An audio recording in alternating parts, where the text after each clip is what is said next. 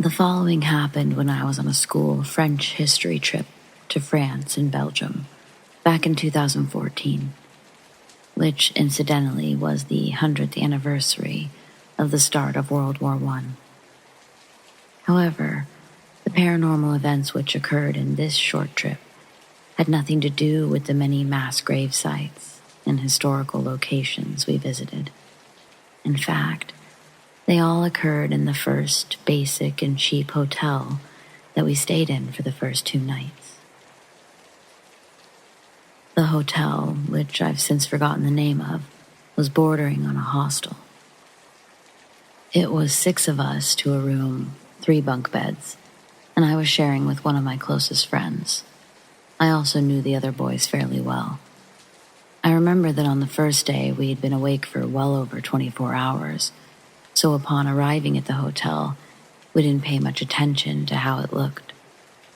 However, we found it surprisingly hard to get to sleep immediately. The first strange occurrence happened while everyone was casually chatting as we lay in bed, probably around 11 at night.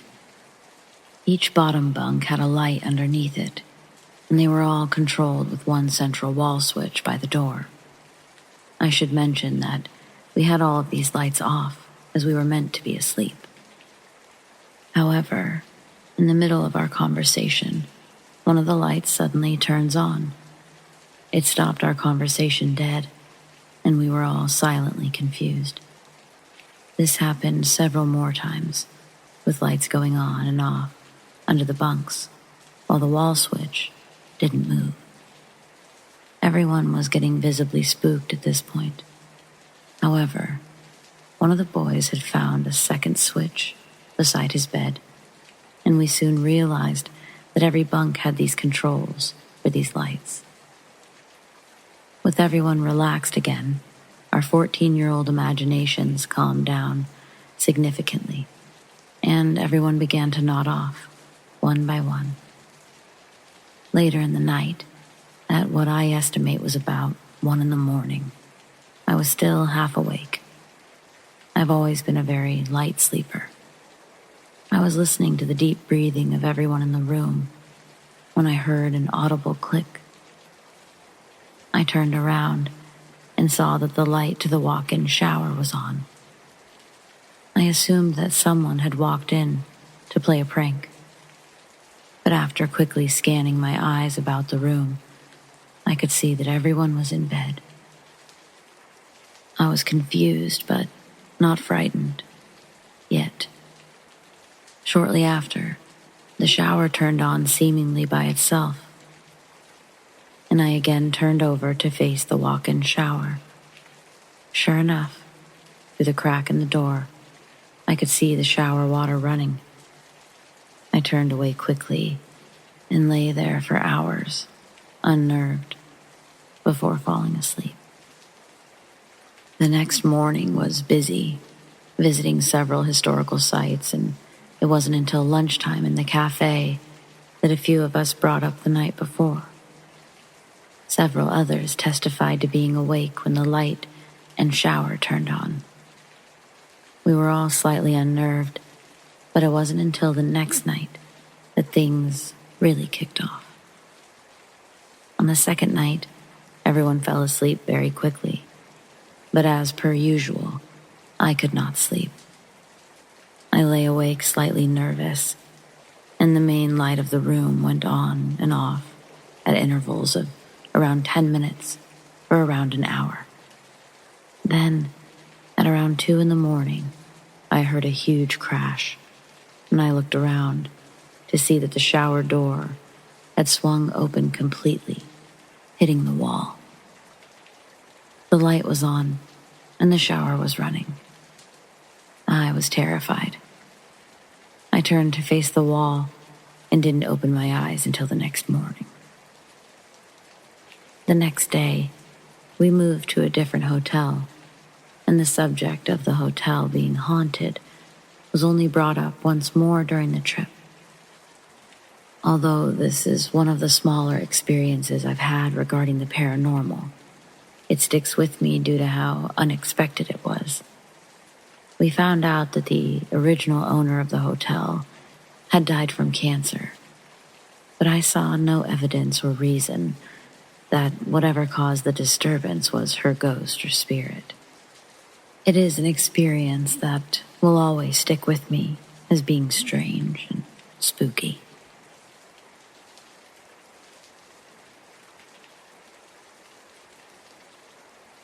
As a security guard, I've definitely seen some creepy things. Nothing flashy like you'd see in a movie, sadly. Any of the stuff that happens is usually a mundane maintenance issue, steam leaks, failing equipment, old pipes, etc. Quirks of the building also come into play. Faint pops and clicks, strange smells of unknown, all normal. What does happen that makes a guard like me get shaky, even after 5 years in the same buildings, are the things that defy explanation after weeks of research and consultations.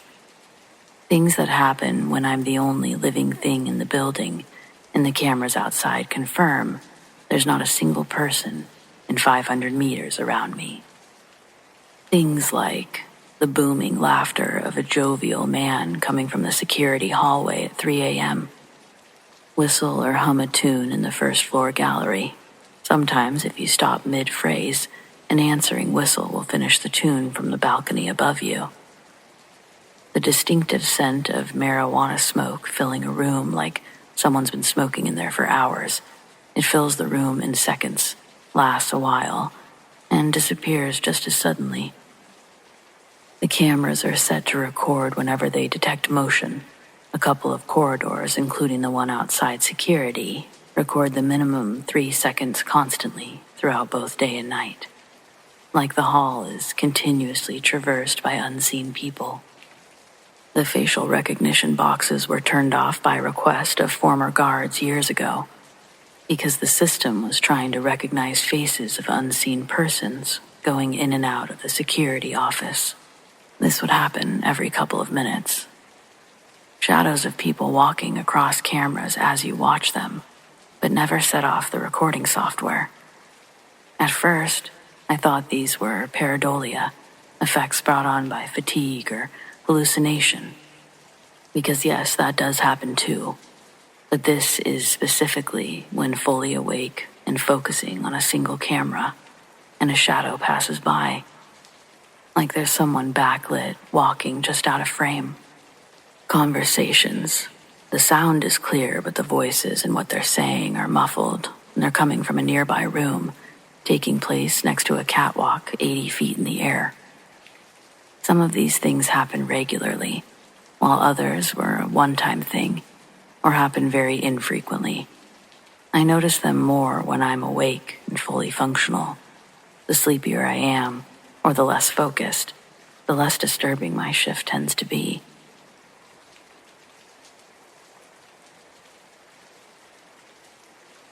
My story takes place in 2018. Picture it, New Orleans during Halloween or Crew Debut season. My parents and I were there to celebrate my father's birthday. I was also attending a healthcare conference to present research. We had decided to stay at the Hotel Monteleone, located in the French Quarter, because that's where my conference was taking place. Little did I know, it's also known for being haunted. As a psychic medium, I was fully prepared to have many paranormal experiences, but I was not prepared for what happened to both of my parents soon after we arrived. On the first night of our arrival, my parents had to stay in my room because their room was double booked. That night, I woke up around 2 a.m. to find my father sitting up in his bed across from mine. There was a thin, androgynous, 8-foot-tall being touching his leg. I watched for a few minutes. My dad laid back down, and the benevolent being disappeared. The next day I asked my dad about it, and he said he was visited by an alien being who told him he was healing his sciatica pain. Indeed, his pain disappeared for months and months. 4 days later, my parents are now staying in their room. On the last morning of our stay, My father rings me to please come to their room. I get there and I see that they're both anxious and bewildered. My father then proceeds to tell me that he knows my mother was possessed by a spirit the night before, who kept insisting that she jump from the window in her room. My dad stated that around 3 a.m. the night before, my mother woke him up to tell him to hold her hand and to not let her go. My father thought my mother was having a stroke because her face looked faded somehow. She was there but not, he said. His intuition told him to keep guard. My mother recounted that she felt when a young woman had entered her body, but she pushed past her to ask my father to hold her hands until morning came. She said the woman kept asking her to go to the window and jump. My mother said all she could do was pray for protection. She said she focused on my dad and asked the spirit to leave her. We left New Orleans a little shaken, but okay. When we got back home, I reached out to the hotel and spoke to the manager about the incident. He informed me that he'd worked there for 5 years, and I was the third person he spoke to who had this experience. He validated that there was a story that a young woman had jumped to her death from that room after being jilted by a lover. I sure do wish they had disclosed that information prior to me booking that room. Now I know better. I ask before I book.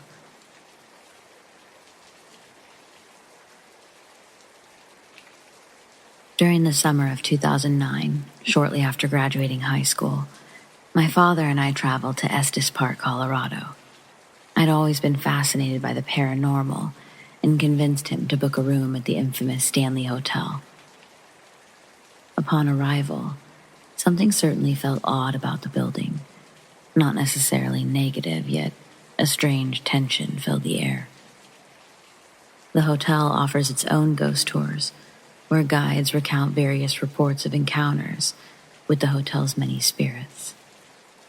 Jim Carrey had apparently left the hotel in a flustered panic while filming Dumber and Dumber in 1994. Stephen King had of course wandered the halls alone in the late 70s during the hotel's off-season, which would inspire him to write The Shining. Either that very night or the following night, my father and I decided to perform our own seance of sorts. Nothing could help me anticipate the events that followed. We had first asked, "If there's any spirits in the room, could you please respond by knocking?"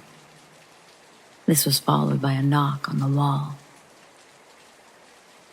Shortly thereafter, we asked for the spirit to reveal itself, which was followed by a full-bodied apparition emerging in the corner of the room, which appeared to be a male, possibly bearded.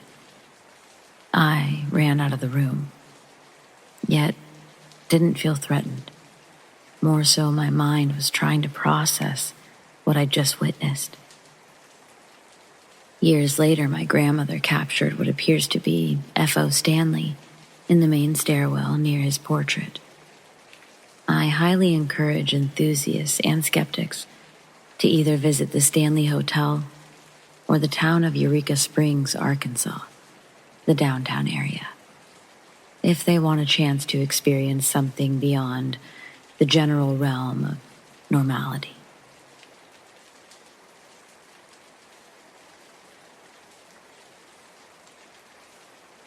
I used to be the only person manning the overnight help desk for an IT company. I would get there just as the last folks were leaving for the night, and I'd have the entire office to myself. After a month or so on the job, I started hearing noises around the office, creaking floors, weird vocalizations, a random guttural gagging sound. At first, I didn't really pay any attention to it. It was an older office, and it made weird noises. But then I noticed that when I'd step out for lunch or use the bathroom, I'd come back and there would be lights on that I didn't turn on, or cabinets opened, that I didn't touch. I was 100% sure that some slasher maniac was hiding under a desk, waiting to kill me. Well, it turns out one of our managers was in the middle of moving house, and due to a scheduling conflict, he didn't have a place to live and would be crashing at the office with the door closed. What I was hearing was him trying to sneak around the office without alerting me. And the gagging noises, well, that was him snoring. He was embarrassed by the situation, so he was waiting for me to leave my desk so that he could dash out to grab a drink or some snacks from the supply closet. So yeah, I'm still waiting for my real ghost story.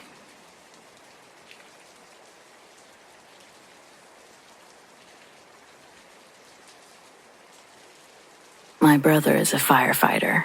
A few years ago, he responded to a call for a house fire. The neighbor had called in saying the vacant house for sale next door was on fire. The houses weren't too far apart, but not close enough where you could clearly see into the windows. The operator did tell them that you could hear his wife in the background yelling about seeing someone in one of the upstairs windows, but she seemed rather angry, saying that it was all the trash causing the fire to get worse. So, my brother and his co-workers arrived, and were all able to put it out. He said that there was no one inside, but it looked like there'd been a squatter living upstairs. So it was believed that the squatter caused the fire by accident in the bedroom upstairs, and he or she left after the wife saw him or her through the window. End of story, right? Nope. The damage wasn't terrible, so the house was eventually fixed and put on the market.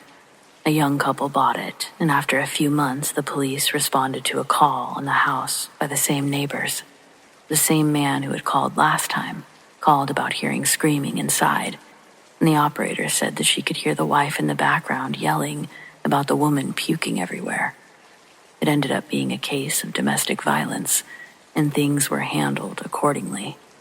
Apparently, one of the cops went over to talk to the neighbors about what they had heard and questioned how his wife had seen the woman puking when that didn't happen near the windows and the blinds were mostly shut. The guy looked confused, said that he didn't have a wife and had never had a woman living there. The recording of the 911 call was played back, and sure as shit, a woman was heard in the background. This story got back to my brother, and he did some digging. There was only one thing he could find that would give any sort of answer. The reason the house was put up for sale was because a middle-aged woman who had owned the house had died in the house. My brother actually got around to asking the neighbor about her. The neighbor said that she was a very neat person. Everything always had to be in its place, almost OCD about her home and her things.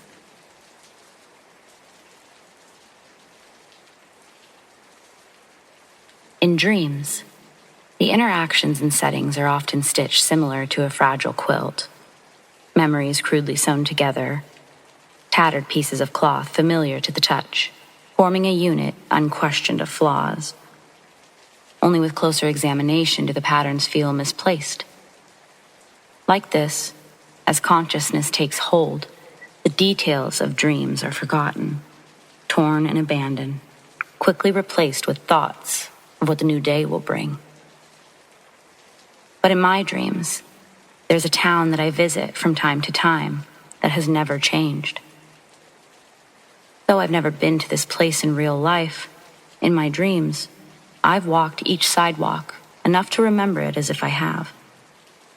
The town's layout became vivid, not through the fabric of memory, but through the hours of exploration I've managed to accumulate while amidst my slumber. From the ice cream parlor with the neon blue trim to the fountain at the roundabout, every brick remains untouched by alterations.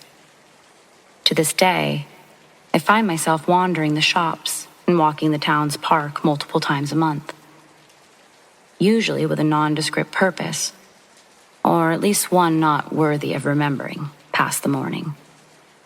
But where I was and where I went are like thoughts from a prior day when recalled.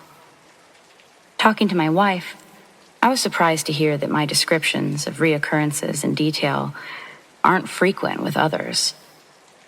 The news of this scared me and dwindled my hopes of relatability, so much so that I didn't bother furthering the reason I mentioned my dream to begin with. What I failed to explain was that although the town around me has stayed the same, I've also recently started having multiple encounters with the same person. My attention to their presence defined amongst the nameless faces that pass through occupancy without notice. The first time we met, she was dressed as a postal worker. She introduced herself, but it was only the second time that we made contact I'd remember her name. This time, she was dressed as an ice cream worker at the parlor. Approaching the counter, she says, "You're back. Remember me from last time?" I pause, study her features. I can't help but feel like I do somehow remember this person. She says, "It's Nora." Immersed in a dream state, all of this seemed correct. It's only when I woke up did her question, "Remember me from last time?" really trigger an unnerve within.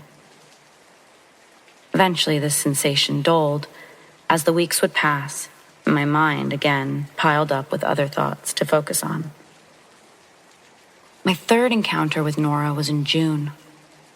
When I saw her, she was wearing a black dress and sitting on a wooden bench across the street from the fountain. I sat down beside her, and Nora tells me there was a funeral today for a member of the community. She says they held a beautiful service and buried him in the cemetery near the park. I say my condolences while also thinking, there's never been a cemetery here. But today, sitting next to Nora, past the fountain, across the street, and just beyond the grass playfield, I see a cemetery in the distance. In pure astonishment, I stand up and begin to make my way across the street. Nora follows closely behind. While using the crosswalks, I notice other townspeople have stopped in place, frozen in what they were doing, but all now glaring at us as we went by. A dog outside the barber shop stands growling, but its body completely still, unshaken by the low vibrations it's expelling. I mention my observation to Nora, and she says, "They're not glaring at us. They're glaring at you, Oliver. They were hurt you didn't attend the funeral. Some are even saying that you did it." I'm awoken by a paw gently patting my face and the meows of my cat eager for breakfast.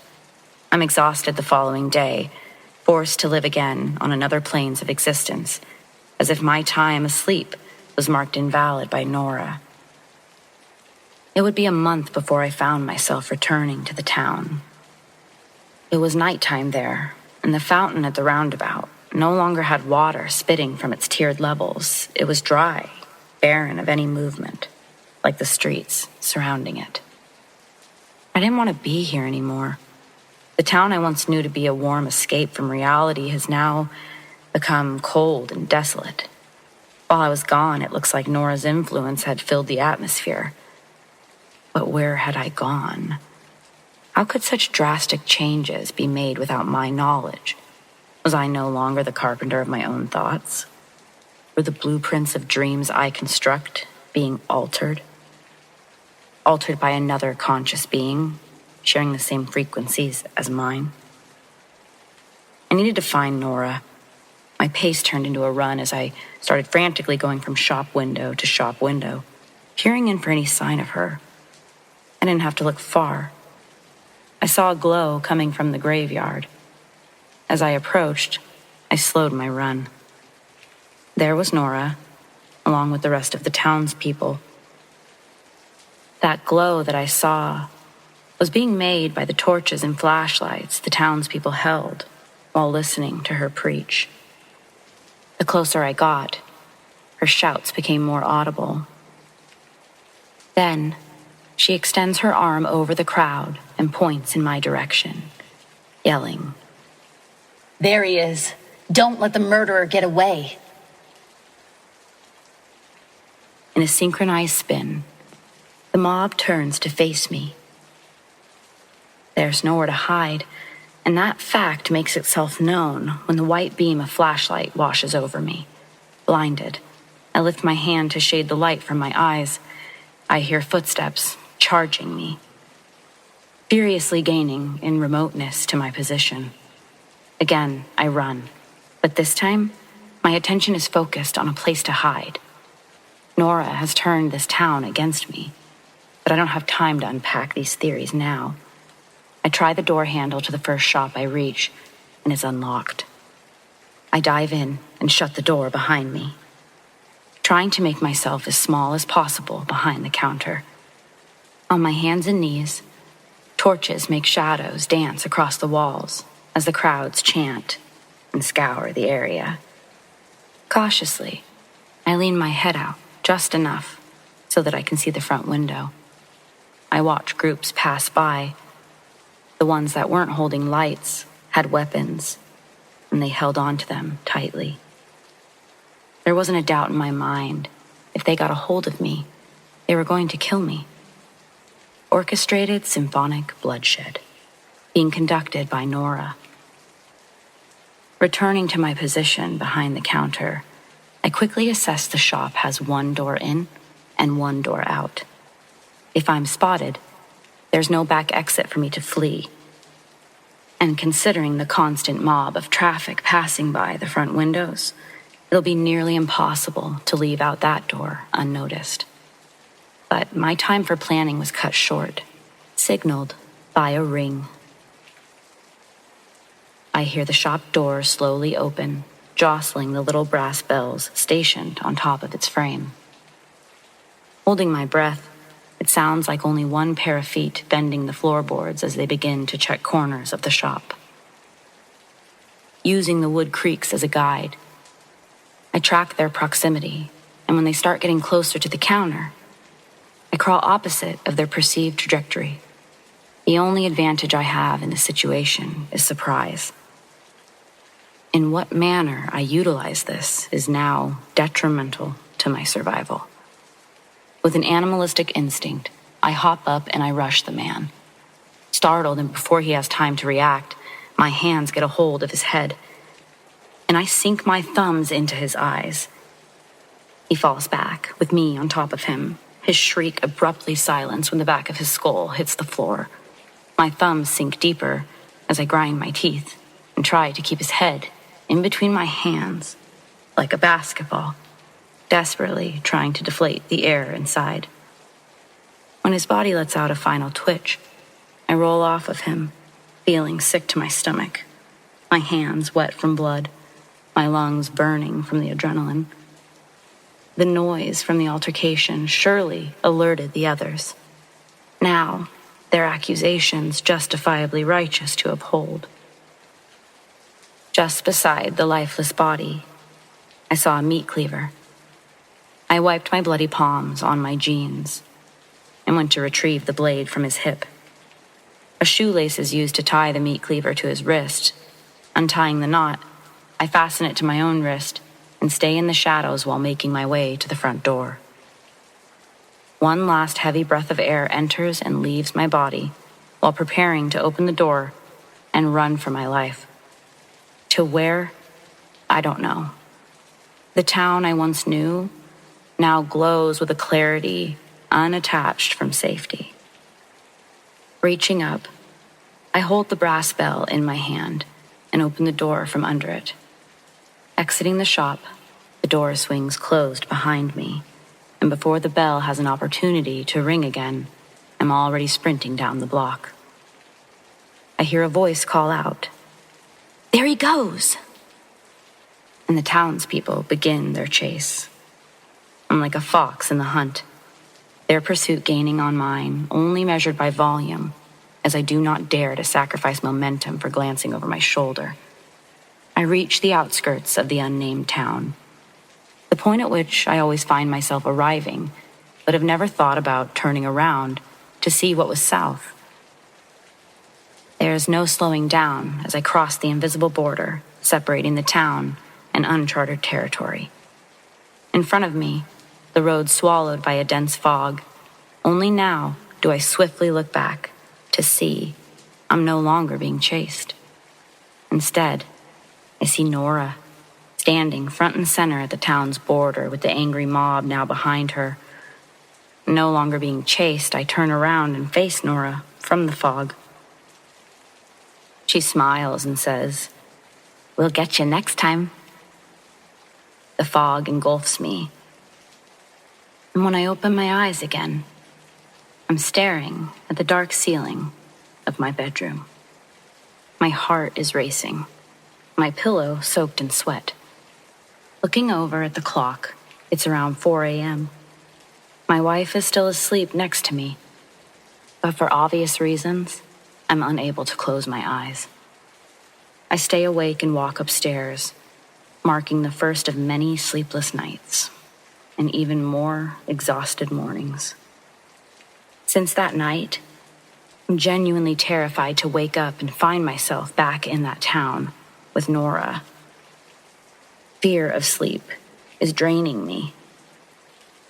The tightly wound strings of my reality have frayed, no longer joining as one, both strands equally representing an unraveled end rather than a beginning. I'm at a loss for what to do next because it's not a question of if I go back, as much as it's a question of when. And more so, will I have the strength to defend myself next time?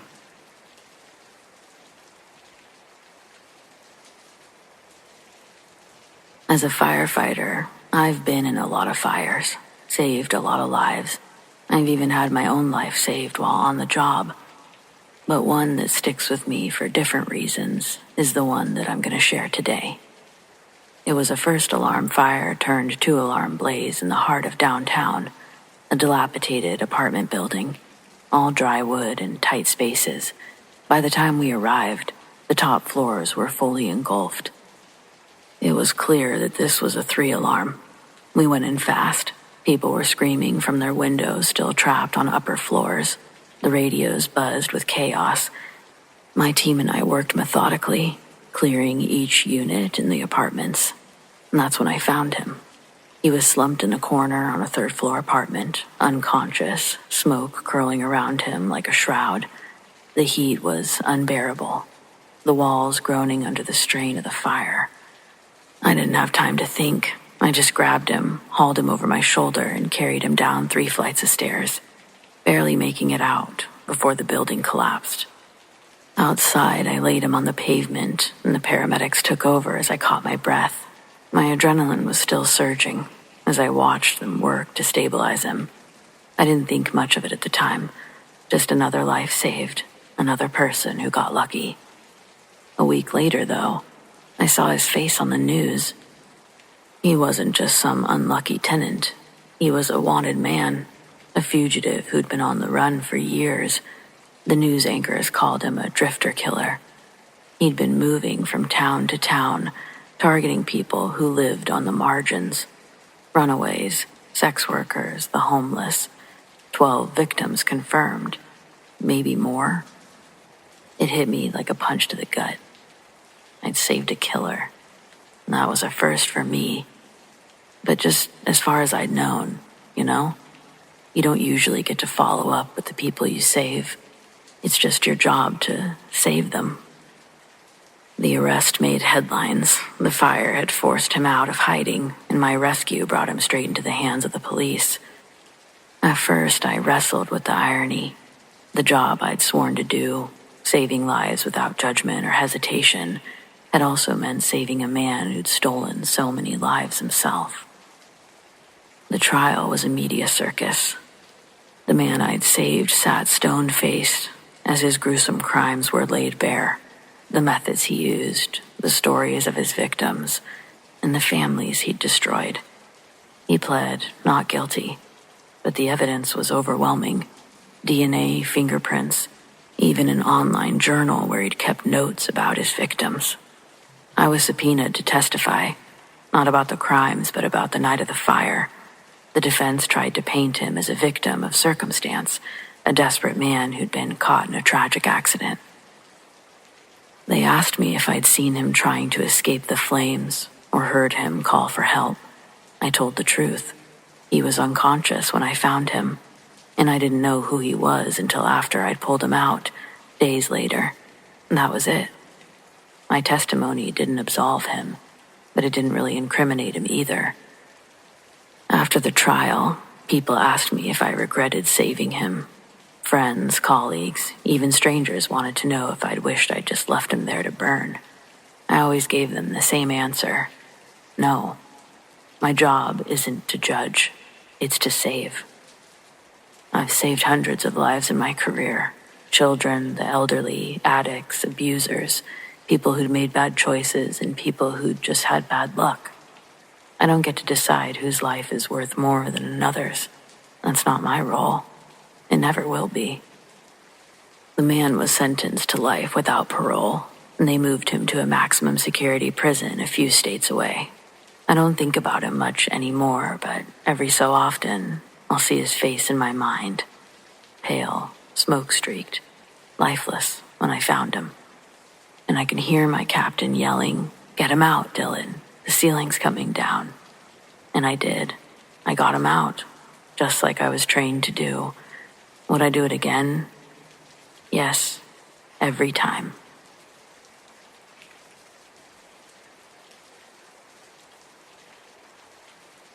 So this happened April 4th, 2022.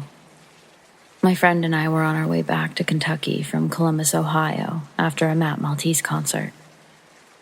We got about 20 miles out from the venue, and we both decided to stop and grab a snack, as well as use the bathroom.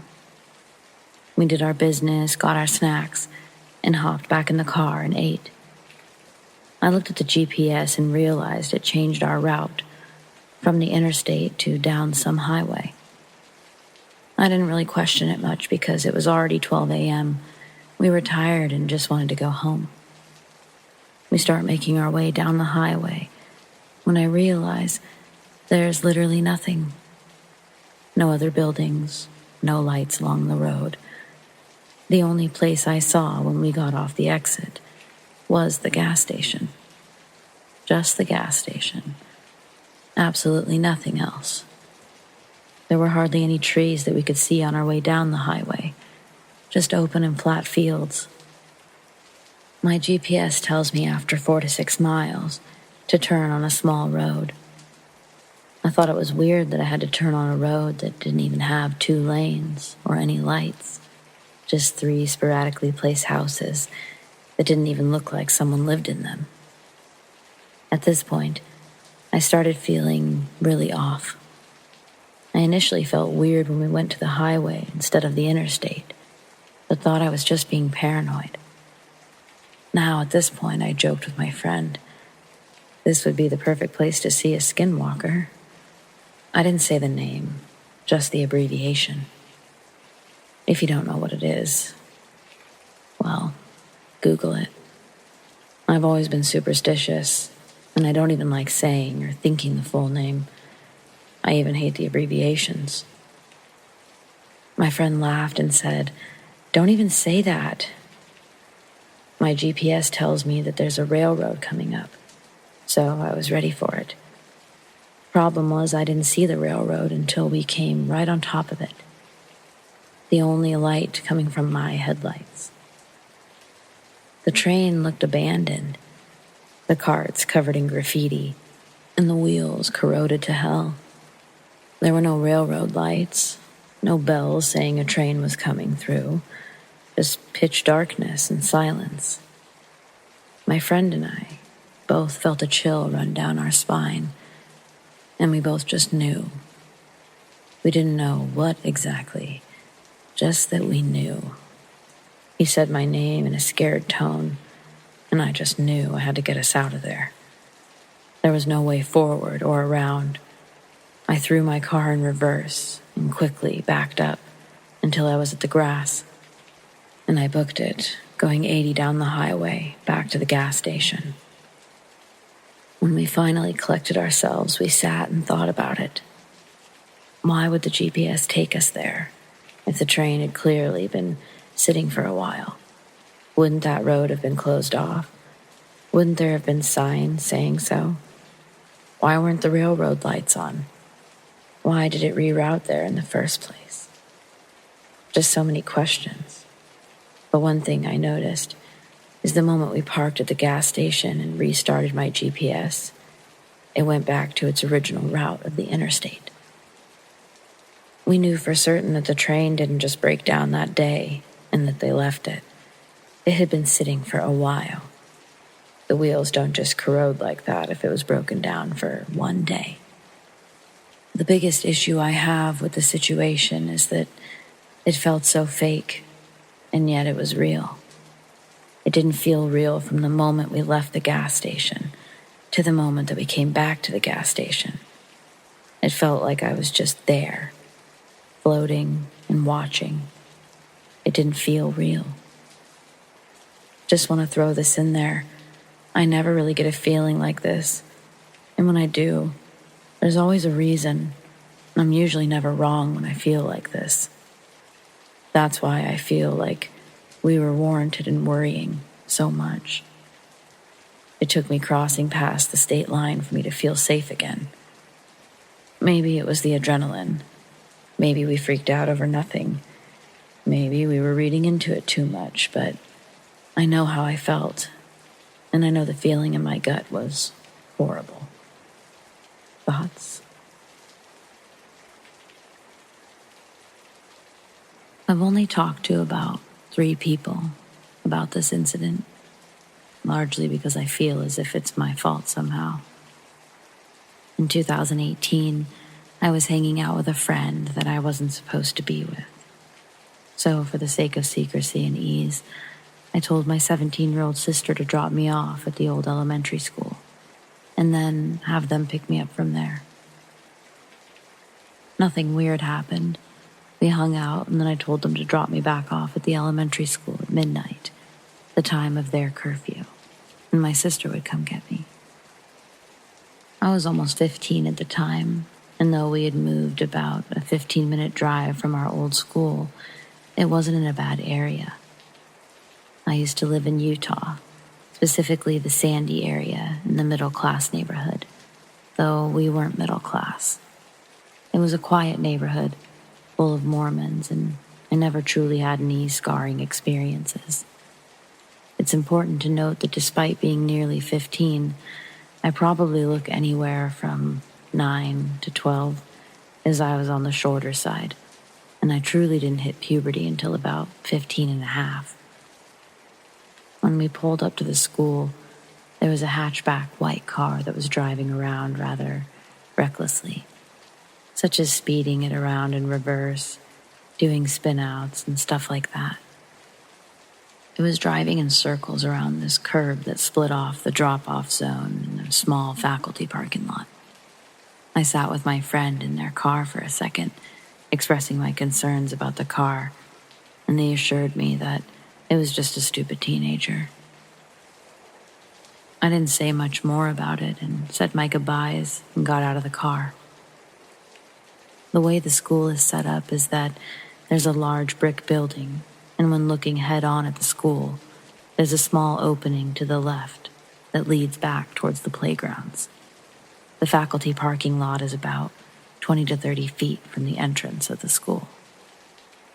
When I got out of the car, I sat by the main office doors that would lead into the school, right underneath a bright light. I needed to put my shoes on. I don't remember now why I hadn't done it before. The car stopped in the faculty parking lot, not in a parking spot, but in the middle of the central lane. Cautiously, I got up after successfully securing my shoes on my feet, and I stared at the car. As I said earlier, I'm easily anxious. A man, hard to describe as he was backlit by a street light, got out and started walking towards his now open trunk. I watched as he paused and pulled something out of his trunk and paused. Though I couldn't really see his face, I knew he was staring at me as he said, "I'm sorry for whatever happens to you. It's not your fault." I didn't say anything in return and ran toward the back of the school, and I kept running until I hit a large portable, hiding behind it and peering around toward the drop-off area. He must have gotten back in his car as he pulled out of the parking lot. The back area of the school is large.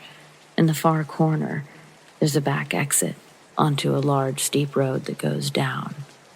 I tried to call my sister a few times, but after she didn't answer, I called my friend. I made my way toward the back alley and exited onto the road. Just then, as I crossed the small side street, the car turned onto the road. He saw me, probably as immediately as I saw him, and I ran down the road, hanging up on my friend. When I reached the bottom of the hill, there was a house on the corner, and I cut through their grass, and I stood on their stoop and rang their doorbell once. The car stopped at the corner, still on the street with the large hill. He rolled down the window to talk to me. "I'm a police officer. I wanted to know if you need any help," the man said, leaning slightly onto the center console, presumably so I could hear him better. I insisted I didn't need help and I was okay, but the man kept insisting I come to the car. Of course, I didn't. After about 30 seconds, he left. The people in the house opened their door, and I was crying. It was a middle-aged man and his wife. They also had a dog, it seemed. I explained the situation about the car that was chasing me, and I got my friend who dropped me off on the phone. My friend is absolutely the worst at directions, and as the wife tried desperately to give it to them, it didn't seem to be getting anywhere. The car came back as the two were sitting at the stairs with me. I started freaking out as it drove slowly by the house. All I could say was, "That's them. That's the car." The man walked down his drive with the dog, but the car sped away. Eventually, my friend found their way, and the woman walked me up the hill to their car. I couldn't thank them enough. I went home and notified the police, but nothing ever came of it. I don't know what that man's intentions were, but I can clearly tell that they weren't positive. I'll start off by saying I'm normally really skeptical about the supernatural. I'm neither spiritual or religious in any way. Normally, I'm good at being able to find alternative explanations for creepy shit my friends and family have told me have happened to them. There's some backstory to the house, my aunts. I believe it's relevant. My great-grandfather, my aunt's father, who I was very close with as a young kid, he loved that he got to meet one of his great-grandkids, and I was the first child of my generation in the family. We did everything together. I was with him when he died in 2005, as he left the hospital to die in comfort in his own home. My aunt says he still lives in the house. She has a cat who seems to constantly stare into space or meow at seemingly nothing. Also, her house is always freezing. No matter how long you leave the heat on, it's never warm enough. I always found this weird, but it was nowhere near enough to creep me out. A couple of weeks ago, I visited her with my ma and younger sister. My aunt and uncle were standing in the kitchen, having a conversation with us. I was standing in the doorway, and the kitchen is tiny, so I had a full view of the room. She had fancy plates sitting in plate holders, and they were really just for decoration. Mid-conversation, one of the plates looks like it's lifted out of the plate holder and then flung across the kitchen. It smashed to pieces, obviously. We just kind of sat there. Nobody screamed because we were just stunned. My aunt was so calm about it. She just says, "Yeah, that's my dad for sure. He never leaves the kitchen." I know she's probably seen shit like this happen in that house for decades, hence why she was so calm about it. I honestly don't believe in ghosts, but this is something that's got me stumped when it comes to figuring out some sensible explanation.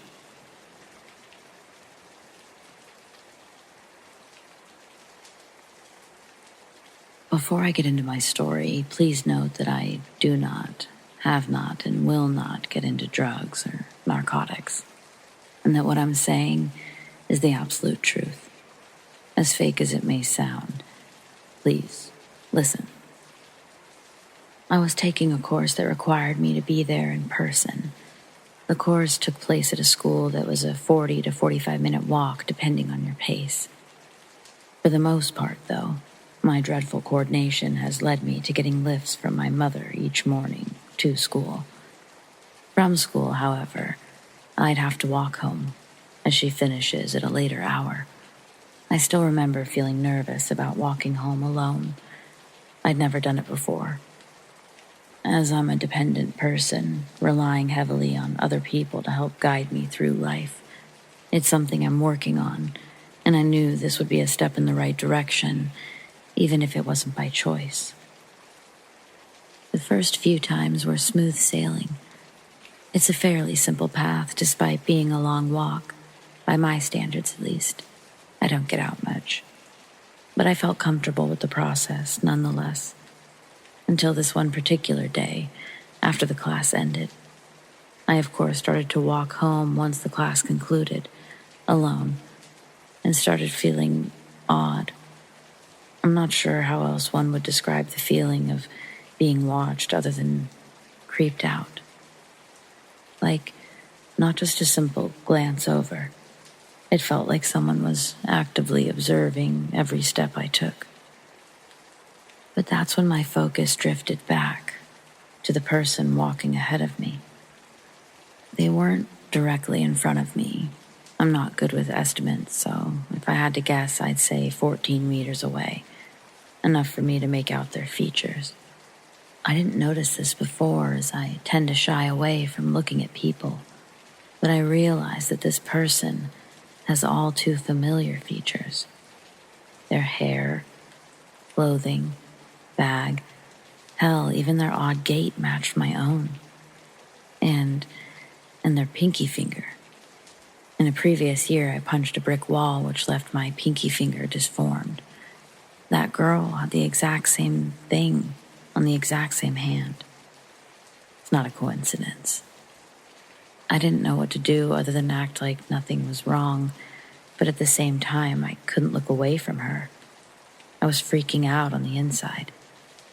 I watched her, trying to see if perhaps I could catch a glimpse of her face and get the confirmation I wanted, that this really is just a coincidence, and I'm overthinking this whole thing. I couldn't tell if she started catching on that someone was watching her, but she would not stop walking down the same roads, going in the direction of my home, looking exactly like me. She just walked around the freaking corner and then poof, gone. I felt even more freaked out. I don't know what to think. Am I going crazy? Did I imagine the whole experience? I don't want to walk home again. I need help.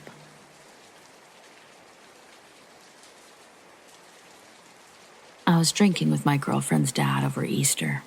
His name is Daryl, and he's a really big conspiracy theorist, but his story was a first-hand account. Something his then-wife saw right beside him. He told me it was a clone, but what I think he was possibly suggesting is a doppelganger. It all started after he'd been ranting about aliens for a while. Don't get me wrong, I believe in aliens, but I don't know about the whole Men in Black thing. Anyways, my girlfriend and I asked him what was the wildest thing that he's ever experienced firsthand, possibly something he had a witness for. Before he starts in, he tells me and her that he doesn't like this one very much, that it's heavy, he warns. but continues with, "It's what we're looking for, but it's heavy." We tell him it's cool. Proceed. Just so you all know that are reading this, it's not cool. It's absolutely shocking, and he was fair in his warning that it's heavy, so just don't say that I didn't warn you or whatever. Okay, so this all occurred in the early 2000s. Daryl and his ex-wife were in Las Vegas. He says that they were scheduled to take a helicopter tour over the Grand Canyon. As they were waiting to board, his ex-wife points out that this other man has a striking resemblance to his own. Daryl says that he couldn't help but to agree. He says his stomach dropped when the man turned around and had the same birthmark on the back of his neck. Daryl has a pretty big, unique-looking birthmark that spans from his neck to the middle of his back. If you believe birthmarks are past scars from death, I'd say this birthmark looks like he was chopped with a sword. When Daryl saw that identical birthmark, he says he knew that his DNA was stolen at the hotel they stayed at. He did his best to collect everything that he had used, he said. Cups, silverware, towels. But they must have collected hair samples while they slept, he said. Now, with this wild theory becoming more fact than plausible in his mind, I interrupt his rant and ask, "So, what did you do?" He says that he confronted the imposter.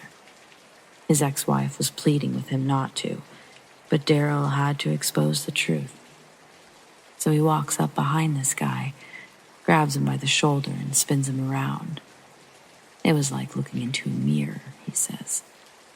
Both men just stood there, staring at each other, the same shocked expression.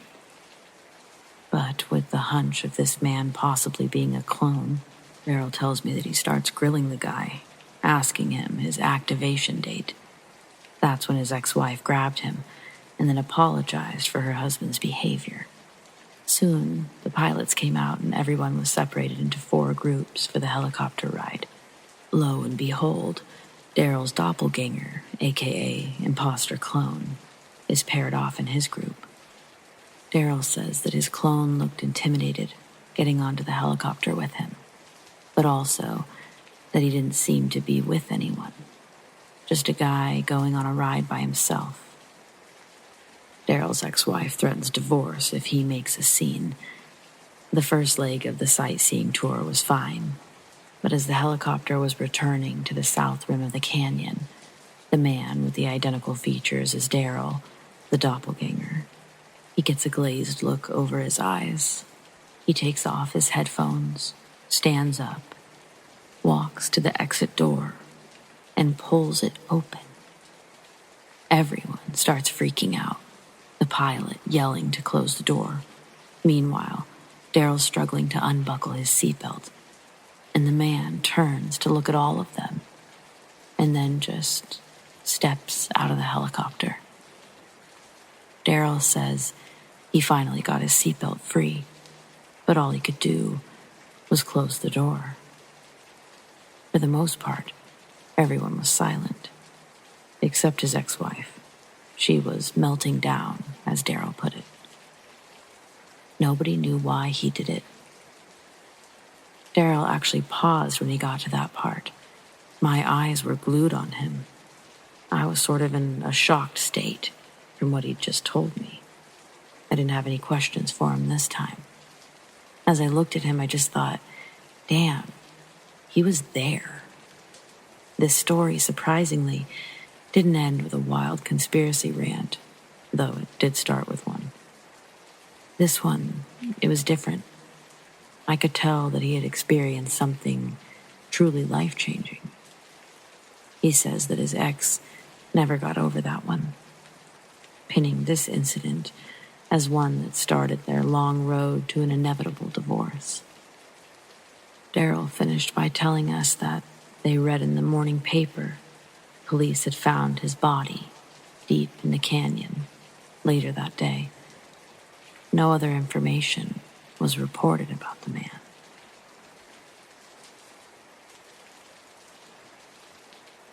I think I witnessed a cult ritual. So I'm a truck driver, and how my job works is I will drive to a halfway point and meet with another driver, and we'll switch loads and turn back to go home. Well, our meeting point is this parking lot in this ghost town. At least I'm assuming, given everything surrounding it is abandoned, no other points of interest nearby for several miles. I've been doing the same thing every night, Monday through Friday. And sometimes we arrive at the same time. Sometimes he waits for me, and sometimes I wait for him. Well, last night I arrived before him, and I got out to stretch my legs and smoke. This is around 11:40 p.m. Well, while I was standing there, I noticed someone walking up the street. My lights are off, and the parking lot is dark, so there's no way to see me, but thanks to the lights from the highway, I can see him. I don't want to be seen by him, so I toss my cigarette on the ground, and I get into my truck slowly, making as little noise as possible. I climb into the back of my sleeper and close the curtains, but look out the window, and I see an entire group of people, all wearing the same t-shirt, walking slowly, in a line, but stopping for a second every third step. Possibly 20 or so people in the line. I call the other driver to warn him, and I look through a hole in my curtain as they walk by, then out the other window, and I see them just casually walk down the road. Yes, they were just walking down the middle of the road. I didn't get out once, not until the other driver showed up. We swapped and left. This was in Louisiana, about 30 miles from Hammond.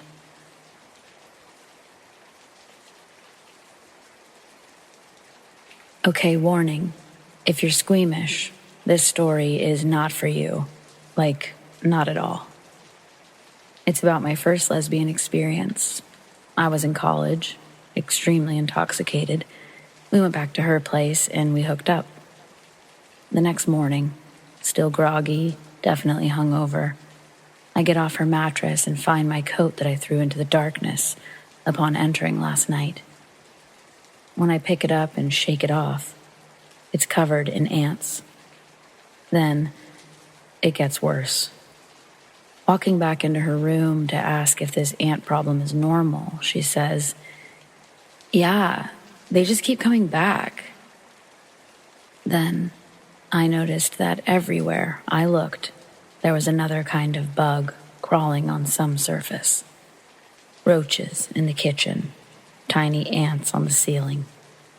I'm starting to get physically nauseous at the fact that I've spent the night here, and when I return home, I discover hundreds of tiny bites up my legs, my back, my wrists. A couple of days later, I also discovered that my dorm room was infested with bed bugs. I wonder where they got those from. What do you think is the worst part? Actually having the bed bugs, or being humiliated by your RA in front of your dorm mates who now have to strip and wash every piece of fabric they own and find temporary housing because you had a one-night stand with a real dirtball? I'm surprised I didn't get a UTI or worse. Ladies, glamour tip number 246. Don't hook up on a mattress infested with bugs. And to Bug Girl, let's never meet again.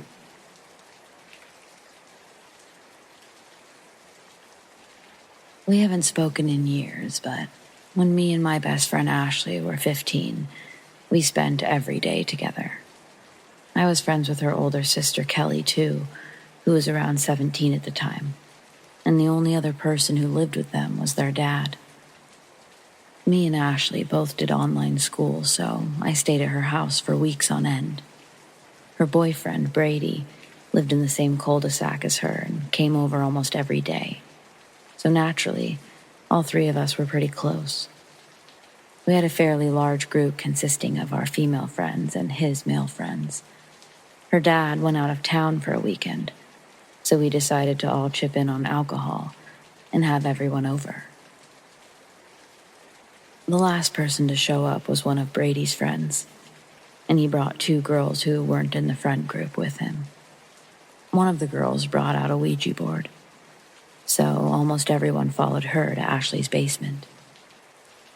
None of us besides her really believed in that shit, so all but maybe 2 or 3 of us sat around it.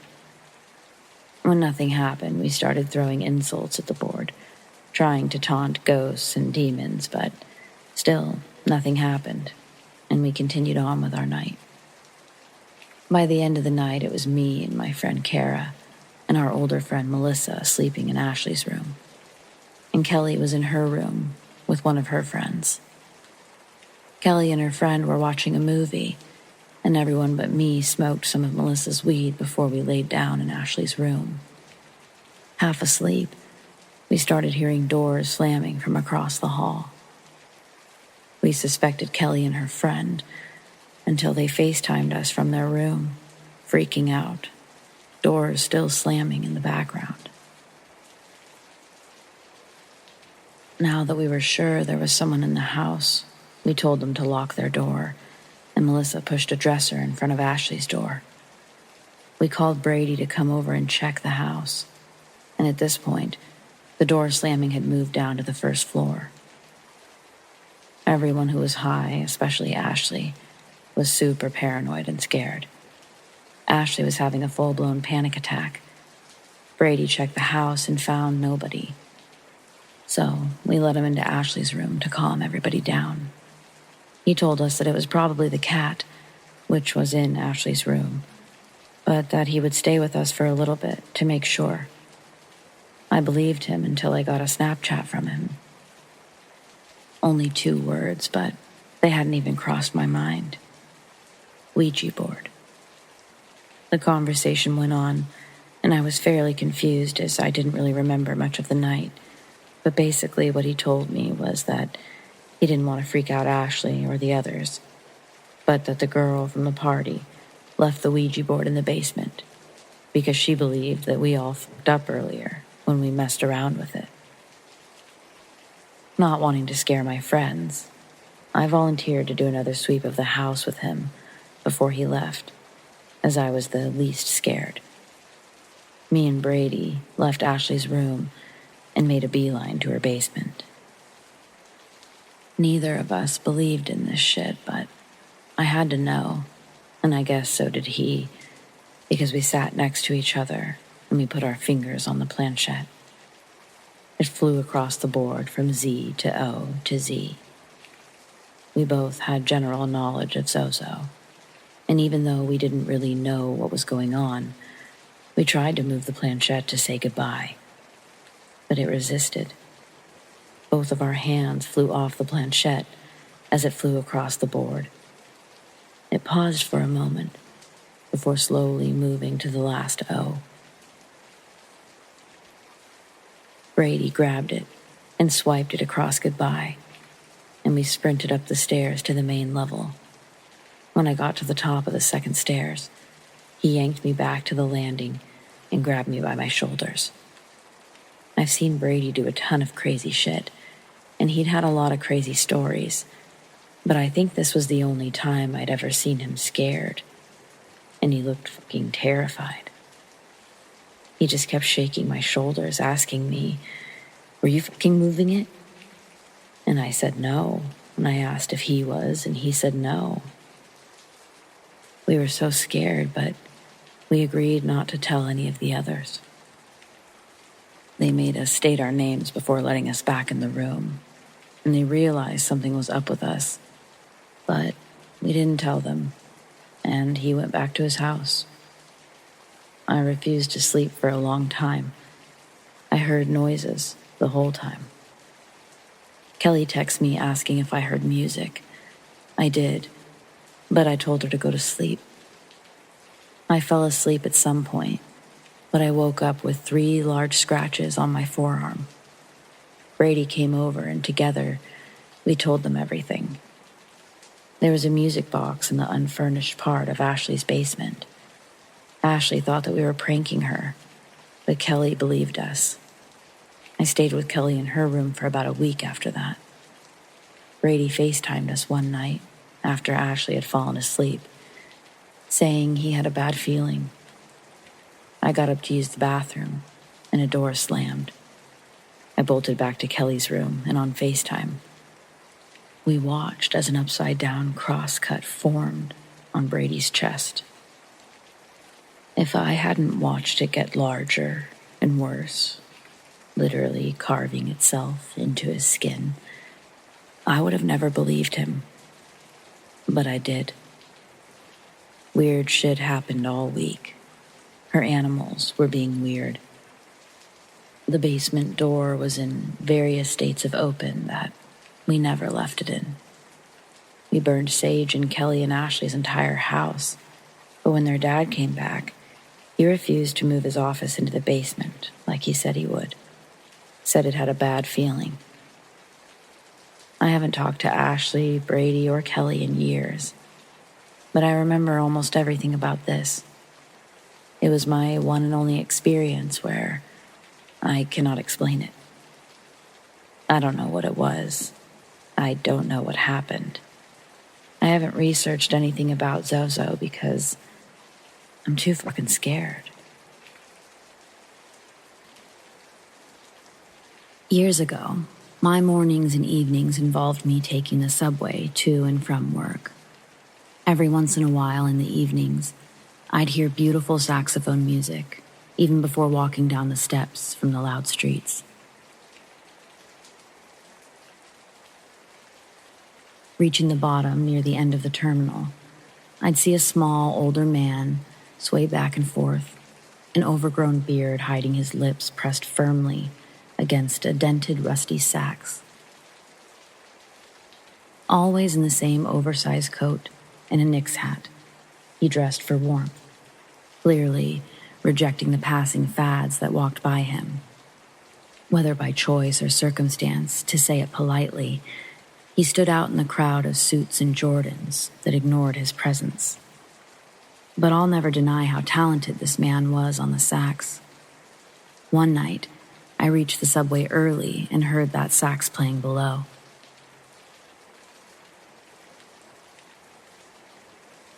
It was winter, and I had a couple of dollars in my pocket I'd won from a scratch ticket earlier that day.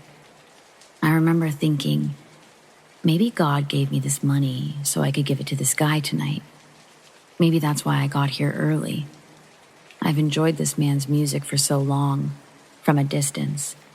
He'd never known my attention was grasped by it all. Inspired to show him how much he brightens my trips home, I took the $3 out of my pocket and walked over. His saxophone case was closed, so I took the rest of the change out of my pocket and set a couple of coins on top of the dollar bills so they wouldn't fly off. That's when he stopped playing his saxophone. He slowly turned his head to look at me, reminiscent of an animatronic doll. His stare was lifeless and cold.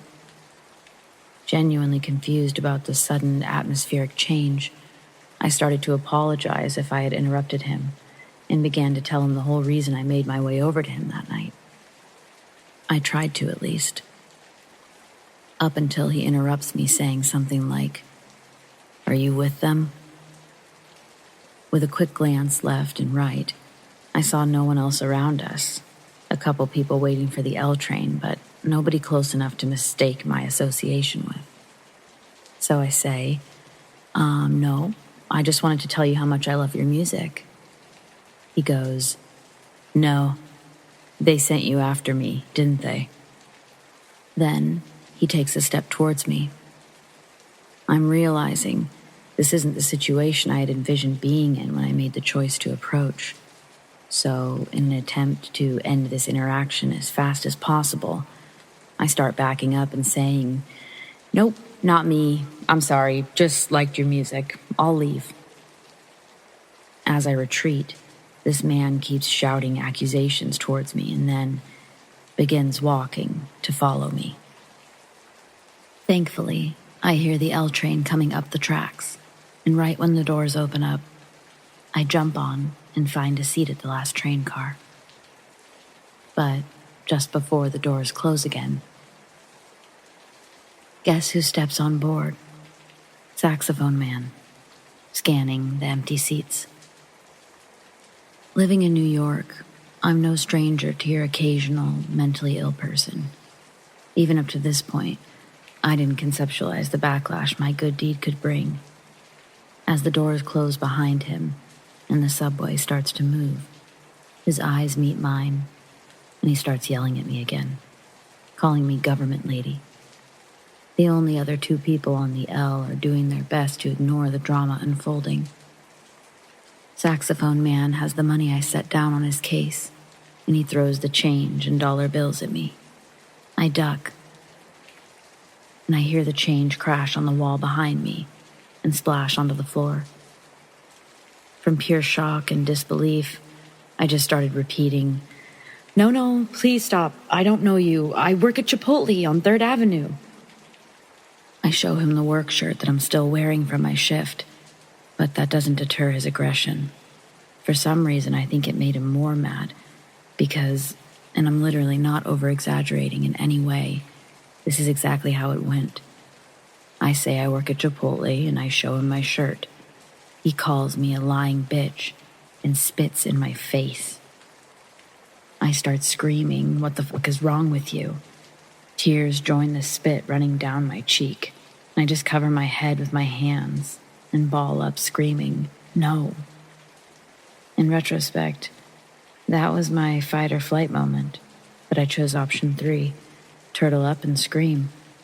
This must have gotten the attention of the other 2 passengers, because I can hear one of them get up and walk over, asking, what's going on? And again, here's an exact play-by-play of what happens next. My eyes are closed and tucked between my legs, but I can hear everything that's happening. Passenger 2 comes up and says, Hey, what's going on?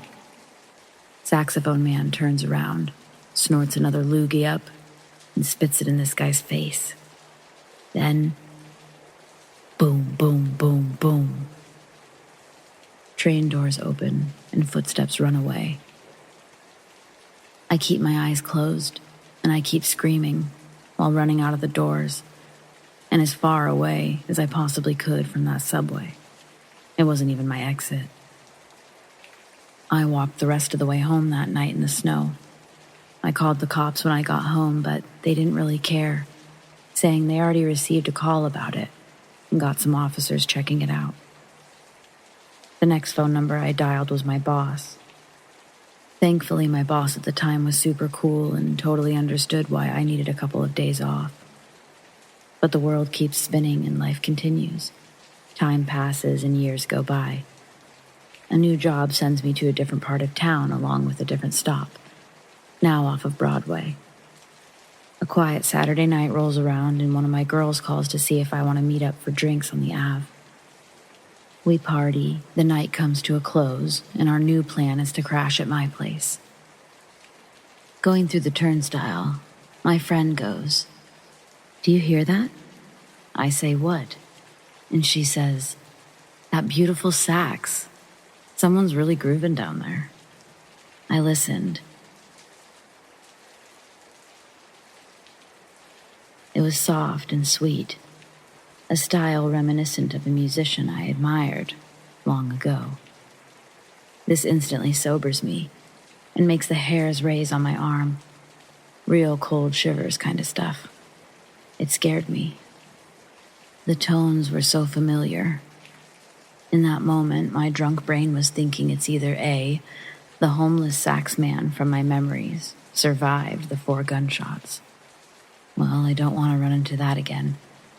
Or B, it's the ghost of the homeless sax man haunting these subway terminals. And I don't want to run into that. I'm like, oh, no thank you. And the best $84.62 I ever spent was on the taxi I hailed to take us home that night. When I was about 15, 16, I was a real party animal. Always the next town over at my friends' places. Most of the time I was able to stay at their place overnight and head home the next day. but there were a few occasions where I found myself walking home. This walk was roughly 2 to 3 hours. If it was a nice night, I didn't mind it at all. It gave me a chance to sober up before I got home. No, my parents didn't know that I was doing this. It was just me being a stupid teenager. At the time, there was a good 40-minute stretch that was pitch black, with nothing but fields and forests on either side of the road. It has since been developed into a shopping center and homes. Every now and then, a car would pull over asking if I needed a ride home. Most times I would say no thank you and go on my way, with no issue. 2 times cabs had offered me a ride home for a discounted price, and they were both amazing people. They told me about their wives and kids, and how I really should be careful walking alone at night. They dropped me at my house, made sure I got in before driving away. One night walking home on that stretch of dark road, minding my own business, a car pulled over in front of me. Not a big deal. This had happened before. As I was about to walk past the passenger side, the window rolled down. A guy in his mid-30s asked if I was all right. He was very clean, handsome, and his car looked brand new. He had a smile on his face and a weirdly friendly tone. Every hair on my body stood up. This seemingly normal guy was giving me one of the worst gut feelings I'd ever gotten in my whole life. I backed up from the car as he spoke to me.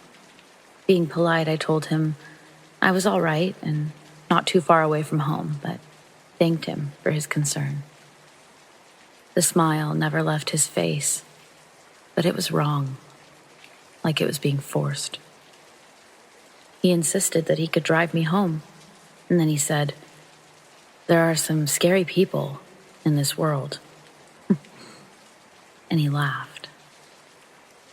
By this point, my body is screaming that I need to get away from this person.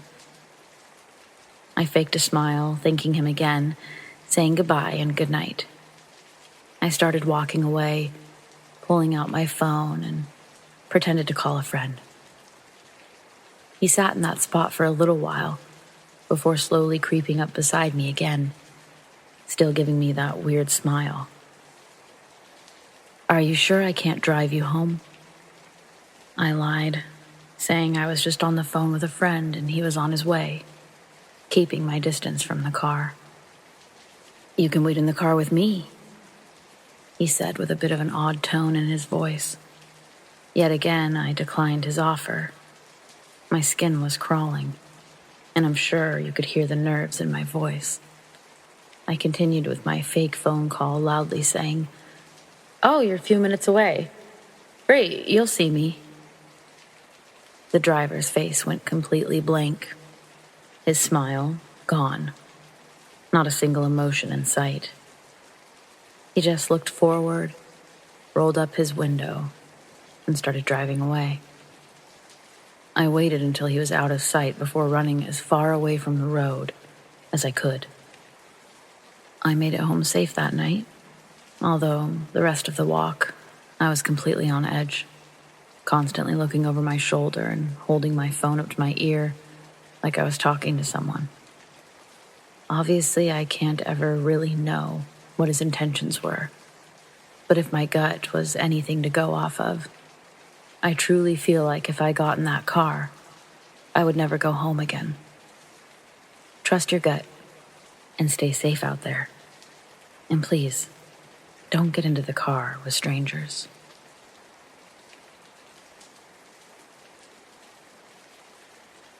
So my friend and I like to drive around at night, talk, get food, listen to music, etc. We're always driving down back roads, mostly in my small town. We usually play tricks on the town perv whenever we see him driving out and about at night too. Tonight, we didn't see him and we decided to go drive around and circle back to the middle of town to see if he came out tonight or not. My friend decided to go down this one back road. It wasn't a road we'd never driven on, considering we'd been down every road in that small town. But it wasn't the normal back road we usually take. I didn't question why she went down this road instead of the other one. I just continued our conversation. As she's driving and I'm talking, we both stop mid-sentence to ask, "Did you just see that?" As a yellow, large, dust-looking glob moves across the street into the trees. Not even into the trees. It was more like overlapping them, if that makes sense. I'm glad she saw it too, because I would have thought I was crazy, as it wouldn't have been the first time I'd seen something and no one else had. It was transparent, dirty yellow, kind of like what your yellow marker looks like once you used it over black or brown pen while coloring. And it looked like a gust of wind blew over a dry pile of dirt.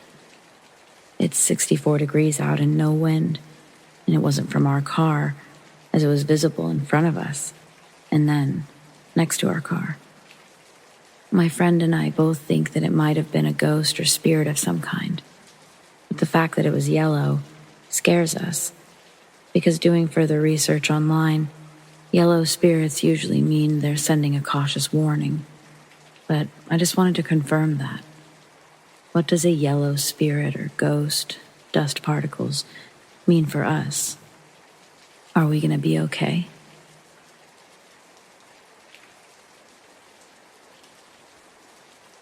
I can't say that I've ever seen a ghost, but two experiences tell me I might have been near one. The first one, I was on recruiting duty in New Jersey for the Army. My wife and I lived on Fort Dix. FYI, it was the early 2000s, and while Fort Dix is not an active duty post anymore, the housing area and facilities are still used for personnel that have to work in the area. Or they were. I have no idea of their status now. The thing is, the housing area was supposed to be torn down and new houses built.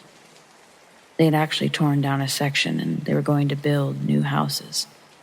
Then me and other service members would move from our homes to the new ones, and the houses we left would be torn down and replaced.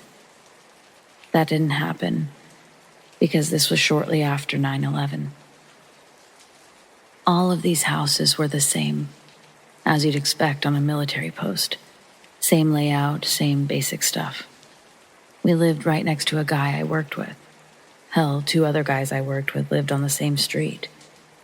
We all got along, but as you can imagine, even though I liked these guys, seeing them 12 plus hours at work and then after work, on days off, got old fast.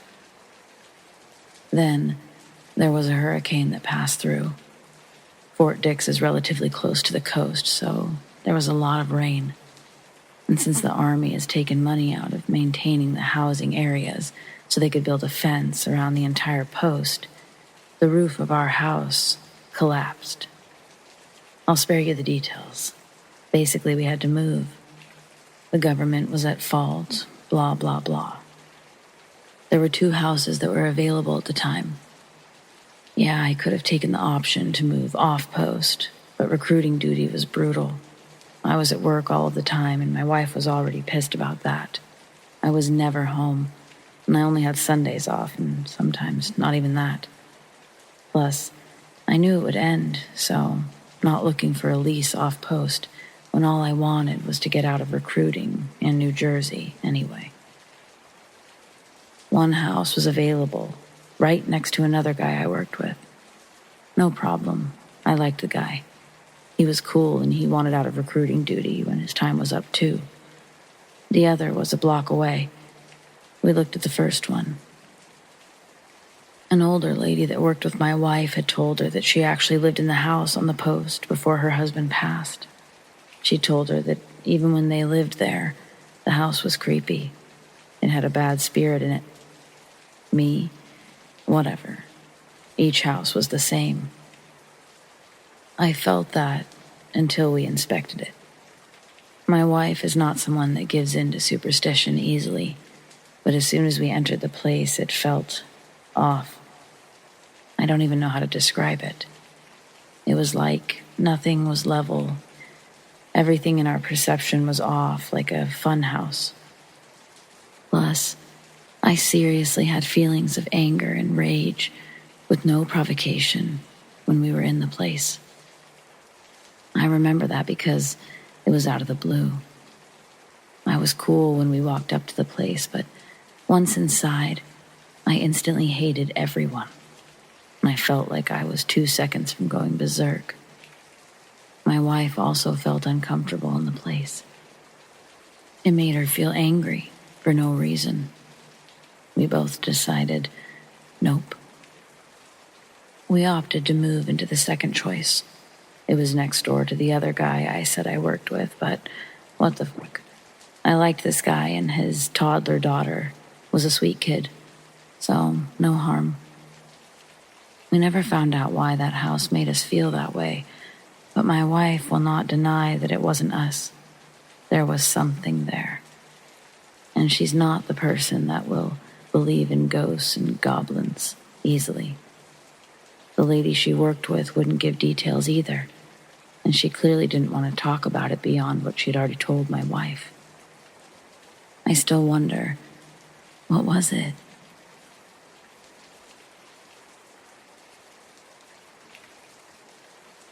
When I was 17, senior class of 97, I stayed with a family in Western Ireland as part of my church's program abroad. I lived there for 6 months. The family's home was a cottage-style home, very old but comfortable and loving. Those were my thoughts as we pulled up to the front anyway, and I would maintain those thoughts for most of the house.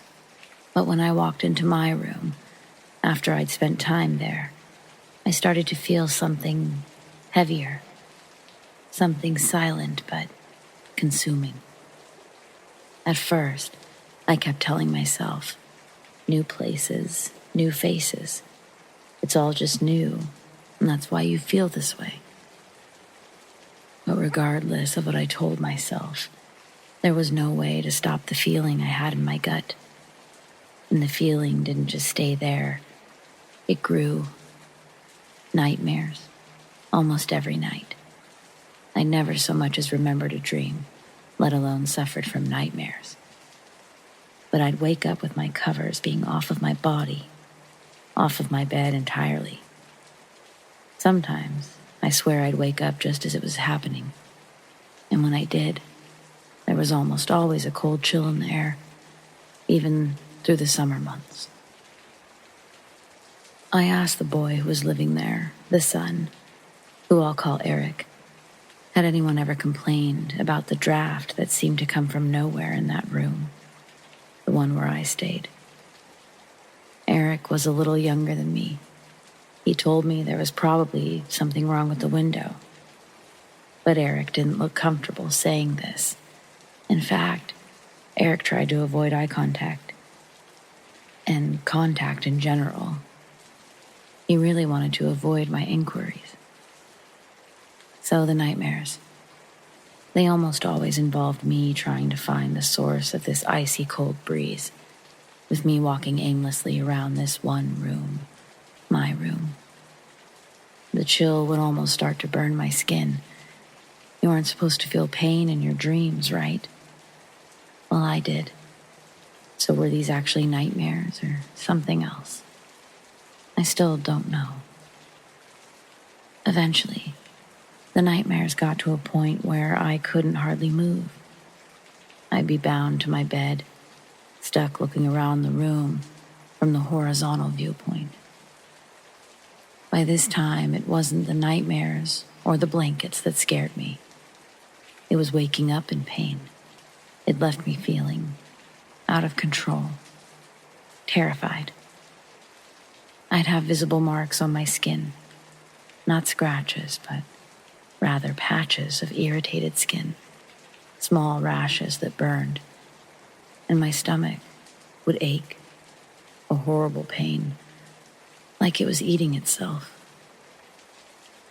Again, I approached the son living in the home, just 2 rooms down from my own room. I asked Eric, or I told him rather, there's something seriously wrong with that room. Showing him my rash, I start to explain the nightmares. He's visibly uncomfortable, but he starts to talk. He's calling for his mother, Nancy. Now, my mom was in her late 50s at the time, so older than Nancy, who was in her late 40s. My mom was rather strict, deeply religious, and highly skeptical about pretty much everything. I respected my mother, but I didn't exactly listen or feel when she spoke to me about many things. I didn't feel she'd taken the time to really educate herself or open her mind. I know now she had little opportunity, but either way, I liked Nancy. I just wasn't sure how she'd respond to me asking about nightmares and such in her home. I was nervous. Though younger than my own mother, Nancy spoke with conviction. She spoke like she'd lived 1,000 lives, but she also felt really open, if that resonates with anyone. She filled me in on all the local history as we walked through town and the church over the last few months. We spoke of the Great Freeze and the potato famine suffered by the area a long time ago, the rebuild. She'd even taught me a very mild Irish reel, which I wasn't half bad at. I found it most interesting that she was a member of their version of a historical society. I asked Nancy about ghosts before, just a general question. Had she ever seen one? Would I see one? She laughed and told me to consider myself lucky if I see one on my trip, that she hadn't seen one in years. I sort of took this to mean my question was silly, that there wasn't such thing as ghosts in Ireland or something. Turns out I was wrong. Eric tells Nancy, Bryn says that there's something wrong with her room. She's even got proof. He shifts his gaze to me and nods, saying, show her your arms. My sleeves are still up, so I shift my arms over to Nancy's view. She doesn't look surprised. Ah, I see. Long pause as she examines my arms. How have you been sleeping? Not great. I've been having nightmares for months, but now it's like I can't move. That's what I was telling Eric just now. They look at each other. For some reason, this spirit seems to communicate with the girls. She was a young girl. We believe her name is Emma. Nancy explains that the house has been in her family since the early 1900s. But prior to that, it was owned by the same family for many decades, and one just before that. The house had survived the famine, but the original family did not. It was typical for families to huddle in the highest room of the house, or for the last surviving members to stay in that type of room. Usually, it was children, and they didn't always make it. I understood this. There were several deaths during this time. It's why I was sure that the area was inherently haunted. Why do you think her name is Emma? Have you spoken to her? I asked Nancy. My sister did, Eric piped up. That was her old room. Then Nancy starts. Yes, she used a Ouija board, which she didn't have permission to do, by the way, and she says the girl is Emma, and that she died here in the house, in that room. She died hungry and freezing. Your rashes are probably early stages of frostbite, Eric said, rather eerily. There was a little bit of silence after his statement. I was feeling a bit better, actually. Not about his odd statement, but just in that I had experienced something that someone else had too. Did your daughter get these rashes too? They both confirmed that yes, she did. Well, how did she get it to stop? They said in unison. Attempting to break the slight tension in the room, Nancy tells me, You're welcome to sleep on the sofa. It's not very comfortable, but given the state of your arms, it may suit you better. At the point of this conversation, I had just 1 month left in my 6-month stint. I opted to sleep on the couch, but I kept my things in the room. Every time I entered the room, I would say hello to Emma, or goodbye. Once I started sleeping on the couch, my sleep was back to normal. So much so that I seriously recommended they offer the couch first to any future guests. They explained to me they don't get many guests anymore. Apparently, word has gotten around about their home, their guest room already being occupied, if you will. I guess my parents missed that memo. They weren't even willing to entertain that what I'd experienced was real. Not that I was expecting much. They weren't the open-minded type, after all. I'll end by saying that when I left for good, I tried to give a pep talk of sorts to Emma. I won't share it here because it's between me and her, but I think she was struggling to move on or be heard. When I went to see the family last, on what would have been the 10-year anniversary of me living with them, 2007, I met the sister. She, Eric, and I walked through the old guest room, which was converted into a sort of sewing room for Nancy. The sister looks at me and asks if I can feel a difference. I stand there for a minute, and I take it seriously, sort of closing my eyes, relaxing, breathing. I don't feel anything except sunshine through the window. I look over at her, and I ask if she can feel it too. It's lighter, both literally, but in our lungs too. It made us both smile.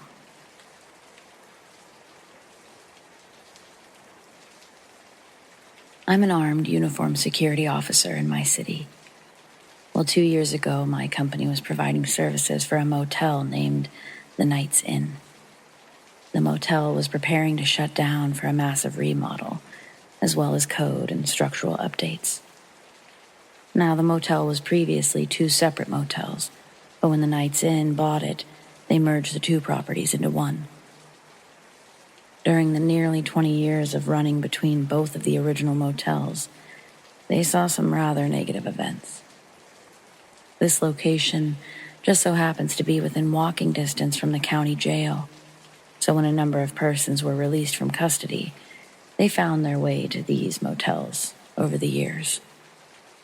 Murders, drug overdoses, and suicides were all reported on this property. All these dark events left negative imprints on these grounds. Fast forward to when I worked on the property during the overnight hours, and the 3 events during 3 separate shifts I worked, and the one I responded to as a cover officer. The first was on my 4th shift. The first few went very slow and boring. No one had told me or my staff the history of the property at this point. Well, the second to last week of operation, I was helping the on-duty night auditor prepare the morning breakfast bar, and the kitchen was in a part of the building where a long shut-down restaurant once was. The auditor was preparing waffle batter and filling pitchers of orange juice when an unopened 12-pack of canned soda exploded next to the service access stairwell, which was padlocked from the inside of the service hallway to the kitchen. The auditor's scream was chilling as well as deafening. Well, due to some of the less than upstanding guests they'd rent rooms to, I began down the stairs to find that the doors were still secured and no one could have entered through them. I stuck my finger in the puddle of soda, thinking that maybe it had been overheated or something, causing them to burst, but no, it was slightly cool. As I looked at the auditor, still shaking, holding a small kitchen knife, trying to calm her down, we both heard a loud little girl giggle. But it sounded unusual. Needless to say, we both bolted from the kitchen back to the main desk.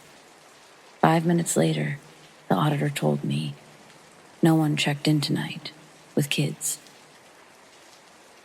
The following week, and the last week of the location being open before the remodel, I was doing standard grounds patrolling, making sure no doors were unsecured or people fighting. Just about the time I finished, I get a call from the front desk, calling a Code 6 priority. I ran back to the office, nearly tripping on the stairs in the courtyard. Once I arrived, I saw a young woman and her daughter, just the cutest little 3-year-old. The mother was crying uncontrollably, but managed to tell me her husband was not himself. That after nearly an hour in their room, he pulled a knife out of nowhere and started wildly swinging it in the room at his wife and kid. The wife said that he hates weapons, and he wouldn't have had one. So I began searching the grounds for the man, and I found him sitting in a dark corner of the courtyard. He had the knife in his hand and was blankly staring ahead. Once the knife hit the light, I saw the blood. Then I noticed he was bleeding. I ordered that he drop the knife as he slowly started to walk towards me. I repeated a second time. Then, on the third order, I drew my weapon, and I ordered that he stop and to think about his kid. Right as I did, 3 local officers sprang from behind me, 2 with their CEWs, tasers, drawn. In a quick display, I heard the deputy order, and then followed. Taser, taser, taser. The local officers took the man into custody, and they were having me fill out a statement when I overheard 2 of the deputies talking. Want to know what's odd? The room that they're staying in had a suspicious death a few days ago, but detectives say it was drug-induced suicide. The other deputy replied, What are the odds that this guy went nuts? I personally think that's a little too odd that a man commits suicide. Come to find out, he'd cut his arms until he bled out. And then a week later, another man loses his mind, cuts himself up, and is unresponsive the whole time he's being spoken to. Okay, so the most damning paranormal event, in my opinion, that happened was the first week we closed for remodeling. I was walking around the inside and another officer stopped in to hang out on his break. I made the suggestion that we sit in the old restaurant and see if the place was for real haunted. He reluctantly agreed. Using a spirit box app on my phone that before that night I thought I overpaid for, we sat and asked questions. For about 20 minutes, nothing came through, and we joked that maybe the place wasn't haunted after all. I thought I saw something across the room, so I tried to light it up, but I came to find out that my flashlight had died. So while sitting at the table, I pulled my taser out of the holster as we sat in a nearly pitch-black room to use its light if needed. Instantly, the Spirit Box app said, "Yellow, gun," in the same voice. Now mind you that me and this officer had the same level of training and were fully certified through the city, but his response was, "The fuck does it mean by yellow gun?" I then proceeded to place my taser on the table and turned its light on. I'd never heard so many F-bombs as I did from him as he stormed out of the room. The final incident, I'm still unsure of, but the one phrase the suspect yelled, "There will be more ghosts here tonight if you enter." 4 weeks after the motel closed, I was working a city patrol when an on-duty officer called for priority backup from all available officers on duty. "Sam, 262 to Knights Inn. What's the situation?" The officer responded. 4 to 6 persons have made entry into the back building, barricaded themselves into the room. I was the first responding officer just after 3 a.m., and I met the on-duty site officer. As we were talking, and a third officer arrived, we heard 3 gunshots ring out from down the hallway. At this time, we contacted the local sheriff's office about the situation. Within minutes, several deputies arrived in ASV, active shooter vests, and helmets. They attempted to reach the room as we watched from the end of the hallway. 5 more shots rang out from the doorway, and luckily, no one was struck. The deputies fell back to the end of the hallway where the 3 of us were. A supervisor for the deputies ordered 4 of them to watch the hallway as the rest took position around the building. We asked what we needed to do, and he replied to block the entrances to the property and that no one comes in that isn't an officer. So basically, we were to keep out the impending reporters. SWAT arrived and the deputies pulled back. SWAT took position. The whole time the suspects saw the activity from the windows and the holes in the door. A lieutenant with SWAT and a public relations officer came over to me and the other guys on my staff. And while asking us what happened before the deputies responded, and from a broken-out window, we heard the suspects say, "There will be more ghosts here tonight if you enter." Around 5 a.m., the SWAT armored vehicle pulled up next to the back of the building, and we heard 3 thumps. SWAT shot OC shells into the room before breaching from the windows and doorway. And just as soon as we heard the thumps and saw the smoke, 5 of the suspects were being carried out, and a 6th was being rushed onto a straightboard to an ambulance. Come to find out, the man with a pistol in the room took his 5 friends hostage and attempted to kill himself when SWAT breached. He later died at the hospital. So I wonder if he joined the other ghosts at the motel. After that night, we no longer provided security at the Knights Inn. 8 months later, it reopened as some new age hipster hotel. I haven't been to that property for some time now, even though I pass it whenever I work South City Patrol. I wonder how the property is, and if the paranormal activity still happens, even after the remodel.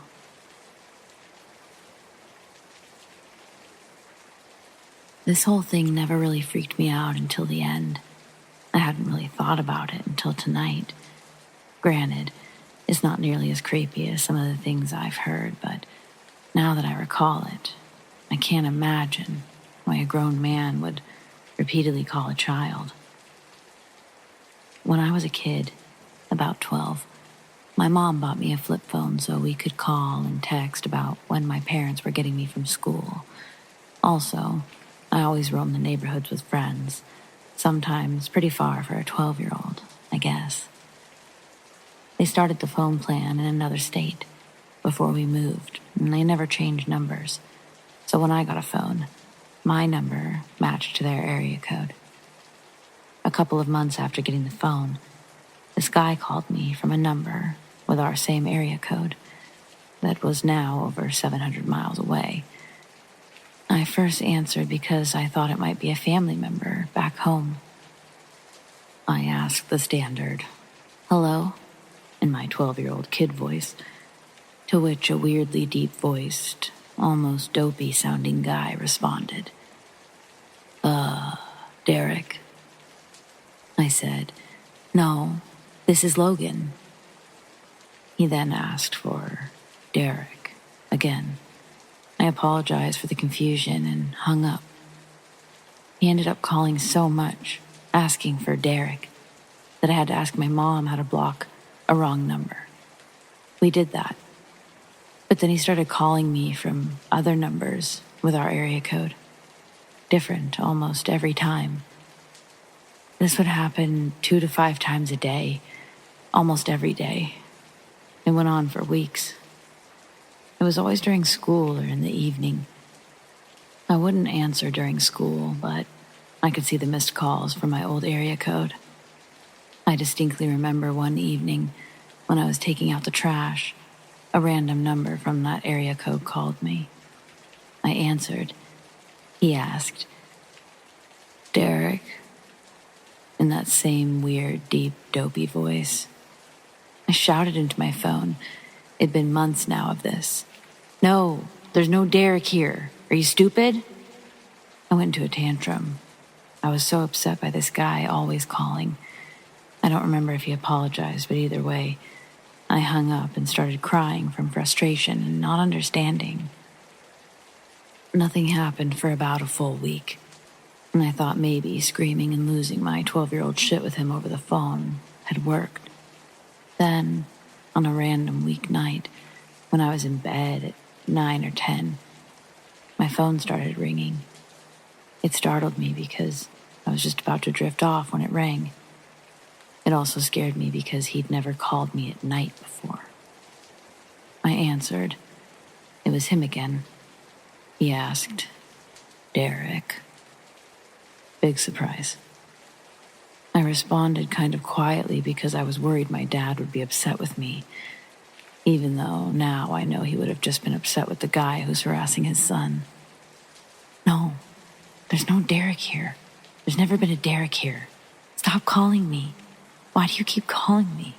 You can stop." He was silent for a few moments before asking, "Derek?" Again. I don't know why, but that terrified me. Adrenaline shot through me, and I got queasy, shaky. I hung up, turned off my phone, huddled under the blanket. The next day, I insisted my number be changed. My mom and I had to go to the store to do it, but we did it, and it ended. The calls never resumed after that, but I still can't come up with a reason as to why some grown dude wanted to harass a little kid over some friend or somebody who clearly wasn't there for months on end.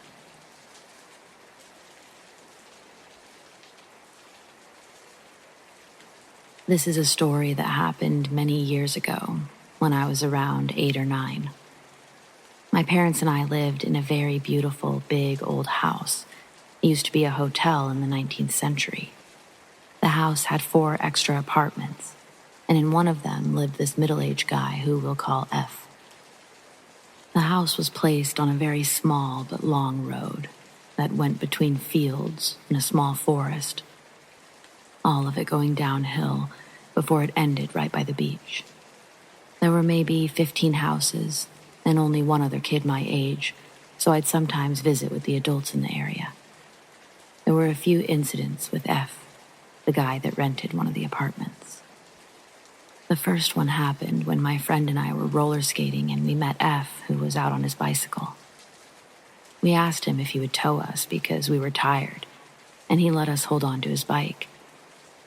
At first, we thought that he was great because not all adults would have been okay with that idea. But the ride didn't go so well. Once we held onto the bike, he started going faster and faster. And I mean really fast. It was summertime, and we only had on shorts and skirts.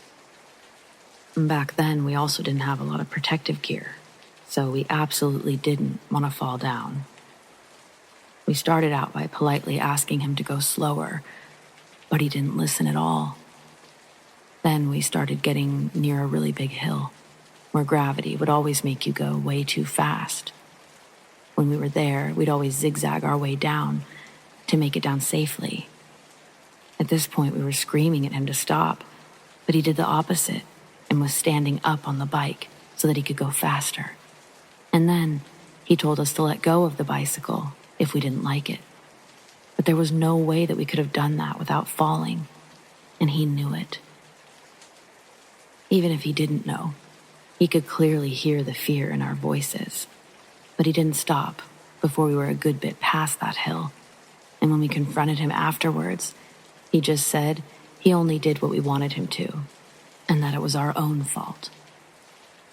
The second incident is the real creepy encounter that I had with this guy.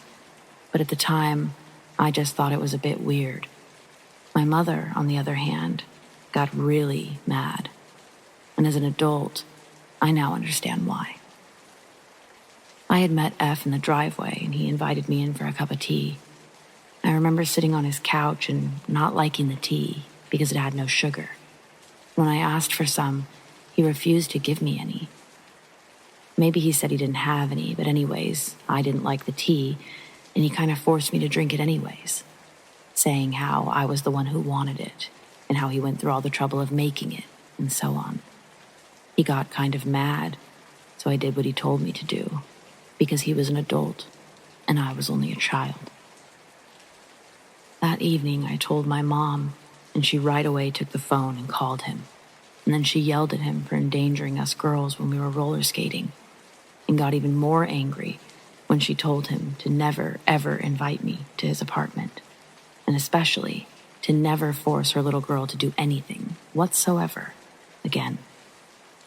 This could be the end of the story, but actually, I met a guy about 10 years later, and he told me that F had informed him that I was the kind of girl that just needed to be cornered and pressured a bit, and then I'd put out. Yikes.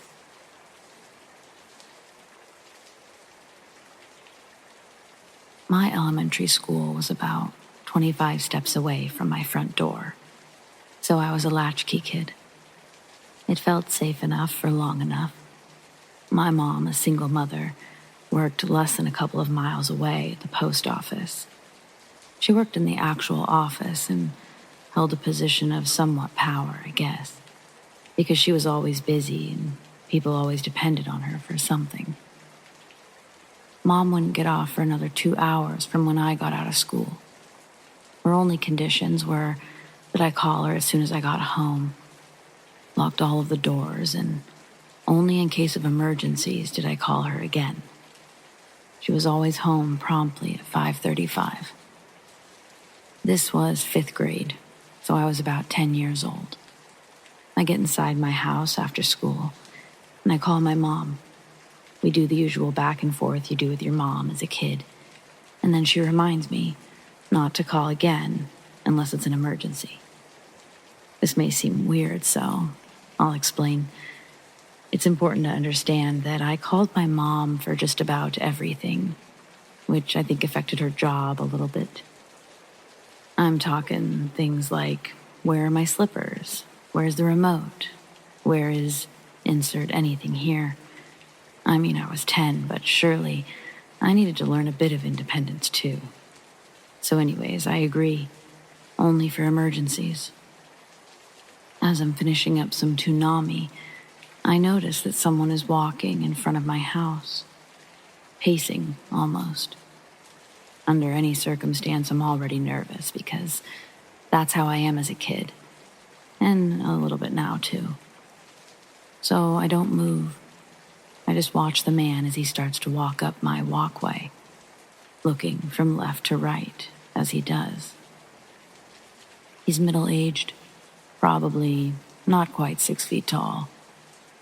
He's got a belly like my granddad did at the time, no facial hair, and he wore a jean jacket of sorts with some sort of athletic pants, and he wore thick glasses. The way our curtains are in the front room, I can see out, but you can't really see inside unless you press up against them, I suppose. And that's exactly what I see the man start to do.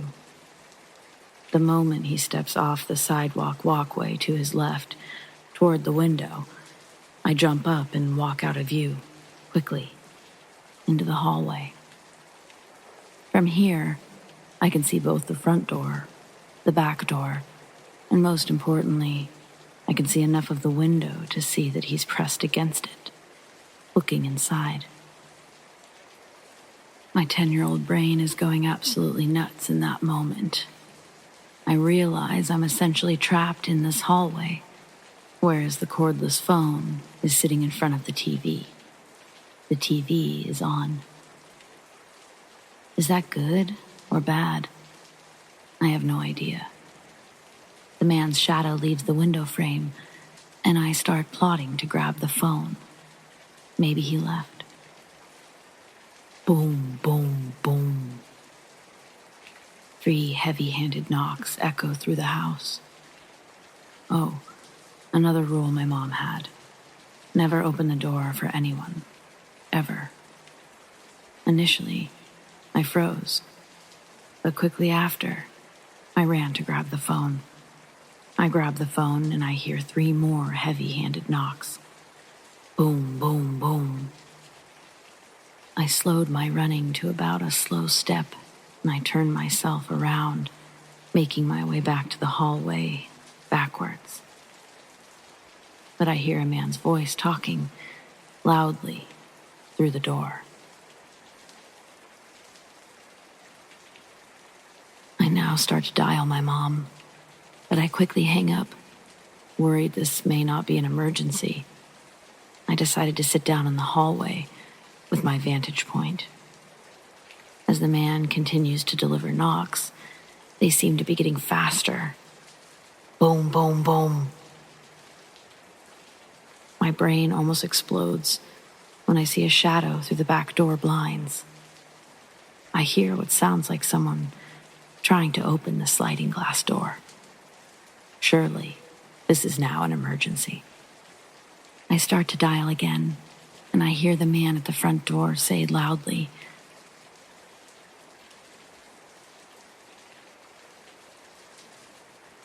followed by a jiggle of the handle. "Mom, someone's trying to get inside the house." The moment these words left my mouth, I feel a rush of tears cover my face, but I'm trying to stay quiet. "I'm on my way. Don't open the door. You're safe inside, okay?"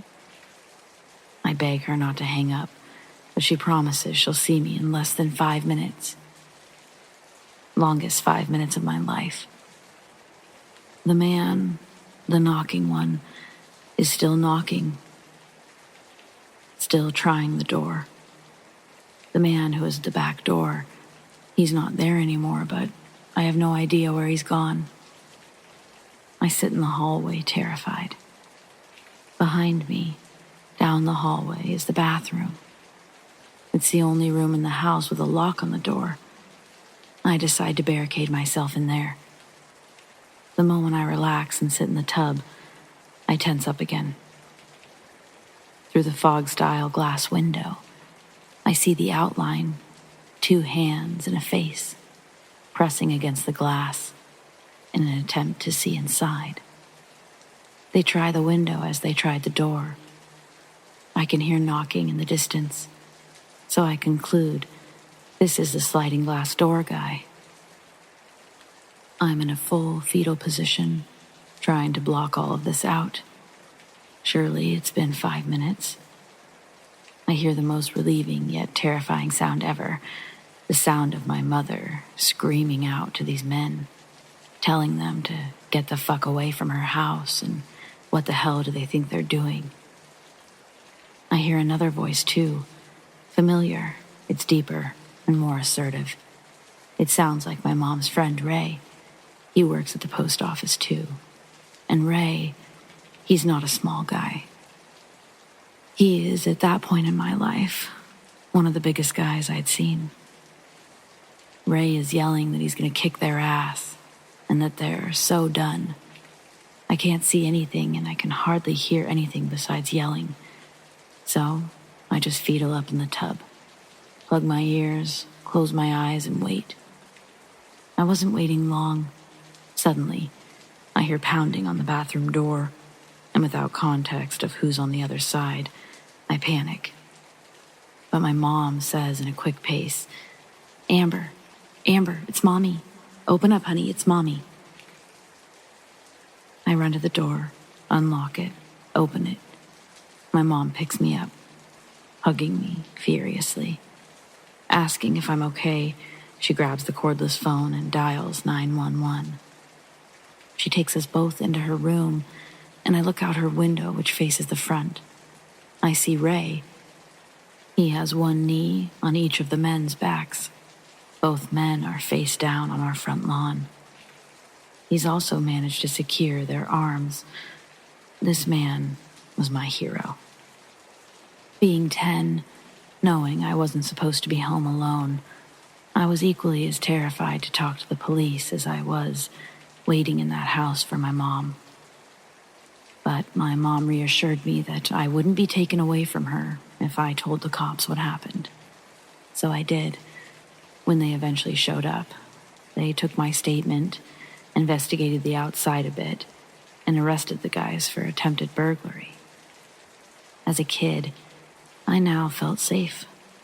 But my mom, she didn't. She ended up changing jobs, working a shift that would allow her to come home when I was out of school. I know the job wasn't as good because we did the whole downsizing thing, but my mom did seem happier. And naturally, so was I. Pretty sure I didn't stay home alone again until I was past 18. Kind of crazy, but these things leave a stain, you know? When I was older, my mom told me that the police found a bag near the bathroom window. It had a crowbar, duct tape, some sort of multi-use tool, and zip ties. This was enough to arrest the men. Otherwise, they would have just walked free due to a misunderstanding. Attempted burglary doesn't come with a life sentence, though, so I understood even more why my mom felt she needed to move us fast.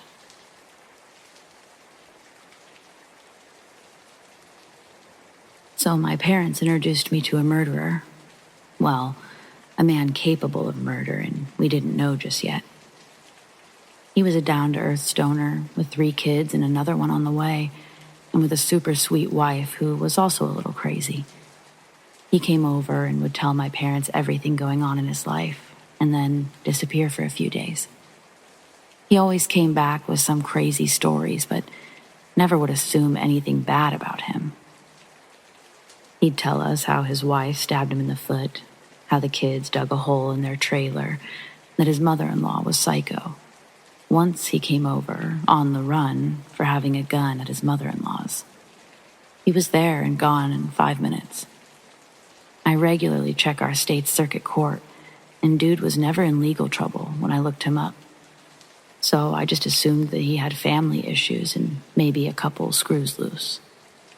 Last time I saw him, he came over, smoked with my mom and my girl, told us how excited he was for this baby on the way, and he hoped that it looked more like him, as the last one was a clone of his mama. We all hung out together outside and drove the kids around on the ATV, bullshitting about our pasts and futures. He was hopeful. Not a bone in his body said aggressive. He was very empathetic, very family-oriented, and just kind. And then he went missing for 2 weeks. Not a peep from him or the wife. We then see his picture on the news with the title, "Murderer Takes Own Life," with his name attached. He apparently killed a man, took his body and dumped it, and when the police tried talking to him while he was in the car, he turned, looked at the police, and shot himself. I'm so confused, and I'll never even hear the full story. 2 dead men, no closure for anyone. I'll forever wonder, who else that I know is capable of murder?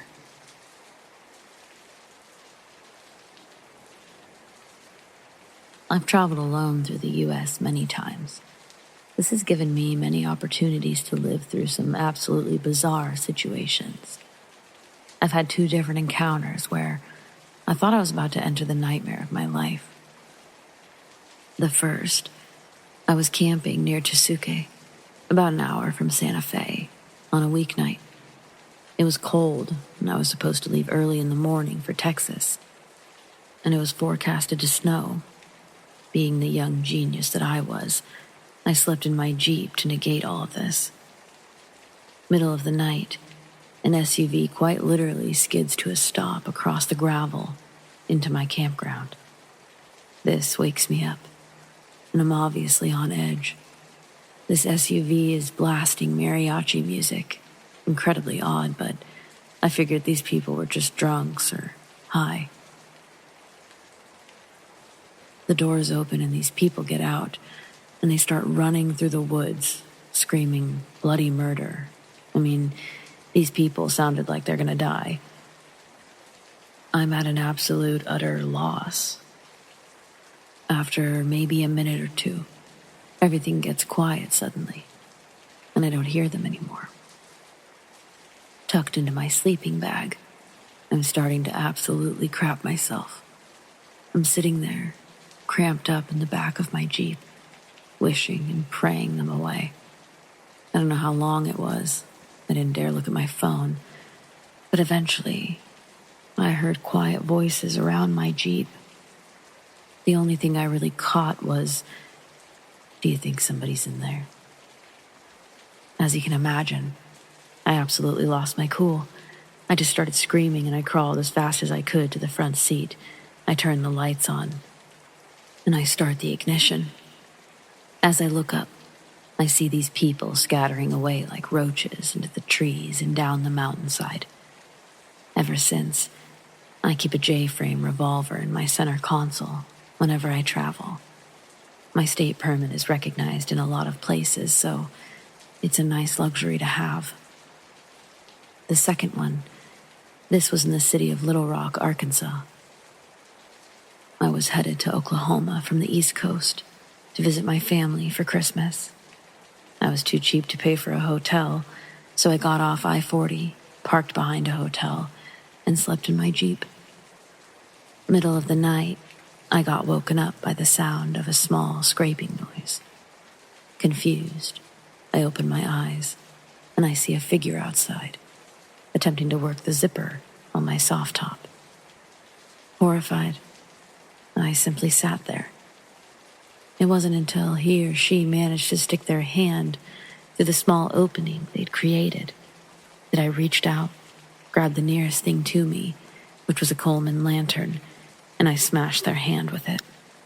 Without waiting to see the result of this, I jumped to the front seat, worked the ignition, and peeled out of that hotel parking lot faster than I think I've ever left anywhere. I didn't stop for gas, red lights, breakfast, anything. I merged straight onto I-40 and continued west for almost 30 miles. Needless to say, that was one of the last times I ever slept in my Jeep.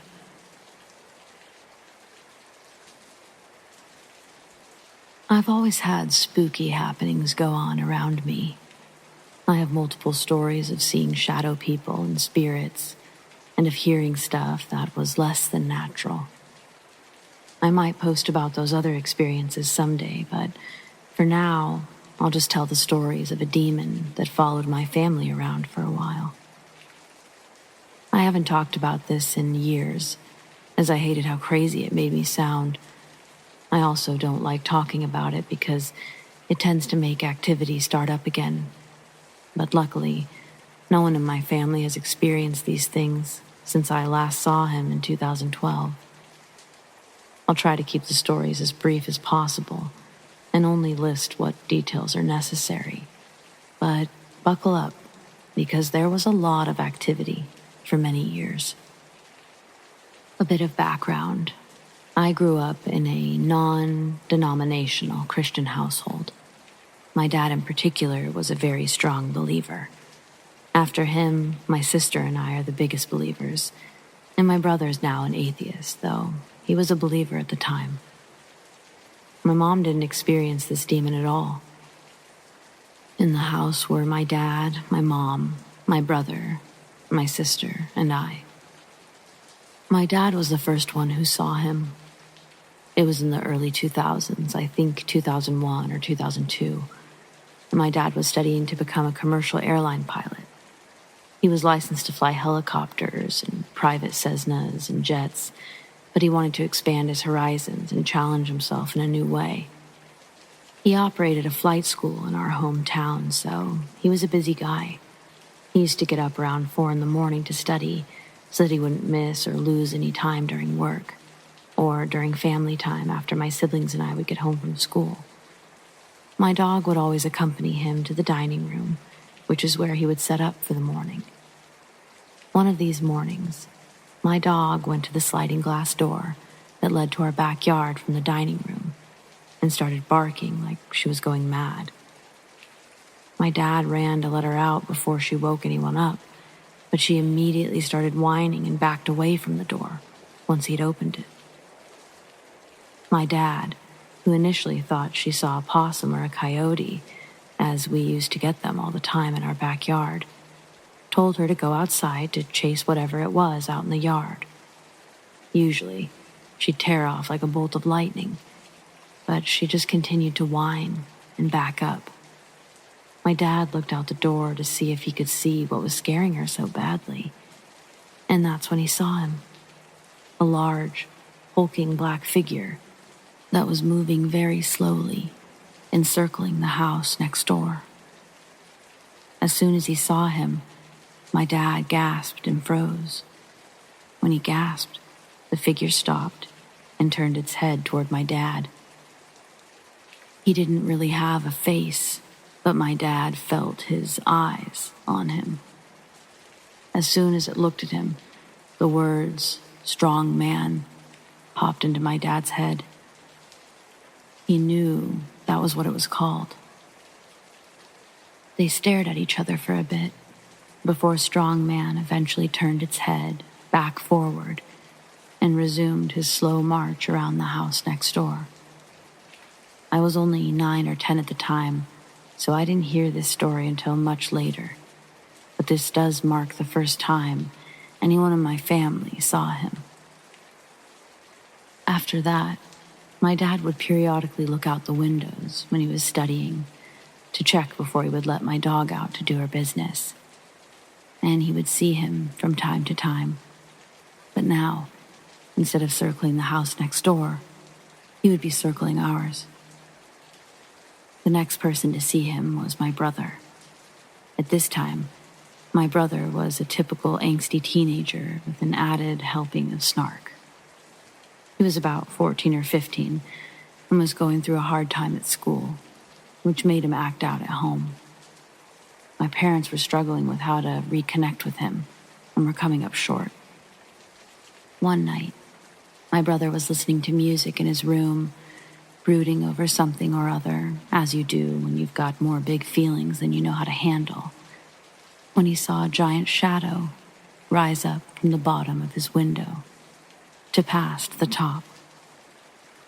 He had heard my dad's story by this point and knew immediately that this was what he was seeing.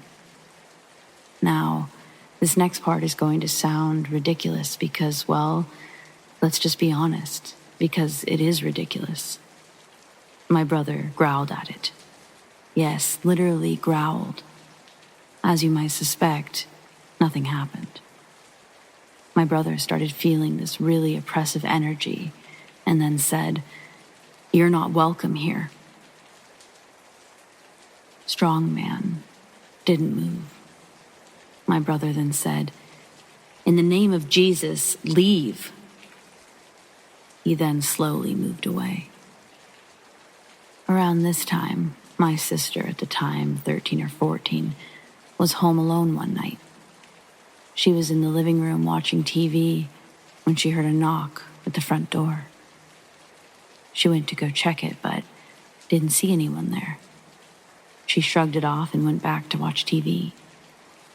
She then heard a knock on the sliding glass door in the dining room. Now she's spooked because that goes to our backyard, and why would someone knock on that door? She doesn't get up and look and kind of huddles into blankets trying to hide. Then she hears a knock at the French doors that lead to our backyard from the living room, essentially right next to where she's sitting. She immediately started to pray and then heard knocking coming from all 3 doors at once. We came home to find her sobbing, huddled in a ball of blankets in her room. After this, I was finally told about what my dad had been seeing and what my brother experienced. We don't know if what happened to my sister was because of strongman, but it definitely was intended to scare her. After this, the sightings experiences seemed to slow down, but would always pick right back up if any of us talked about it, either with each other or to an outside party. In 2005, my dad died in a routine flight check. My whole family kind of imploded. My mom went off the deep end into alcoholism, and shut down. My brother was away doing his service for the Finnish military, and my sister and I only had each other to cling on to. My sister kind of became my secondary mom and was dealing with the stressors of her senior year of high school and trying to figure out what she was going to do for college. Up until this point, I'd never experienced anything supernatural. I started doubting God and stopped going to church. It wasn't so much that I didn't believe in God anymore, but I was bitterly angry at him for taking away my dad and the effect that it had on my family. My mom decided that we couldn't live in the house that had had so many memories of my dad, so she bought the house next door. Not the one from the beginning of the story, but the one on the other side. I was 14 at this time. As it was right next door, we took our time moving. A few months after moving, I had my first experience with strongman. The house we moved into was a 2-story, and my new bedroom faced our old house and had a wooden fence separating the 2 backyards right underneath it. One night, I was up late reading and my mom was out drinking with some colleagues. My brother and sister were now in college and living in the dorms on campus. My dog was with me in my bedroom, so I felt comfortable. As I was reading, I started to feel heavy. I don't know how to really describe it other than feeling wrong and heavy. I chalked it up to Home Alone jitters and went on reading. As I was reading, I started hearing a scratching on the fence below my window. My dog started growling intermittently, and I'd have to tell her to shush because I thought it was just a possum. As I said before, we got a lot in that area. It wasn't until a few minutes had passed that I started to realize that the scratches were coming in rounds of 3s. Scritch, scritch, scritch. Pause. Scritch, scritch, scritch. Pause. So on and so on for a good long while. The feeling of heaviness just increased, and I started to feel some fear prickling along my skin. I closed my book, and the scratching stopped. I waited a minute and didn't hear anything, so I just opened my book back up and kept reading. The scratching started again. I closed my book again, and it stopped mid-scratch. Even though I was feeling far from God, I started praying for Jesus to take away all the evil from the house, to send his light here instead. And I prayed and prayed and prayed. The scratching got louder, the louder I prayed, until I finally said, Amen. And the scratching stopped, fully. I couldn't sleep after that. I had to wait for my mom to come home around 4 that morning. About a year or so later, my sister and I went on a trip to Finland to visit my grandparents. While there, I had a crazy dream while I was napping on my grandparents' couch. I won't post the entirety of it unless anyone is interested, but essentially, I dreamed that I was getting possessed and was woken up by my grandma saying I was doing things in my sleep that I felt myself doing in my dream. It was really freaky, and I hated it. Around this time, I also started waking up about 3 a.m. every night.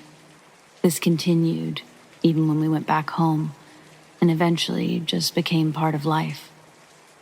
I didn't think anything of it until I was telling a friend about my sleep issues, and she told me that 3 a.m. was the demonic witching hour. Cool. After this summer, my mom got remarried to my stepdad, and we moved into his house. His house was in an older part of town, with lots of beautiful Victorians on tree-lined streets. It was picturesque, to say the least. Regardless, this is where most of the activity happened. I have story upon story of different activity happening in this house.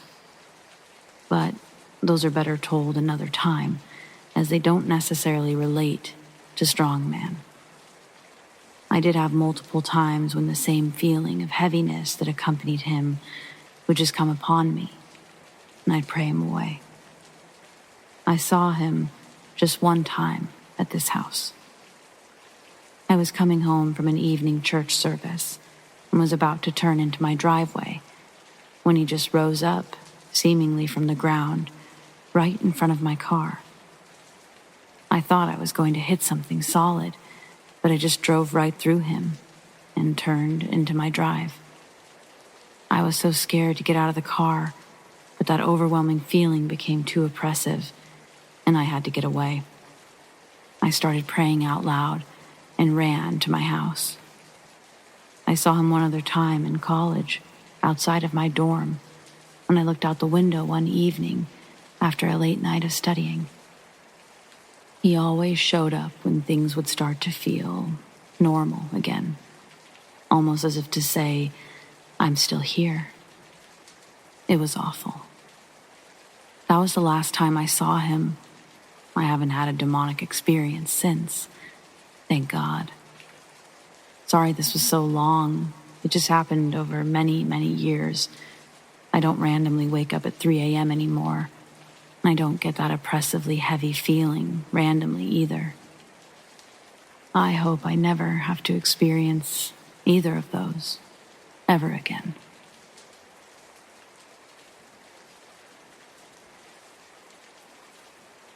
Before I met my coworker, he held some sort of managerial position at a store that sold shoes. For over a year, he received phone calls from a man who claimed to be inquiring about women's shoes. Due to this, he was only interested in speaking to female members of staff.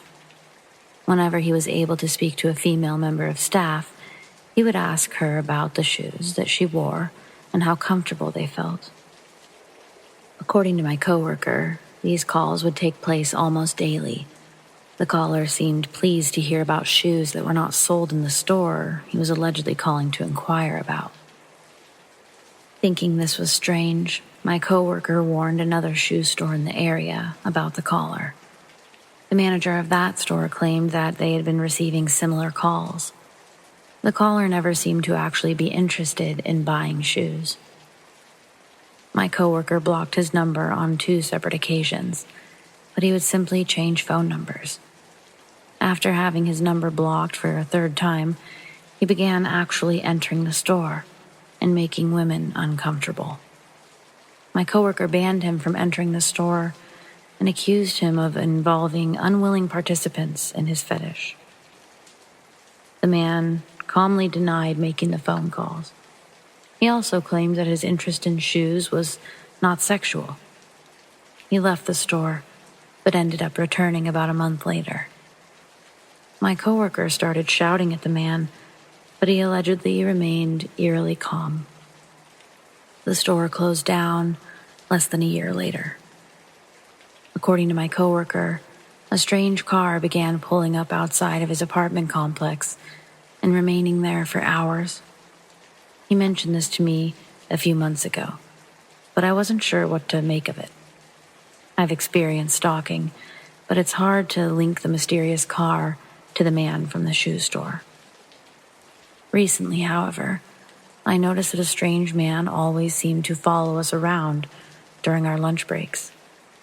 He wouldn't say anything. He would only stare at us.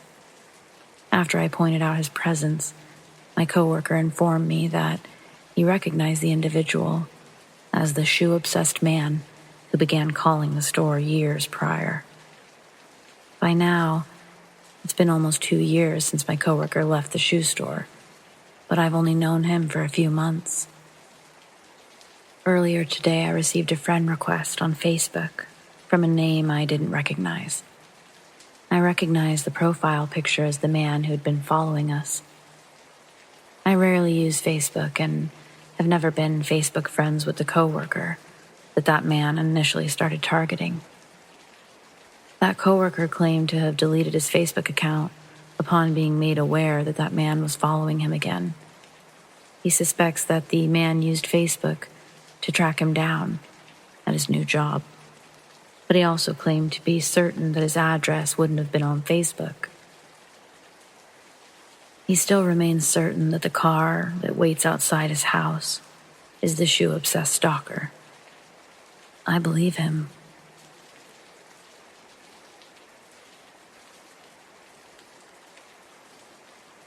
I've been sitting on this story for 4 years.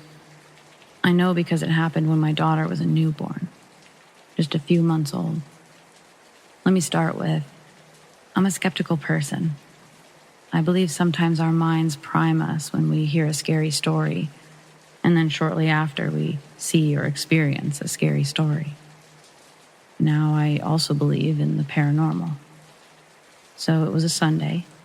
My spouse and I decided after putting our daughter to bed, we'd spend some time together and play Minecraft together. And so we do just that. Put our daughter to bed, play Minecraft together, during which our daughter awakes and needs food. My wife goes to take care of her, and I have the strangest, creepiest feeling I've ever experienced. Like some other presence was there. It's strong enough that I pause the game. So I note said feeling of presence in the room, but brushed it aside. Skeptic in me, my imagination, etc. I thought about asking my spouse when she came back, but again, I brushed it aside. And just as I pushed the idea out, she asks, "You notice anything strange while I was gone?" And I ask, "Strange how? Creepy?" I proceed to tell her about my experience of the strange feeling. And she says that while she was tending to our daughter, she saw what she thought were shadows moving. Well, we stopped what we were doing, brought our daughter into our room, and went to bed.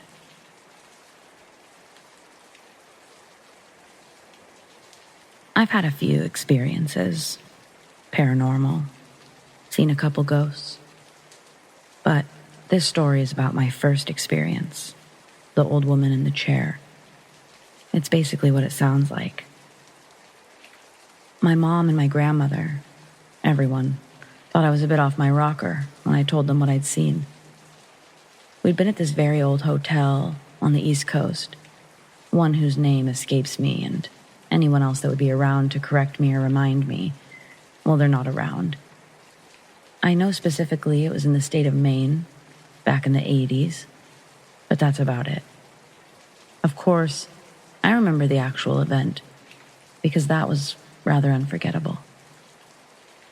The lobby of the hotel had the check-in desk directly in front as you walked in.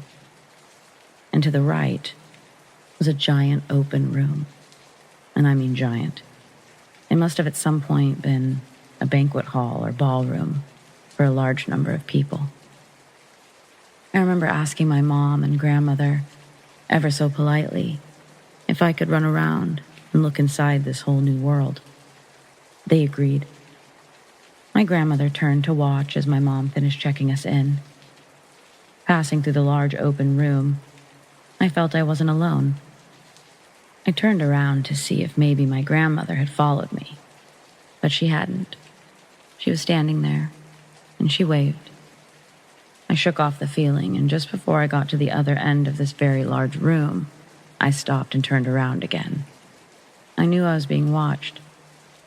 There was an old woman sitting in the corner. She looked like she was sitting in a chair, but there was no chair there.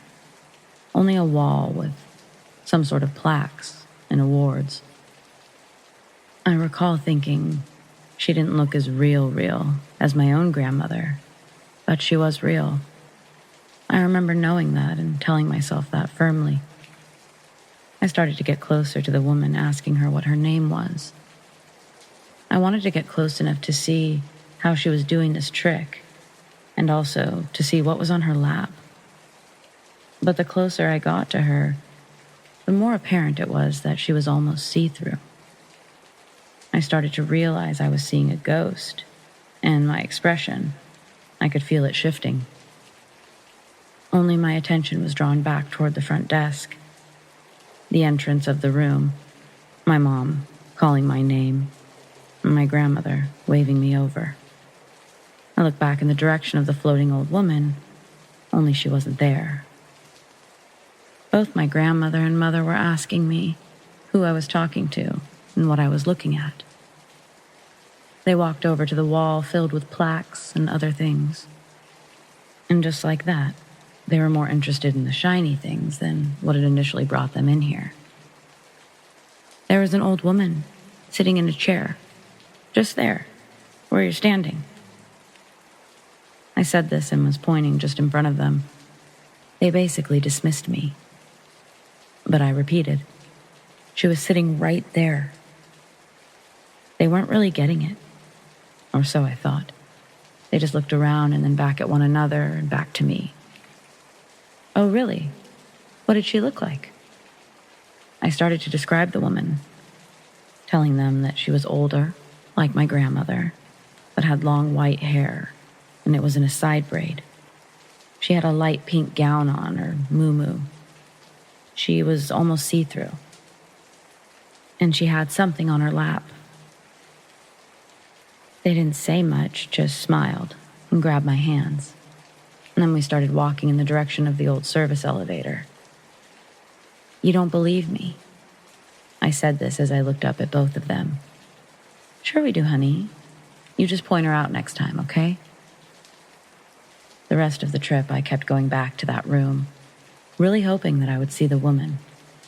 Each time, I was disappointed. A few times I walked through there, I did get that same feeling, like I was being watched.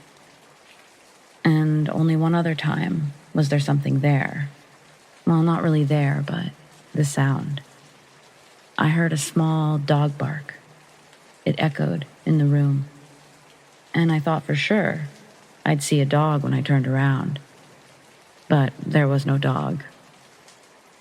This was another thing that apparently I'd experienced on my own. My mom telling me that she didn't hear it, but also, honey, they don't let dogs stay at this hotel. I'm sure it was something else. She was probably right about this one, I thought. I hadn't seen any dogs.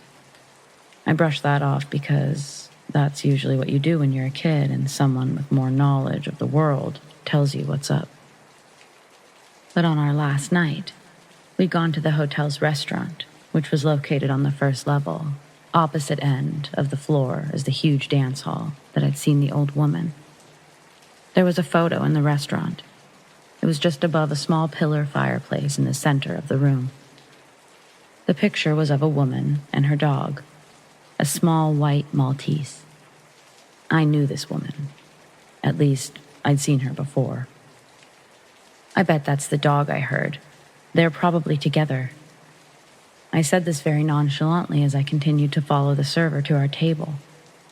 When we sat down, both my mom and my grandmother had interesting looks on their faces. My grandmother went back over to the photo.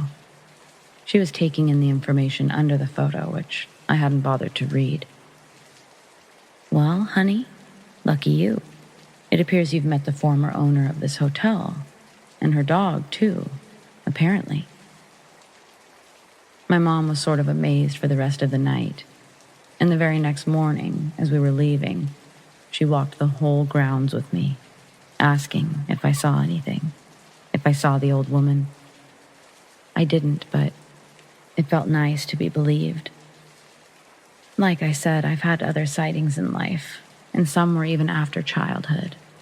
But this was my first sighting and by far the most clear.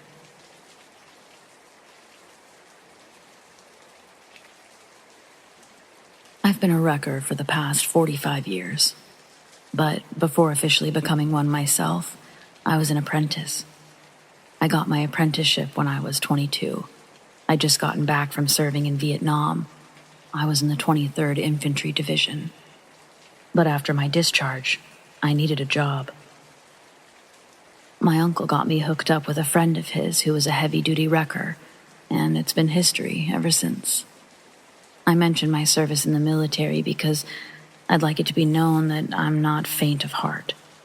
I've experienced the horrors of war firsthand. From time to time, I'm still visited by the demons that followed me home. I'm not squeamish. But one job that we pulled up on in my years of apprenticeship was something I'd never seen before. The first time I'd ever lost my lunch from a sight I wish I'd never seen. A freight company reached out to us, asking that we keep an eye out for a truck that's been missing for a couple of days. No word from the driver. The delivery never made its way to its destination. The company gives an approximate route that the driver could have taken, and that afternoon, me and my mentor are out on the highway looking for the missing 18-wheeler. Sure enough, it doesn't take long for us to notice a big chunk of guardrail lifted and bent off the side of the road. We pull over and we see that just beyond this guardrail is a deep cliff. And upon closer inspection, hidden amongst the leaves and treetops, we spied the back end of the truck. It looked like it went straight down into this cliff and stuck like a dart, the only visible part being the back end. My mentor tells me that we need to get down there and see how extensive the damage is and check for the almost certain casualties inside the front. Being the good apprentice I was, I didn't complain when he suggested tying a tow cable around my hips and lowering me down there. The actual scaling of this drop-off wasn't the problem. I was in the best shape of my life, and it felt like the drills that we do back in boot camp. I reached the bottom of the cliff within a couple of minutes. No problem. When I hit the ground floor of the forest, I was able to see the whole truck. Well, at least a shrine of bent metal that used to be an 18-wheeler transport freight. I unstrap myself from the tow cable, and I make my way to the vertical truck. I climb up the engine hood and I shimmy my way to the driver's side door, using the rearview mirror for leverage. I pop the handle, and I fall when gravity swings the door open, along with the rearview mirror I was holding on to. This sends me about 10 feet on my ass into the bushes below. This also shakes the truck, and for a moment, I think it's going to come dislodged and crush me.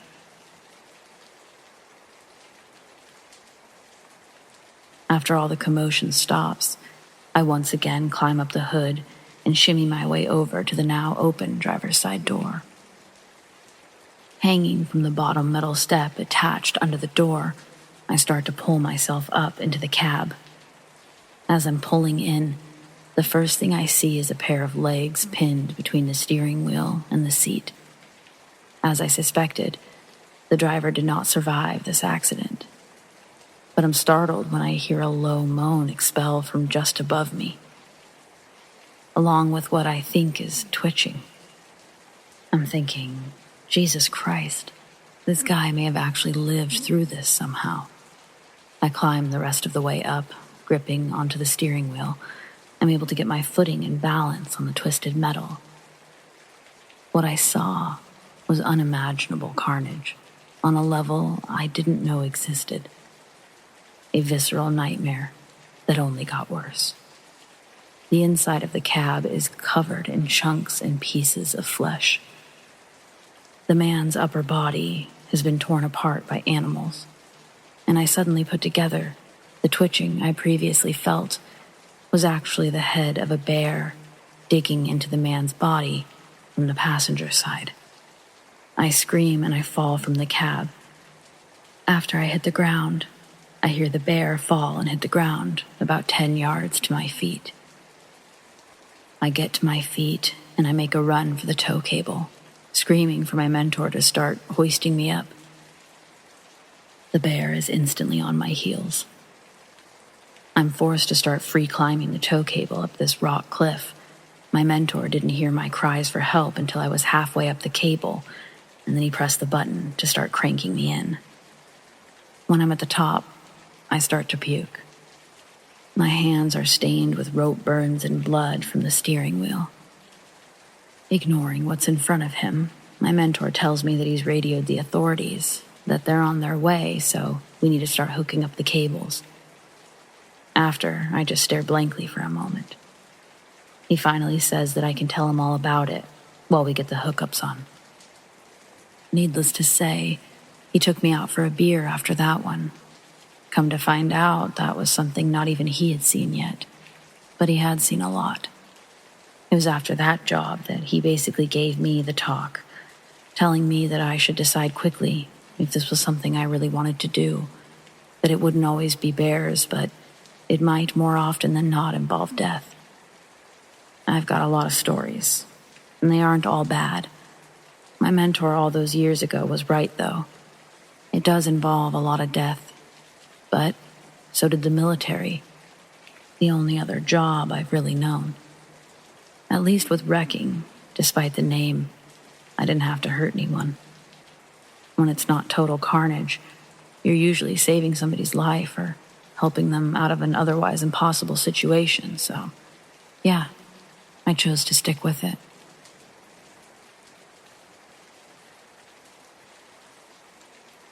Okay, so about 11 or 12 years ago, when I was 15 or 16 years old, still living with my parents, I would stay up after they went to sleep and sneak out to my dad's truck to listen to my CDs.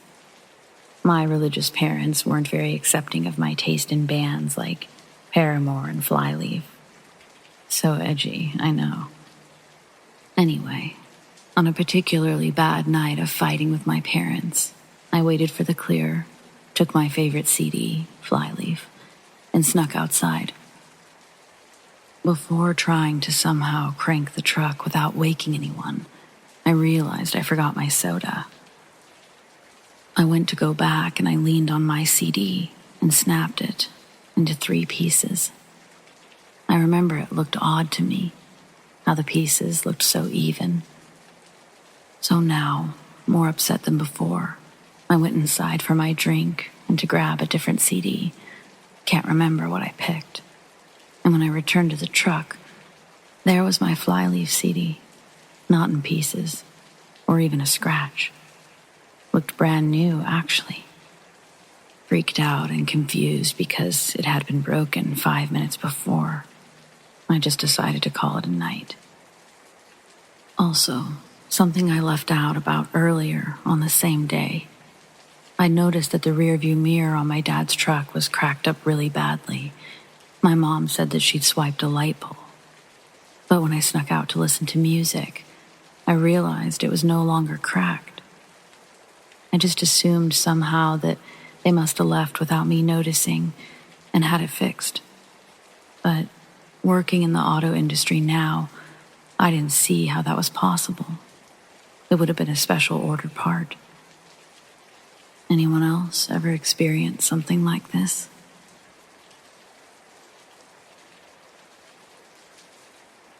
A couple of years ago, I believe, maybe it was early last year, I was riding in the passenger seat of my car while my boyfriend drove. It was mid-morning, sunny, not a cloud in the sky. Then it appeared. A grid suddenly appeared above my windshield. The best I can describe it is like grid paper you'd use in math class. But all you could see were the multiple lines in black. Besides that, I could still see the sky and the road around it. I even leaned forward in my seat to look up, and it went on and on and on for as far as I could see, like the world was in a grid paper. And just as suddenly as it appeared, it was gone. I'm going to say it stayed for maybe 3 to 5 seconds tops. I asked my boyfriend if he saw it, which he did not. Has anyone else experienced anything like this? I think about it all the time since it happened. Can't explain it.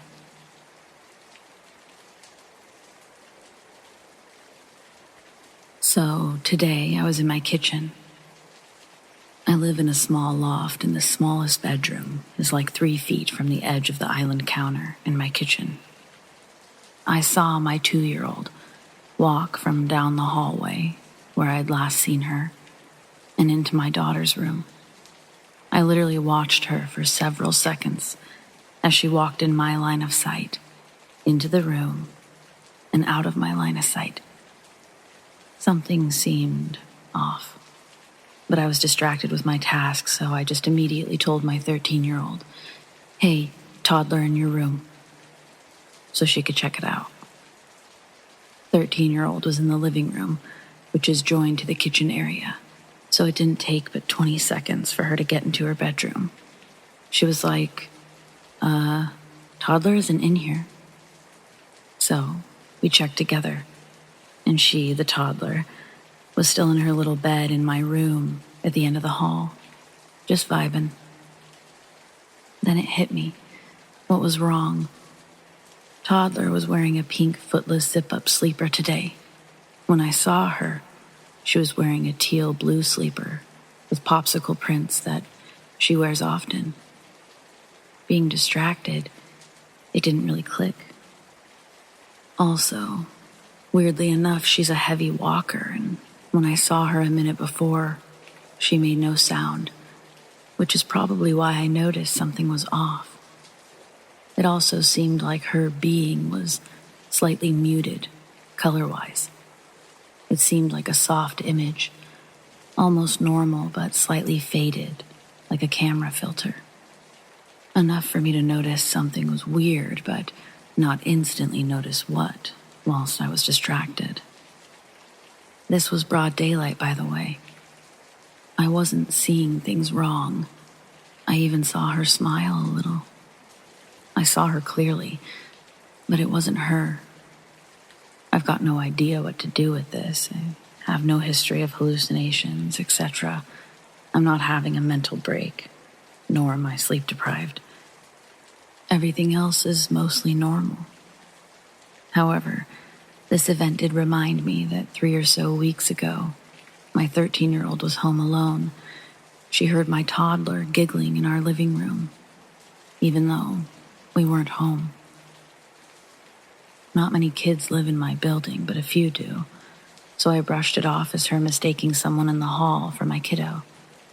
Now, I'm not so sure.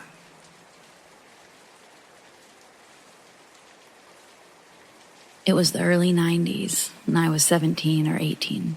I'd moved out of my parents' house not long before to not the safest of cities. I was a handful at the time and clashing heads a lot with my parents. I had a great paying job for my age, $16 an hour, and rent was low, $3.50, so I moved out. Anyway, my best friend and I would go for blunt rides around the city when we were bored. Back in the early 90s, the streets were pretty scenic with crackheads and corner boys. I stupidly had very little fear, and we were used to it. I was driving, we were both pretty smoked out. She was also drinking some sort of liquor straight from the bottle. We'd gone through a yellow light on one of the main roads when I noticed the car behind us had a police light on the roof and was flashing their headlights at me. Oh, fuck. My friend starts freaking out, shoving the bottle under her seat, almost already in tears. Back then, there were undercovers everywhere, so I didn't think twice about it. I pulled to the side of the pretty busy street. I was hiding the blunt and watching the driver take the light off of his roof and start walking towards us. He tells me that he's seen us driving up and down the streets looking for drugs and demands our IDs. He's leaning in and he's close to my face, looking back and forth at the both of us and sniffing the air. Really big guy, kinda unkept. We fish out our IDs and hand them to him. He tells us that we're in big trouble. In my rebellious, dumb head, I'm thinking, what the fuck for what? We weren't looking for drugs, just joyriding around smoking some weed. He goes back to his car. By then, my friend is a puddle of tears. She's no angel either. She was just drunk and high and freaking out. He finally comes back and tells us that he talked to his partner. There's another man in his car. And his partner decided to take it easy on us. He said he would let us go with a warning if we gave him all of our weed and went home. I remember quickly calculating the situation. Plain clothes, undercover car, Just wants our weed. Shit didn't add up. Just at that moment, an actual police car was driving by on the other side of the street. The guy saw it too and stepped back a little. I just reacted and opened the door and went to the middle of the street waving my arms at the cop car. I remember the look on the guy's face, like a confused, caught kid with nowhere to go. The cops were coming to a light and not going very fast. They stopped right there, and I just started asking them before they could say anything. "Is this guy a real cop?" They looked confused. The guy looked like he didn't know what to do. I was yelling to the real cops that this guy said he was a cop and pulled us over. Guy started fast walking back to his car and partner.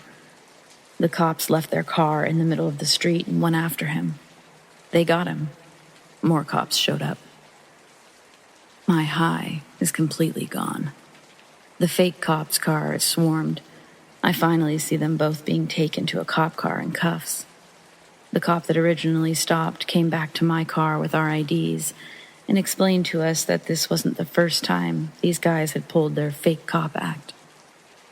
He asked me if I was okay to drive home, took our information, and said that they would be in touch.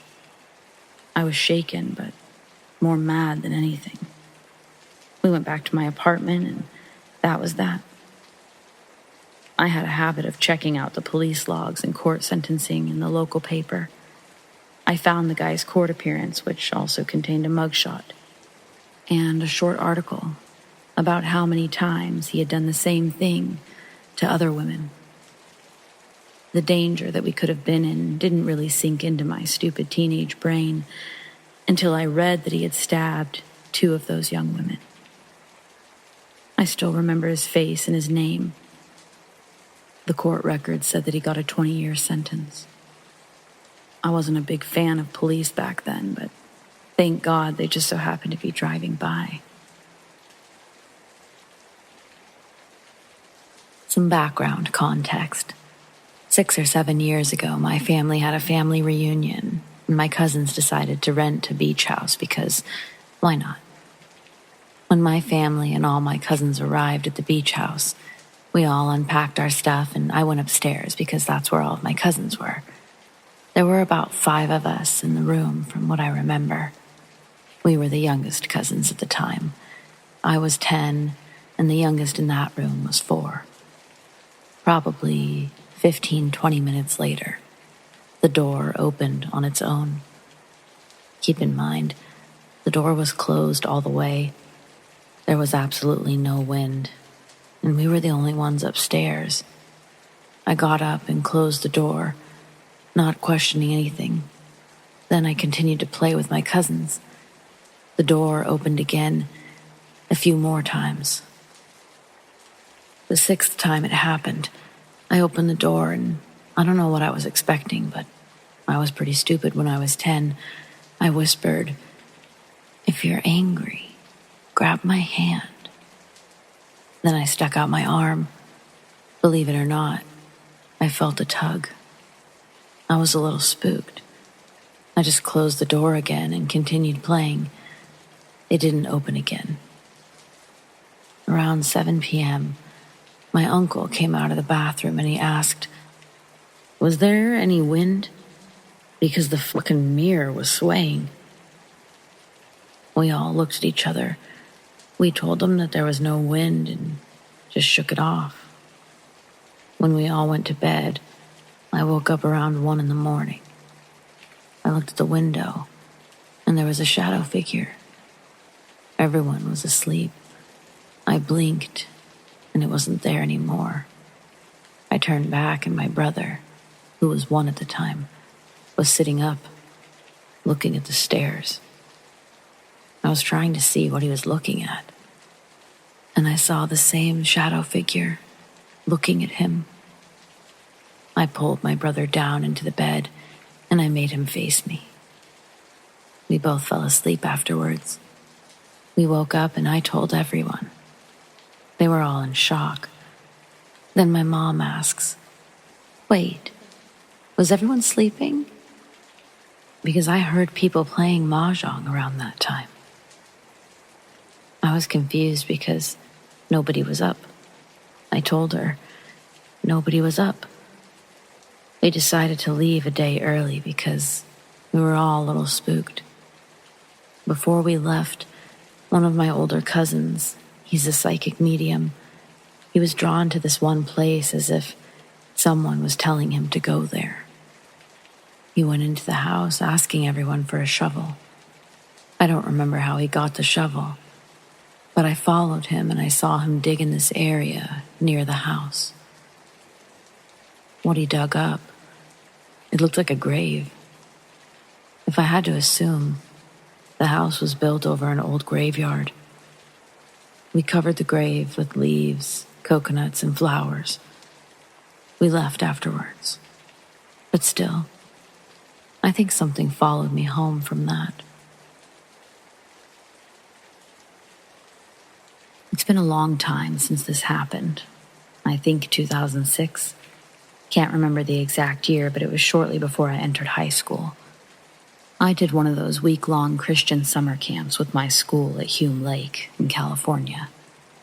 I've done a little internet searching, but never found other stories connected with the campground. I'm hoping by sharing mine that maybe someone else will have experienced something similar in that place.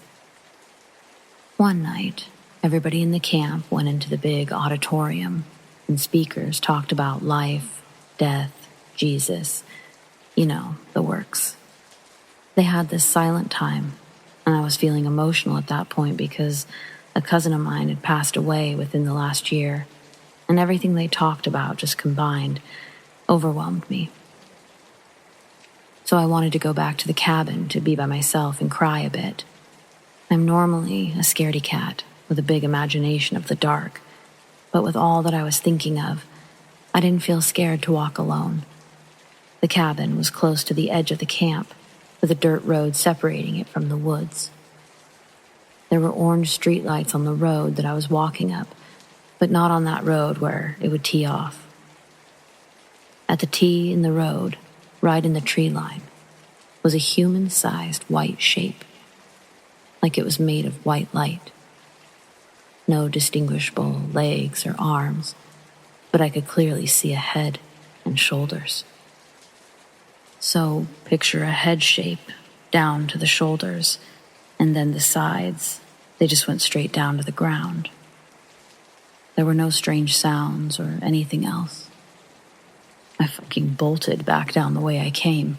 I bumped into a group of cabin mates since the auditorium event finished. One tried to say that maybe I saw a cougar or wild animal. For years, I would involuntarily tear up and get chills and goosebumps when retelling this. Since then, I also tear up when I hear others' first-person ghost stories. I wish I hadn't gotten scared at that time. But anyway, I've always hoped that I'm not the only one to have seen something at Hume Lake.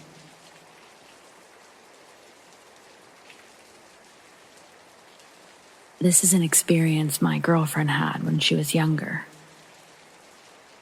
Around 2010, she was at her grandmother's house. It's an old single-wide trailer in the woods. It belonged to her great-grandmother before, so it's around 40 years old.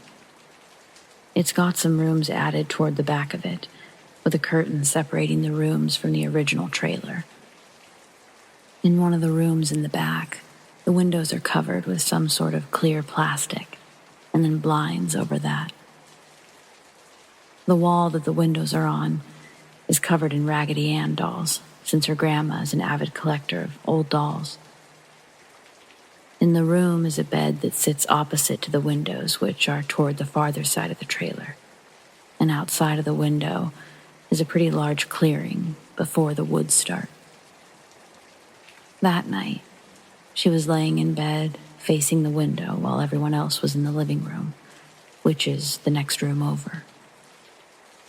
The blinds on the window were open this night, and as she looked out, she saw a tall male figure walk up to the window outside. As it was walking up, it seemed to have been looking around, scanning the area as it walked until it noticed the window, and that's when it walked up to the window. The way she describes it is the figure had a ghoulish white face, very defined cheekbones, the skin that looked pretty smooth, almost like a porcelain doll. He was wearing very dark black glasses. He was bald and wearing some type of bowler hat, something like you'd see some old-timey person wearing. It had a black suit with what looked like a bow tie. It was holding its hands in sort of a propped-up position, with fingers interlocked and its hands across its upper torso. It seemed to have also been wearing a gold watch. Its body was pretty skinny, enough to be noticeable since the suit that it was wearing was pretty loose. When she saw it, she felt really creeped out, since that trailer has a history of paranormal things happening, a lot of them having been experienced by her while growing up.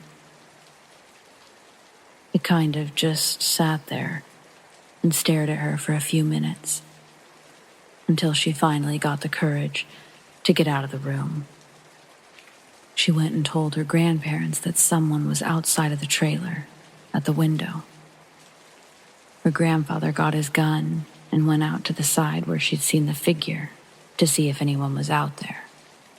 He didn't see anything. After that, they all went inside, locked all of the doors. She ended up staying in the living room with her grandparents, and it wasn't seen again. When I was 16, I lived in the Valley area of Los Angeles. This was many years ago. At this time, the best part of my week was Saturday nights, when I'd meet my friends at our beloved under 21 nightclub to dance the night away. The vast majority of the time, I'd have to get a ride there and back. I didn't have my own car until a couple of years later, when I was in college. But occasionally, a family friend would lend me his car. And on one of these Saturday nights, he did.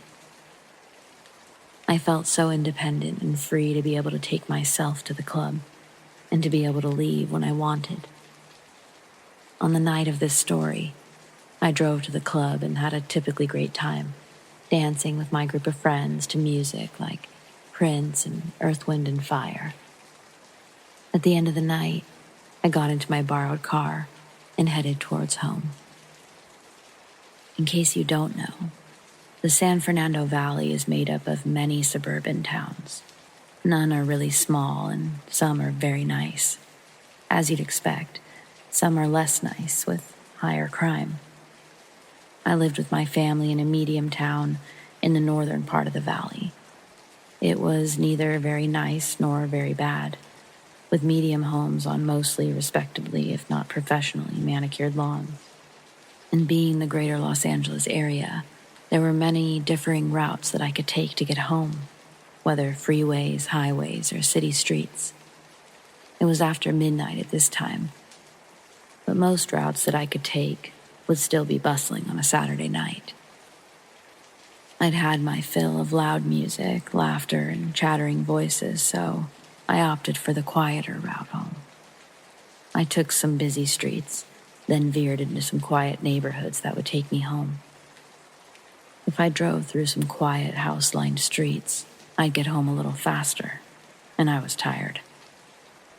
GPS hadn't been invented at this time, nor even cell phones, so I had to rely on maps or just knowing the chosen route.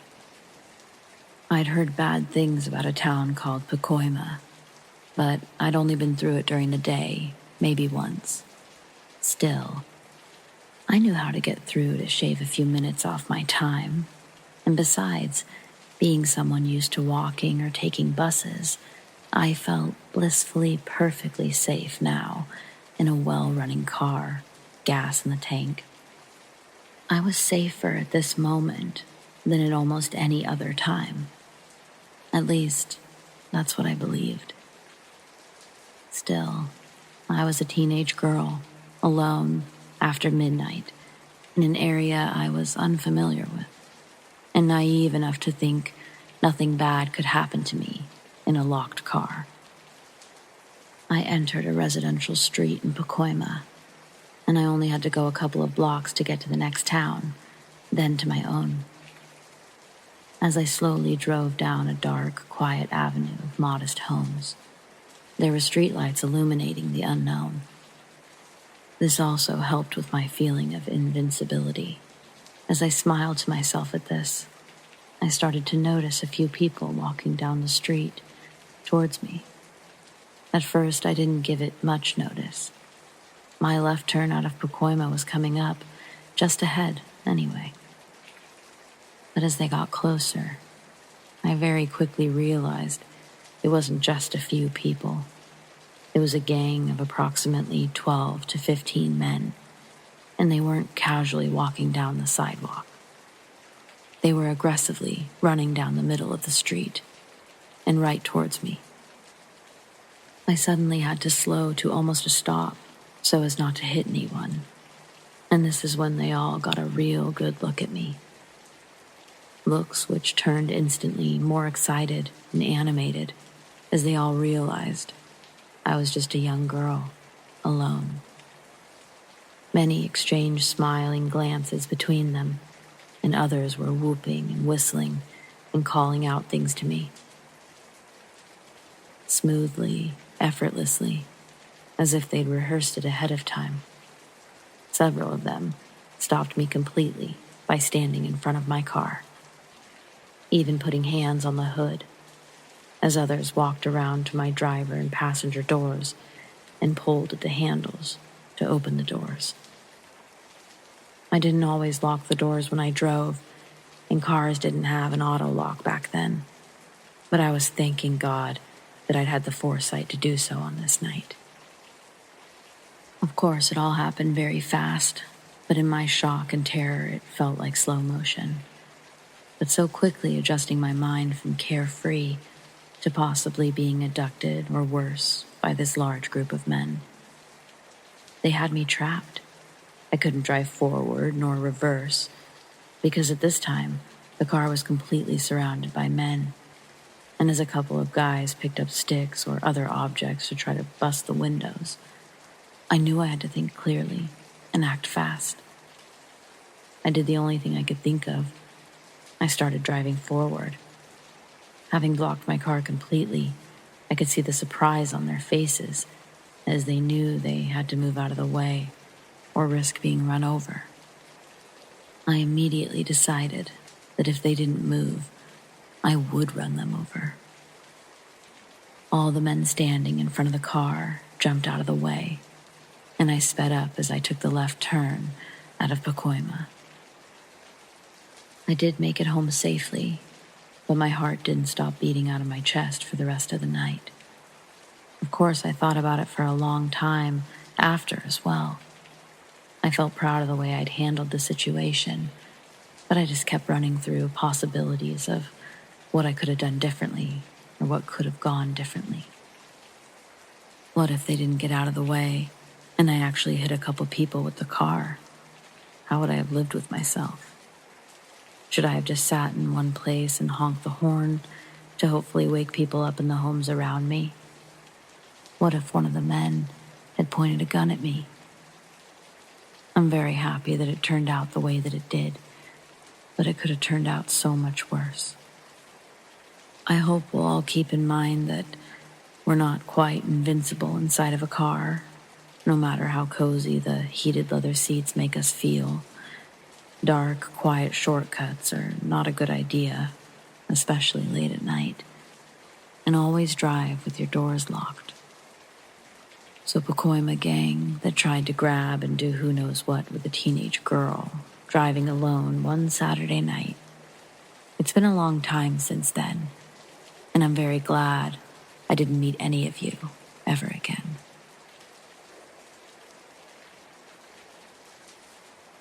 Just a disclaimer, I don't suffer from sleep paralysis, and I have no history of it. One time, when I was a teenager, I went to bed after staying up late playing Xbox with my friend. At the time, I was trying to get used to going to sleep without the TV on or any other light source, so I was still a little nervous about being in complete dark. I actually ended up freaking myself out by imagining scary shit before finally falling asleep. I woke up not too long after, and something told me to look at the foot of my bed. So I did. That's when I saw a black silhouette of a person just standing there, staring at me. I initially didn't freak out because I knew that I must just be seeing things, so I rubbed my eyes and I allowed them to focus a bit, fully expecting for whatever inanimate objects my mind was playing tricks on me with to be revealed. Not only did the shadow figure not disappear, but just at that moment, it moved. That's when the horrifying realization that it was real sank in, and I immediately began to freak out. I desperately wanted to scoot backwards to get as far away from it as possible, while also putting myself within reach of the bat that I keep next to my bed. But I was literally frozen with fear. Not knowing what else to do, I began just yelling for my parents, while never taking my eyes off of the figure, who began to bend down just as my mom mercifully turned on the light. And just like that, it was gone. It took me a good hour or more to calm down. By the time I was finally able to go back to sleep, it was dawn. One of the strangest parts of the whole ordeal is that my mom claimed that I didn't wake them up when I began calling for them. Instead, they awoke when they heard me shouting, "Who is it? Who is it?" Which I have absolutely zero recollection of. Ever since, I've slept with my TV on.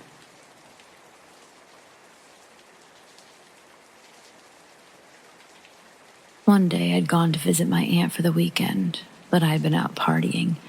I'd come back at about 10 a.m. telling her that I was going to sleep for a bit, but that I was going to leave again later that night. I went to her basement to sleep on the futon. The basement was really dim. I laid there, tossing and turning for what felt like 10, 20 minutes. I then checked the time. It was already 10 p.m. I thought to myself, no way. Well, I sat down there, messaging my cousin, who was supposed to be coming to get me. He said he was on his way. Hours had passed. Next thing I knew, it was 2:30 a.m. I'd been jumping to get a look out the basement window, and I got a weird feeling that I wasn't alone. I grabbed a stool to stand on. I stood there looking. Suddenly, a hard, scratching noise on the cement wall was happening not too far behind me and getting closer to my ear. I froze, turning my head slowly to find no one there. I got down and suddenly there were 4 bangs coming from the furnace. And usually it was just one every half hour. I walked to the other window, and before I passed the stairs, I saw a shadow peek its head out from behind the stairs. I thought to myself, we've been through stuff like this. As long as you're not bothered, they can't bother you. But as soon as I got to the other side of the stairs, there was a shadow or a person just standing there, staring at me. I looked out the window. Still no sign of my cousin, but I ran upstairs and out of the house. Getting to the street, there he was, pulling up. That's been the closest that anything's ever gotten to me, and I somewhat believe it had intent to hurt me.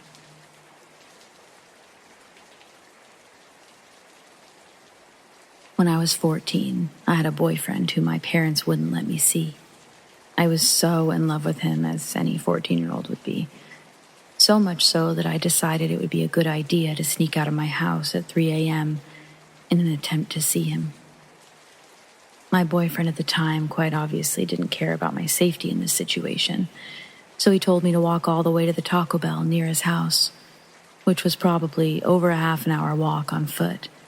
But I was stupid, and I wanted to see him, so I agreed. I remember I put on short shorts and other clothes in an attempt to look cute for my boyfriend, completely oblivious to how stupid this would be. I managed to get outside my house and I started walking down the street. I was nervous, but I was alone, so I didn't feel too threatened. Right as I was passing the power lines, a pickup truck turns onto the road and slowly starts driving towards me.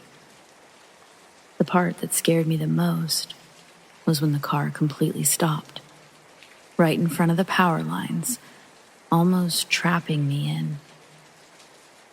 I saw a man inside the car look at me, and right in that moment, I got so scared I started running as fast as I could forward, and I wound up in front of a kid from school's house that I was friends with.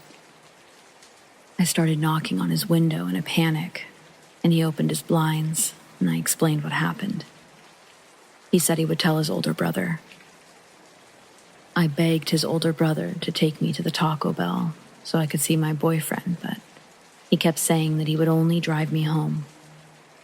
I still wonder what that guy had intentions of doing.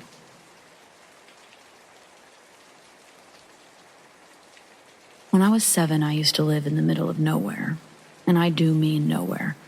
Our next-door neighbor was a 10-minute drive, the nearest town, if you'd even call it that, more like a street with homes on it. It was about 20 minutes away, and the nearest form of city or town larger than that was about an hour and a half. The house itself was a typical farmhouse. I was in the first bedroom with a view to the long driveway. While we stayed there, it always felt odd to me. Maybe because we were so far from anywhere, or maybe it was just the vibe. But it was here that I had this experience, my first experience, and I'll never forget it. One night I awoke to the sound of quiet talking. It first sounded like that loud whisper when you're trying to be quiet, but more volume than you need. Initially, I thought it was my parents, since I was very close to where the kitchen was. But as I sat and listened, and the whispering became louder, I noticed that these were not my parents, but rather 2 male voices. My first thought wasn't anything supernatural, but rather simply thieves. I was just there listening to them, getting louder and louder. I could hear, and the 2 of them were just talking. One would simply ask a question like, "What is this?" or "What is that?" And the second one would answer, but would be so beyond wrong, but yet have that tone of just simply answering a question. At this time, the voices sound like they are right beside me, just talking away, and as I turn my eyes around, the curious one asks about an object in my room that I was looking at. Of course, the second would answer it, but get it super wrong.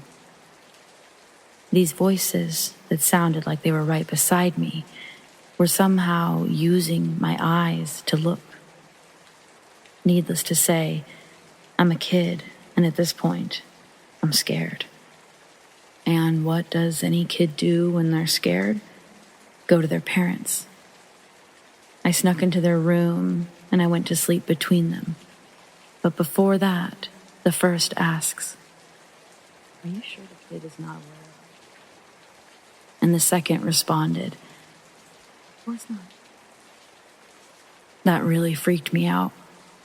This was my first ever experience with something I just could not explain, and that was the only time I ever heard the 2 of them. I am in my 30s now, and honestly, I have a few thoughts on it. But I'm more curious if anyone else has ever experienced something like this before. Hearing 2 phantom voices with one asking questions, and the other just being an idiot.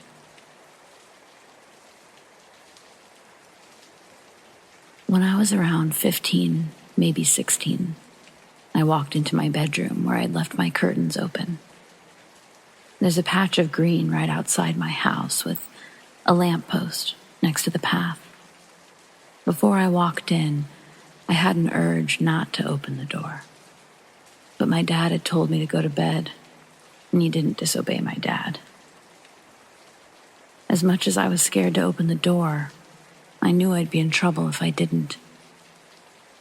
So as I opened the door, I realized I'd left my curtains open and it was now dark. As I went to close the curtains, something caught my eye on the wall behind me. I didn't shut the curtains. I turned around and I saw the shadow of a woman from her shoulders up, with curly hair. It was on the wall. I had just been by the window and no one was out on the green or near the lamppost. I was on the second floor, so there's no way of being right outside the window. I walked out, shut my door, and shouted at my dad, who must have seen and heard how scared I was. He came and looked at the wall. The shadow was still there. He checked outside the window, and he went white as he turned to look at me. He trembled and said quietly, "But there's no one there." He suddenly shouted at me that I was to stay in my sister's room. It was right next to mine. It also had a window looking onto the green. She had no shadow. The next day, my dad brought a woman around, and we were told to leave, and she looked at me, concerned. When she was leaving, I heard her say, "She'll be safe for now, but I don't know what else is following her." Even 12 years later, this memory keeps me up at night. It's becoming more intense and affecting my sleep. Can anyone advise what this entity was, and am I safe?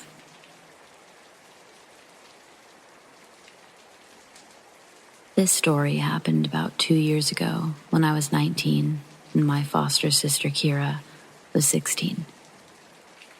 For the sake of the story, it's important to know that I was female presenting and hadn't come out as trans yet, nor was I presenting myself in an overtly masculine style at the time. It was the summer before I was going to college, and I mostly lived with my mom and Kira, except every other weekend where I'd stay with my dad. Now, summers where I am can get really hot and humid, so we had a habit of waiting to walk the dogs until 6 or 7 p.m., because that's when it would be cooler but still light outside. On this particular evening, Mom wasn't going to be home until late, though I don't remember the exact reason why. She's a woman that likes to stay busy and often participates in choirs, Bible studies, youth group events, classes, and more. So it wasn't uncommon for Kira and I to be left at home alone until 8 or 9 p.m. So it was up to me and Kira to walk the dogs by ourselves, unless we wanted our younger dog, Samson, to throw tantrums due to pent-up energy. Even though we lived in the countryside and could have walked them down our street, Kira and I decided to drive out 20 minutes to our park instead. Why? I don't remember. It could have been anything from being bored walking our dogs to not wanting to have to deal with blind curves and hills. Whatever the reason, at around 7:30 p.m., Kira and I harnessed our 2 dogs, packed them up in the car, and drove to the park. Let me quickly explain the layout of the park so it's easier to understand why we got nervous halfway through our walk. This park isn't very big, but it's popular because it's a loop. The entire park is surrounded by a mile-long looping road with its attractions like playgrounds, ponds, and a small country hall, all spaced about in the inner side of the loop. The outer side is just grass, trees, and one playground at its end. Thus, it's common and expected to pass people walking the loop at least 2 times, if you're walking in opposite directions, but not if you're walking in the same direction, obviously. Any cars on this road can only drive in one direction because it's a one-way road. At first, everything about this walk was normal. I parked the car, we clipped our dogs to leashes, and we started on the loop. Every so often, we'd stop so I could take pictures of our good boys, particularly of Kira trying to wrangle Samson, who pulls like his life depends on it and weaves around because he wants to smell everything. It was while I was taking one of these pictures that the first encounter happened. A man who looked to be in his 40s walked past us, walking in the same direction we were, up towards the playground on the outer side of the loop. He smiled at Kira, nodded, said hello or cute dogs, something like that, and kept walking. I honestly didn't think anything of it. We're at a park at a time of day where it's common to walk around due to the cooler temperatures, and people where I am are generally friendly. Smiling and saying hi is pretty normal, no matter who says it. We smiled back, maybe said hi or thanks depending on what he said, and that was that. Or so we thought. This man passed us again only 10 minutes later, directly across from where we'd seen him previously, just like he did before. He smiled and said, "Hi." This time, Kira and I looked at each other once he was ahead of us and shared a, well, that was weird, expression. Just 10 minutes earlier, he had passed us walking up toward the playground and subsequently broke off from the loop, and he'd been walking in the same direction as us.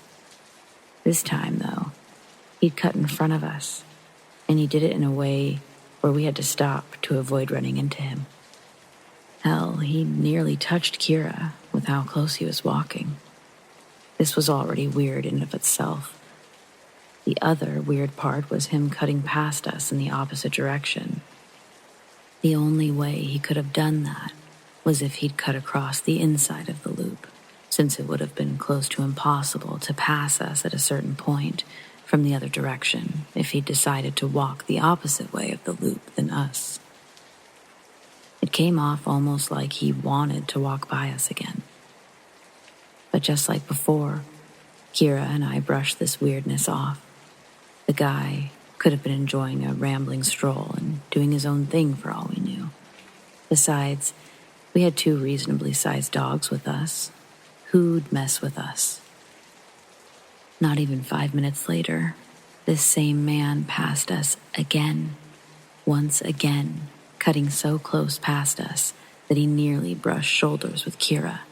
Again, he smiled and said, "Hi," before walking off. This was officially the moment I decided we needed to leave. Sure, it's normal to pass a person at least 2 times walking this loop if you're going in the opposite directions, but doing so takes a while. You have to at least get to the parallel spot on the loop from where your paths first intersected to see each other again. But the time between running into the guy and the location we passed each other didn't match up in a way that didn't look suspicious. Plus, I really wasn't a fan of how he cut across us. The first time, he passed us like a normal person walking faster than us would, albeit a little close. The second time, he cut in front of us from the opposite direction instead of walking around us, to the point where we had to stop to avoid running into him. This third time, he walked up behind us, then did this weird directionally slant walk to cross the street and go in the opposite direction, cutting us off again. So yeah, I told Kira to hustle so we could get to our car and get out instead of doing a second loop. So that's what we did. When we were almost to our car, we noticed a car creeping along behind us. We pulled to the side and stopped to let it pass. But for a second, it stopped too. We figured he was getting ready to park, so we started walking again. The car started creeping along behind us soon after we did. So we stopped again, and the car stopped with us. This was when Kira got nervous. We hadn't seen the middle-aged guy since the third cutoff, so we figured I'd overthought the whole thing. But here we were, with this tinted window car, acting weird as hell. Was it the same guy back with his car? A different guy? We couldn't tell.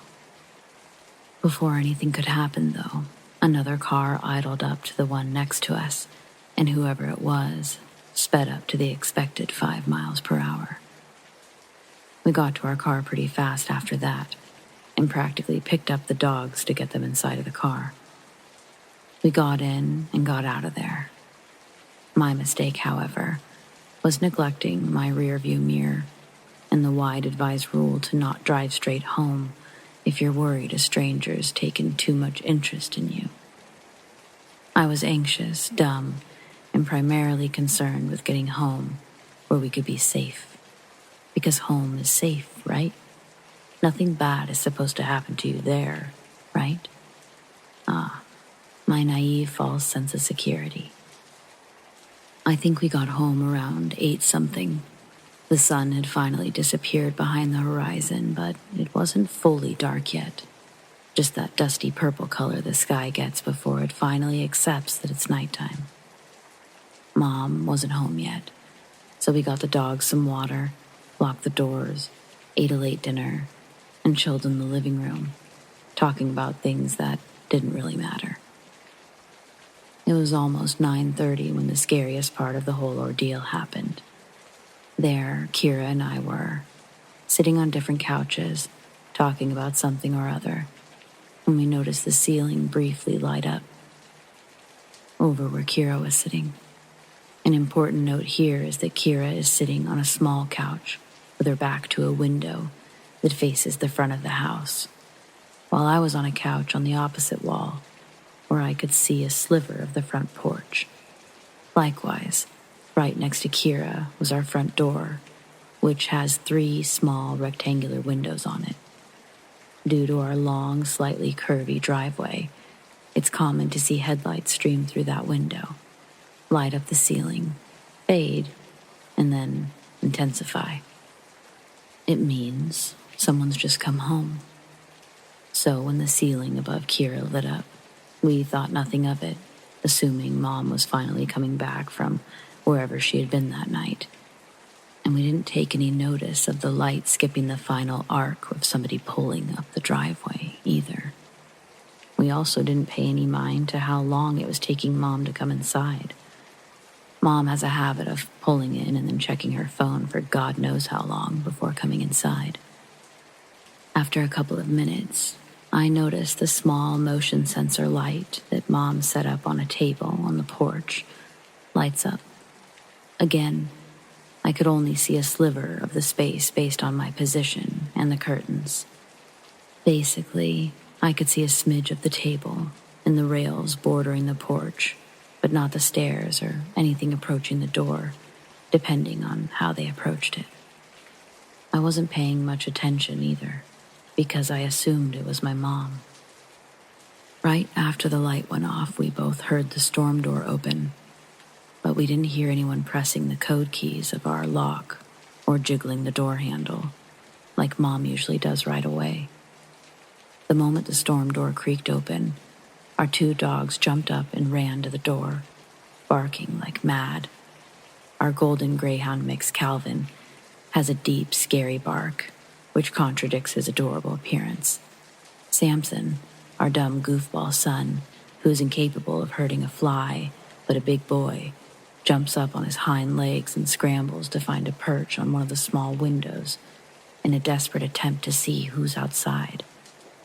Immediately, the storm door slammed shut, and we heard heavy footsteps on the cement of our porch. Calvin started going nuts and jumped up on Kira's couch, standing on its back instead of the cushions to look out the window. Samson ran out of the room and went out the doggy door that leads to the back porch, which has a ramp going down into a fenced portion of our yard. I couldn't move.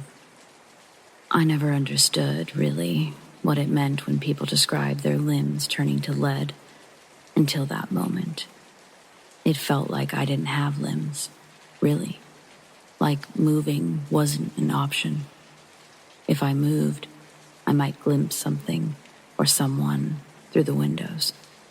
The person could see me running around the house, freaking out, and decide to come after us after all. So I sat there, my mind steadily going blank as my heart sped up and limbs refused to move. In the game of fight, flight, or freeze, I'm the freezer. Kira, on the other hand, is a fighter. She spins around and looks out the window, but can't see anything because besides the motion light on the porch, it's too dark. So naturally, she gets up, grabs a stray dog toy, which just so happens to be a tug-of-war rope with a ball on one end, and opens the door. I tell her very calmly to shut the door and stay inside. She ignored me and stepped out onto the porch. She comes back inside after not seeing anything, but to my utter disbelief, she disappears to the kitchen and comes back with a knife and goes outside again. This time, she's gone for a handful of seconds before running back inside and slamming the door shut. Breathless, she tells me that she went out a bit into the yard and she saw the outline of a man by the rundown dog kennel we don't use anymore. When she saw him and froze, he moved. This time, she listened to me when I told her to lock the door. I managed to call Mom despite my head being empty and my limbs being lead, and she convinced me to get up, make sure all of the doors were locked, including the basement, and make sure the dogs were inside. I ended up making Kira go into the fenced-up section to drag Samson back inside because I couldn't get my legs to move after thinking about doing it myself. Cowardly, I know. After Mom got home and looked around, finding nothing, we called the non-emergency number for the police, not wanting to bother them in case we were overreacting. 2 cops came by and walked around our yard and found nothing. We got the sense they didn't believe us, but instead saw us as 2 overexcited girls with exaggerated imaginations. Still, they humored us and told us, after we told them about the park, that if I think anyone might be following us, or if someone's acting a little too creepy, not to drive straight home and to check if anyone's following us. Then they left. To this day, I'm pretty sure the only people who believe someone with malicious intent came to our home in hopes of finding 2 teenage girls is Kira and me. Though, whether or not whoever it was the guy from the park, we're not sure. But it's too coincidental, isn't it? That the same day we have multiple encounters with this guy who goes out of his way to get close to us. A car inch along behind us, that we also have an almost intruder encounter.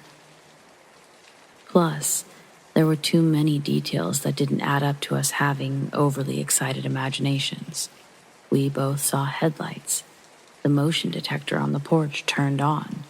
The storm door opened and stayed open until Samson jumped up to look out the door's window. It's a very noisy door, and it makes sounds when opening and closing. We heard footsteps. Kira saw someone. And the dogs don't run up to the door like that and bark their heads off if no one's there. I don't know if whoever was at our house was the same guy that ran into us at the park. If it was, I don't know if the reason he cut in front of us as close as he did was to test how our dogs would react to him. And them not caring at all, or the first time wagging their tails, convinced him that they weren't a threat. I don't know if he was in the car that inched behind us and stopped when we stopped. I don't know what would have happened if Calvin didn't have a scary, manic bark, or if Samson wasn't tall enough to look out the high windows on the door. I don't know much of anything. What I do know is this. If you're out and about, minding your own business, and a stranger is taking a lot of notice of you, following you, frequently running into you, or whatever, trust your gut. Don't drive or walk straight home. Meander, go to a public space, or just take your time. Pay attention to your surroundings. You never know who's watching you.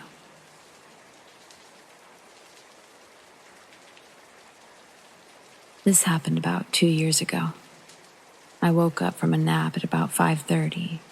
I remember because I checked my phone, and when I did, I had a message from my mom. The message read, "I'm at the store. I'll be back in about 30 minutes. I responded back, "Okay, I love you," like anybody would. She responded back, and I went about my day. I started to feel hungry, like 10 minutes later. So I got up and started walking out of my room. Out of nowhere, I hear my mom calling my name. And she said to come help with the groceries. I said, "Okay," and I asked, "Where are you?"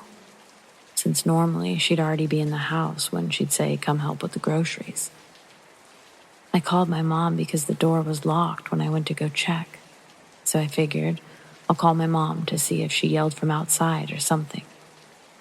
So she answered, and I asked, "Are you here yet?" And she said, "No, I'm grabbing toilet paper." My heart froze, and suddenly, I wasn't hungry anymore. I hung up the call, not even saying bye, and ran to my room. I tried to stay calm until she got home. Like 10 minutes went by, and I hear my name being called by my mom. "Come help with the groceries." I walked out of my room to see her in the kitchen with a bag of groceries in her hand. And I said, "Okay," like nothing ever happened. That experience still creeps me out to this day. So I'll start by saying this is probably going to be a long one. For some background information, my family's from North Carolina. My papa, grandfather, was born and raised in rural western North Carolina. And my mama, grandmother, was from the Middle Eastern end of the state. My mama is Native American, with her family living in the same area as far back as the 1890s. Being a Christian didn't stop her trust in the beliefs of her people. She was born with the veil over her eyes, which is basically where part of the amniotic sac detached at some point and attached to the baby.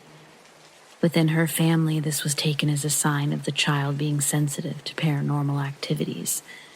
And growing up, it proved true for her. Fast forward to my birth, I was born the same way. My mama was both pleased and worried when she saw.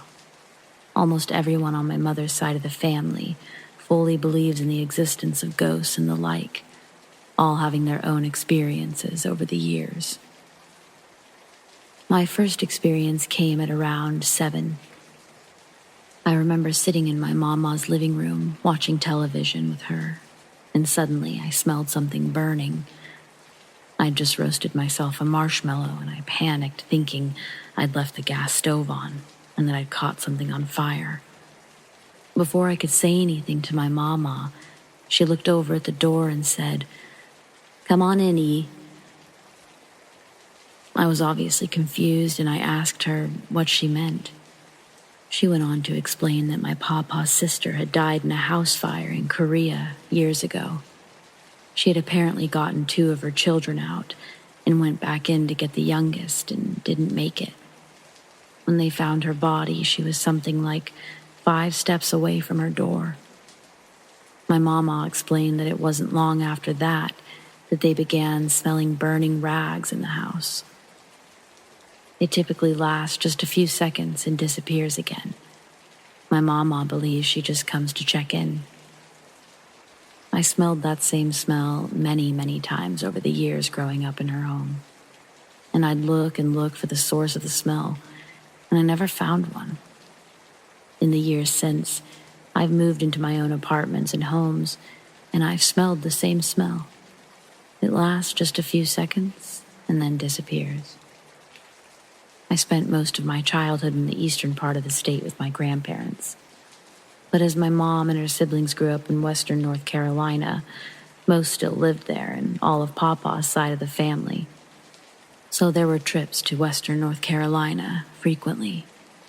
In the fall, my mama would go up and pick apples by the trailerful and take them back and sell them. My second encounter occurred when I was in middle school. It was fall, and I remember because as I bolted back out of the house and tried to get my mama, I tripped over the trailer holding her apples and ended up eating dirt. Then I hobbled around with a busted shin for a few days. Anyway, I went inside the house to get my mama's drink for her, and as I walked past the hallway that led to the bedrooms, I noticed something out of the corner of my eye. When I looked, I was frozen for a minute. At the end of the hallway, next to my grandparents' bedroom door, was a woman I'd never seen before. I remember she had long, loose, dark hair and wore a blue pantsuit. Think of a really old woman going to church. She looked at me and smiled slightly. As she turned her body to fully face me, my legs remembered that they could move, and I took off. I explained to my mama what I saw, and my stepdad immediately moved to go inside because he thought someone had broken in through the back door. Something that wasn't really common in our area, but not unheard of. My mama quickly waved him off and took me inside. Hidden in a photo album in her closet, she pulled out an old black and white photo of a woman standing on a porch and asked if this is who I saw. It was, and this was a picture I'd never seen before, and apparently one of the only two that she had of her mother. My mama sat me down in the living room and explained it all to me. The outfit I saw her in was the one she was buried in, and while she normally kept her hair up tight in a knot in order to keep it out of her face while she picked cotton or cooked or whatever she was doing, they decided to leave it down for her funeral. This was all shocking to me. My mama didn't talk much about her mom, as she died when my mama was very young, resulting in her dropping out of school to take care of all of her younger brothers and sisters, and then eventually all of her half-brothers and sisters. My mama is the oldest of 18 children. The final encounter I'll write about is one directly related to the other two. About 3.5 to 4 months after I saw the woman in the hallway, I got sick. Not just a little sick, but pretty bad off. This was in the 90s still, and while my mama believes in doctors, she also believes in the medicine of nature. It's not something I'd ever use for my children now, but I also know that it works, so if there's ever a zombie apocalypse, I've at least got some medicine. I was given the medicine and wrapped in blankets.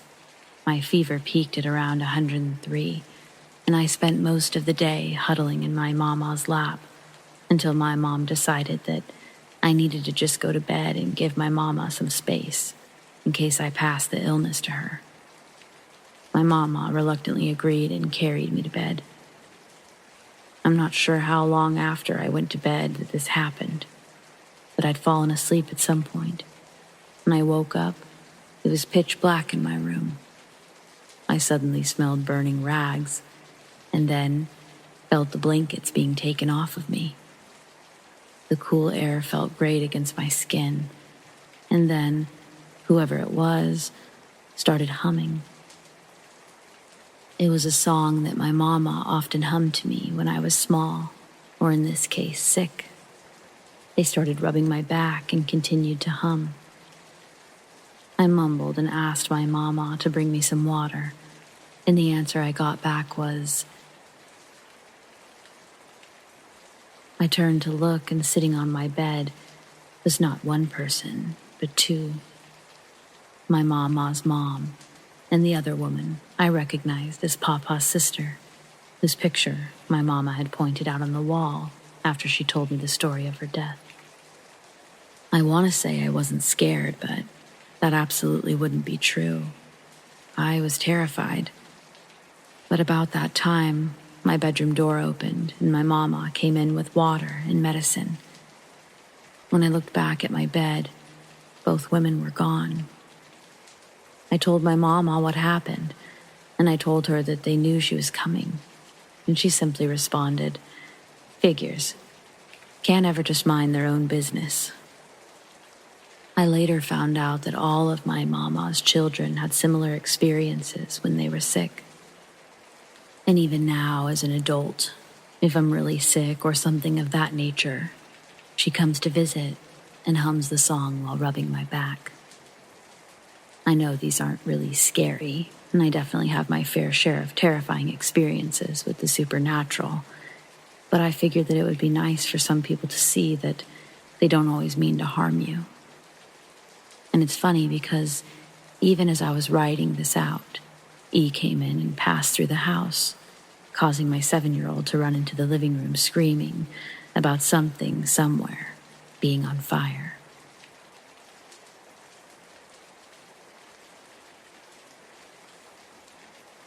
It was raining. An ambulance's approach can be heard just beyond the hill in the distance. I'm no longer sitting in my driveway, listening to the Vikings game on the radio. I'm no longer in my car at all. An inhale brings the cold air into my lungs, piercing the warmth they once held. Exhaled in a fog in front of me. As if waking from a dream, my conscious senses begin to construct the reality around me. A quick glance down reveals that I'm now standing on the ledge of a bridge. The waters below travel at an unforgiving pace. A dark, raging current witnessed from what is surely a perishable height. Shock and terror propel me backward. My legs react before my brain, and I desperately cling onto the metal light pole that shared the small ledge with me. Tight in my embrace, I notice that I'm not alone. On the bridge, standing in the road, I locked eyes with a young man. He's in distress, holding a cell phone up to his ear and pleading with someone not to jump. I realize his requests are directed towards me. And suddenly the darkness around us is extinguished by the arrival of ambulance lights. Behind the ambulance is a cop car. The officer leaps out of his vehicle and runs towards me, telling me to hold on. When they help me back over the steel bridge rail, I'm led to the back of the ambulance where they take my vitals, and the cop asks what I was doing up there. I didn't know. I didn't know how I got up there. I didn't know where I was. And my car was nowhere to be found. But I told him everything that I could remember, including that the last place I saw my car was in my driveway. I accept the ambulance ride to the local hospital where they can do some tests on me. As we walk in, I see that it's almost 4 a.m. Earlier that day, or more accurately, the day prior, I dropped my partner off at the airport. I didn't want to alarm her just before she got on a plane, but I had a mini heart attack on the freeway while driving us there. The steering wheel fell through the fingers of my left hand, but I held on with my right. After a series of violent palpitations, somehow, by the grace of God, my heart rate started to calm down. We make it to the airport and say our goodbyes. As the sliding glass consumed our final gaze, I felt my heart start to act up again. A horse in my chest, spooked from the trot of a death gallop. In anticipation for the pain to grow, I quickened my steps to get back in the car and scramble for my heart medication in the glove box. It's the music of a dead man, I thought. while the pills dance and crash into the orange walls of the bottle, like maracas as my shaking hands try to steady the beat. With a few drops of moisture found in a Gatorade bottle under the seat, I managed to swallow the 2 pills. Then I sat in the airport parking garage and turned on the Vikings game for a while, until I felt confident to drive again. When the first quarter ended, I began my trip home. During the drive, I decided to get some McDonald's. I take the exit ramp, but then I have to look again because it seems somehow I'm merging back onto the freeway. The cars behind me are honking, and I hastily merge back onto the freeway, thinking what happened could be blamed on an absent-minded distraction. Like when you walk into a room and forget what you were there for. I'll just get food closer to home, I thought. And that's when I saw the McDonald's bag sitting in my passenger seat. The hunger pains I'd previously felt have manifested into sharp jabs of fear and doubt. The sensation is breathtaking. I hit the hazards and pull off to the shoulder, and I dig inside the bag for a receipt. If the time on my dashboard was correct, it had been a half-hour difference from when I got my McDonald's to tapping my hazards. But what truly scared me was that there was another bag under the McDonald's. A paper bag with a pack of Marbreds in it. I don't smoke. That receipt unsettlingly reads just shy of 10 minutes to the dash. The truest confusion draws tears to my eyes, and I sob, parked on the shoulder, as the Vikings game goes into halftime. My partner won't be landing for another hour, and as I contemplate what to do next, it's hard to ignore my paranoia that this could happen again. I know I probably should have just stayed there and called an Uber or a cab. But the expenses involved in letting my car get towed consciously pushed me back onto the road. By the end of the third, I'm about to reach the exit into town, 4 miles away. Looking down at my hands, I'm shaking again. But vibrating through the shakes, water droplets start forming on the back of my hands. The car isn't hot. I don't feel hot, but I start to feel the dampness of my hands begin to transfer throughout my body. Drops of cold water race from the nape of my neck down my spine. I think I'm having a profound cold sweat. The sweat begins to get in my eyes, and it makes the steering wheel hard to grip. I hear an ambulance climbing the rows of traffic behind me. My car is in the lane it will be obstructing soon. The lane next to me opens up, and I grab the wheel as steady as I can and begin to get over. Using extra caution, I look back and then forward. What was originally in front of me was a silver Mazda. Then, in the blink of an eye, an entirely different car. Maroon Chevy Tahoe, on an entirely different street. I'm on my street. In the game, it's almost over. As I rip into my driveway, I put the car in park, and I rest my head against the headrest as I contemplate calling an ambulance. A part of me just wants to go inside and go to bed. But it's in that moment that I'm transported to where I started the story. The ledge. From gas pedals beneath my feet to the stone of that ledge. All in the blink of an eye. The officer that night must have felt pity for the state that I was in, because after I was shipped off to the hospital, they did a sweep from the bridge back to my address, looking for my car. The officer showed up at the hospital, and he says that they'd located it, telling me that it was indeed parked in my driveway.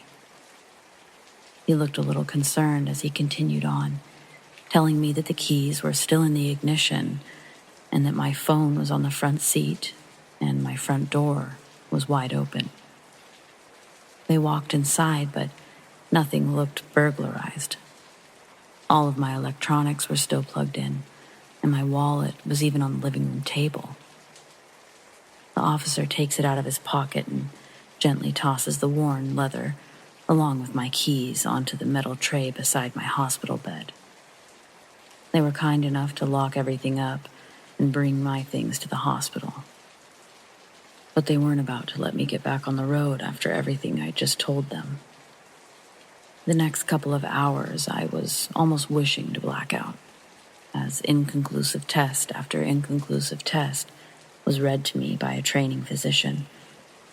And as much as I wanted to safely stay in the confines of my hospital room, under the watchful eye of medical professionals, it was made pretty clear to me that staying wasn't going to be an option. At this time, there was nothing more they could do for me. Call us if you experience another episode, were the last words spoken to me at the ER. Well, actually, I did hear from the receptionist, "Okay, be outside in 5 minutes," as she confirmed that she'd called a cab for me. Once again, I was utterly alone in the world. My cell phone was dead, but at least back in my possession. The whole cab ride home, my eyes rapidly panned from the road to the clock every 30 seconds. Terrified, I'd blink again to find an unfamiliar world around me. And now I had to worry about somebody else being involved. When the cab pulled up to my house, I didn't bother waiting for any type of change. Just tossed the driver some 20s and made my way to the front door, which was still closed and thankfully not wide open. Entering the house, I noticed immediately it's permeated with the thick smell of cigarette smoke. The Marbreds that were previously on my passenger seat are now laying on the floor of my living room. 4 smokes are missing from the pack. My loathing for the moment turns into spiteful determination to figure out this puzzle of mind and body. When my phone turns back on, tons of voicemail notifications and text messages start filling up my notification bar. While it's still vibrating, I call my wife and I tell her everything up to that point. She reacts exactly how I expect her to, probably exactly how any loving partner would. She tells me that she's finding a flight to take out tomorrow, to stay home, and that she'll get a ride back. Unfortunately, since then, this has not been an isolated incident.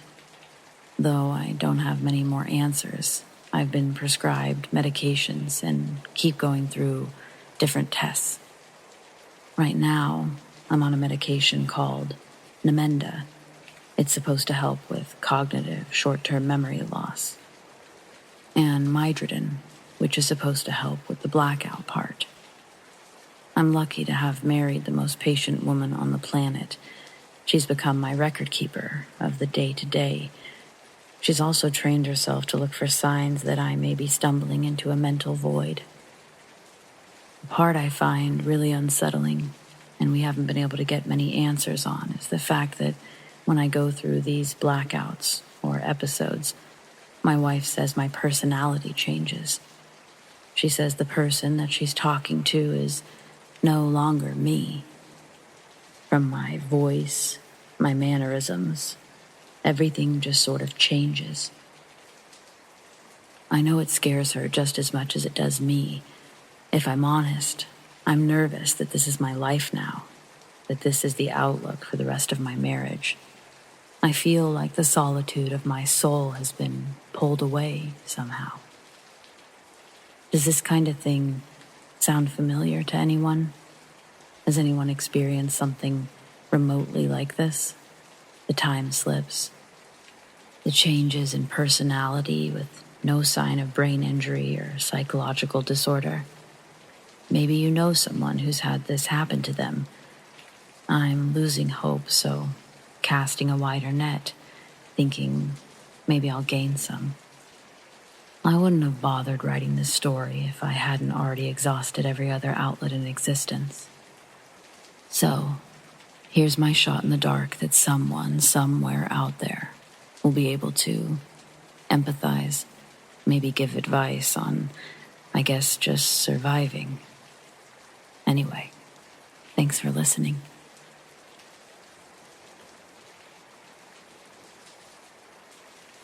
I was at the laundromat today with my father and my 1.5-year-old. To kill some time between loads, I took my extremely active tot outside where he couldn't destroy things. There was a gas station about 30 yards next door, and there was a 6-foot chain link fence halfway between that separated the lots. The area just outside the laundromat that's connected to this fence was a little grassy, sandy, open area with one large tree right in the center. My son runs outside, turns, and starts running around in this area, laughing and playing, which is great. After about a minute, he starts running up diagonally towards the fence in the direction of the gas station. I'm laughing behind him, watching his little legs go, when all of a sudden, I hear footsteps approaching behind me. So I turn and look, and I kid you not, it was like the movie Get Out. This man was just straight, knee to chest, running straight towards my child, with manic eyes. I bolted and scooped him up. I darted back into the laundromat so fast. I glanced back over my shoulder when I was taking off, and the guy was now on his knees, laughing and then rolling around, being all weird. I'm not sure if he was mentally ill or high, but I was shaking so bad because I had no clue what his intentions were.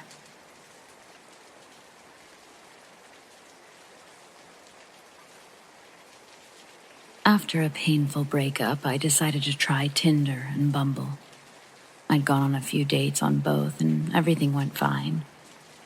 This one guy on Tinder seemed nice enough. He was attractive, intelligent, and a school teacher in the area. We talked for about 2 weeks before the idea of a date came up, but he said that he'd been in a recent auto accident leading to a concussion. He was thus advised against unnecessary driving for at least a month. As a person in the medical field, this checked out. We talked for about 2 months as he was healing, and then finally had our date. We had lunch at a place that he picked. It was fine. The food was good, and the alcohol selection was nice. He was rude to the waitress, which put him in the negative, along with his MySpace photo angles. After lunch, he asked if I would take a walk with him through this park. I said yes. We drove there separately. It was about a mile away. We walked through the park until we came by some swings. I beelined it for them because I love swings, and there was no one else in the park. As I was happily swinging, he stood there watching me. Finally, he asked, "Hey, what do you think would happen if you were to die right now? How would you feel?" And I laughed, feeling happy on the swings. I would be happy, I guess. And then he asked, "Well, what would you feel if someone made that happen?" And so I asked what he meant, and he elaborated. "What would you feel if I were to make you crack your head as you fell off the swings?" And that's all the specifics I really remember, because what followed was this guy describing how he would kill and torture me. I don't remember his specifics, but I remember thinking, oh, fuck, there's no one here. Let's keep him happy. And I was agreeing to certain words like scream, pain, and big. Finally, a family started down the hill towards us, and I fucking booked it. Him at my heels, blathering on about whatever. I got to my car, and there was a full audience at this point. And he leaned into me saying, "So, I'm going to lean into you." And I flinched away from him. He straightened up and ran to his car and left. I tried to report him on Tinder, but he'd already deleted his account. He never told me his last name. He explicitly wouldn't when I asked that day. 2 weeks later, he texted me saying that my manners were horrible and that my swing set banter was terrible. I blocked him and had nightmares for weeks afterwards.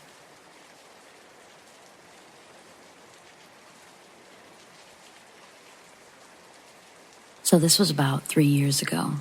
It still creeps me out. I was 18 at the time. I'm now 21. I was walking home from work at the local pizza joint, and I took my usual route home.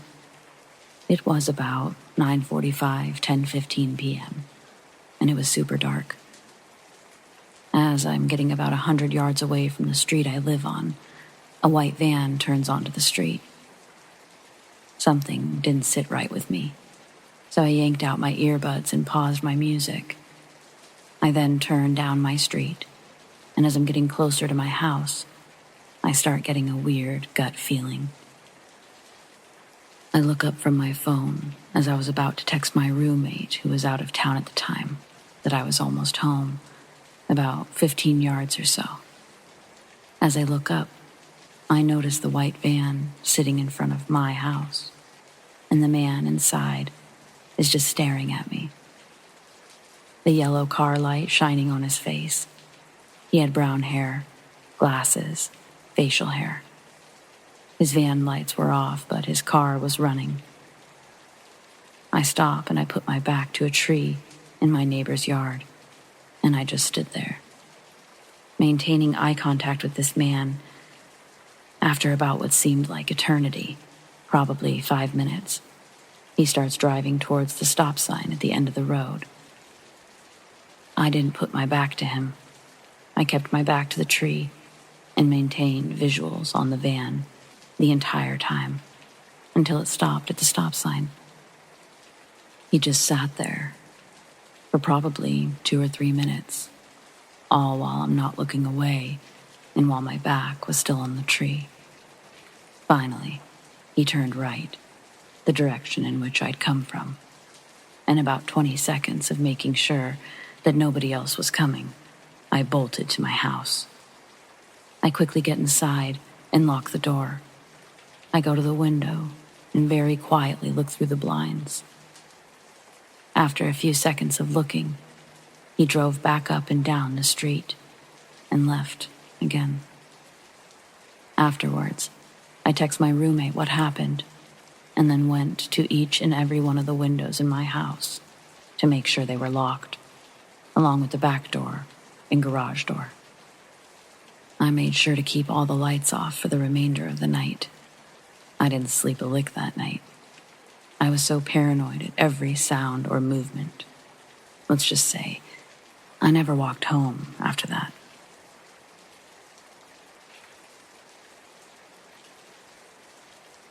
This happened a long time ago, when I was in college. I was renting this one-bedroom dump of an apartment. It was tiny. The area wasn't too bad, though. It was in a really quiet residential place. Despite it being small, I didn't have much else to complain about. Well, that was until the activity happened. Weird things began to happen. For example, I woke up one morning to find a meter-long black hair in my mouth. There was an empty apartment next to mine, and I would occasionally hear a baby crying in there in the dead of night. I regularly suffered from sleep paralysis and horrible nightmares. I lived in room 101, and I couldn't believe that I was the only person living in the block. It was quiet, real quiet. Occasionally someone would move in, but before long, they'd move out. I mean, there could have been other residents for all I know. I just remember that the apartments were pretty much empty all year round.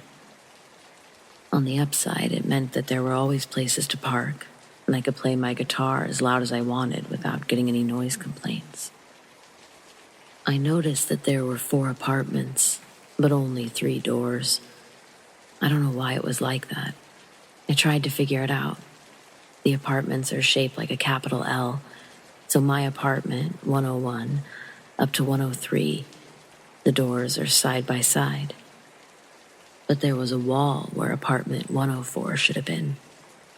The reason why I thought that there should have been an apartment there was because there were 2 floors, and the layout of the apartments were the same. And there was an apartment 204 above where apartment 104 should have been.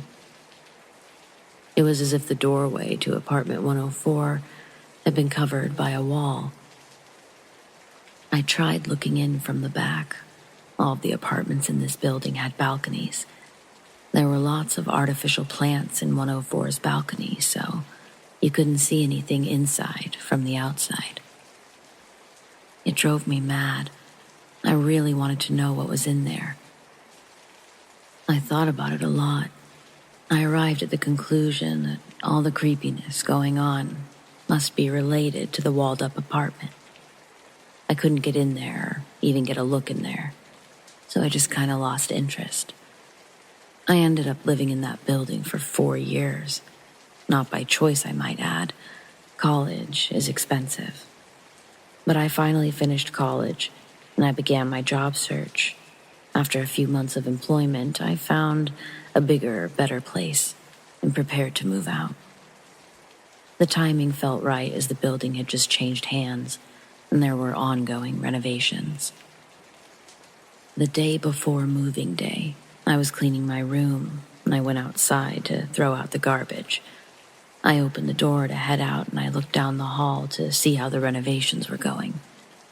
They were working on apartment 104, and they were breaking down the wall. I guess that the new owner of the building wanted to maximize his income by adding a new apartment. Smart move. I threw out the garbage and headed back to my apartment. After some more cleaning, I headed to the nearby convenience store to grab something to drink. The wall was completely demolished now, and I could finally see inside. Better still, it seemed like the renovation crew were taking a break. I was thinking that this was the moment that I finally find out the cause of all the activity in the apartments. The sleep paralysis, the crying baby, all the spooky things. My heart was pounding in my chest as I approached. I looked inside the apartment, and the place was covered in so much dust and soot. It was clear that no one had set foot in there for years, maybe decades. I could see the main room, and the layout was pretty much the same as mine. The walls were black. I thought that it was just more dust, but when I took a closer look, I noticed that there was something else, something written on the walls. The letters were very small, but they were there. I think that the original color of the wall in that apartment would be white because my walls were white, and the letters were white. Some letters were black, though.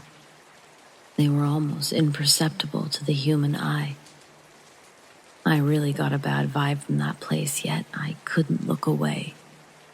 It was like I was staring at something more than just letters on a wall, like there was something else in there. You know how you can look out at a body of water and your mind conjures up the idea of a deadly animal beneath the surface, like a shark or a crocodile. It was like that. My eyes were glued to the wall and to those letters.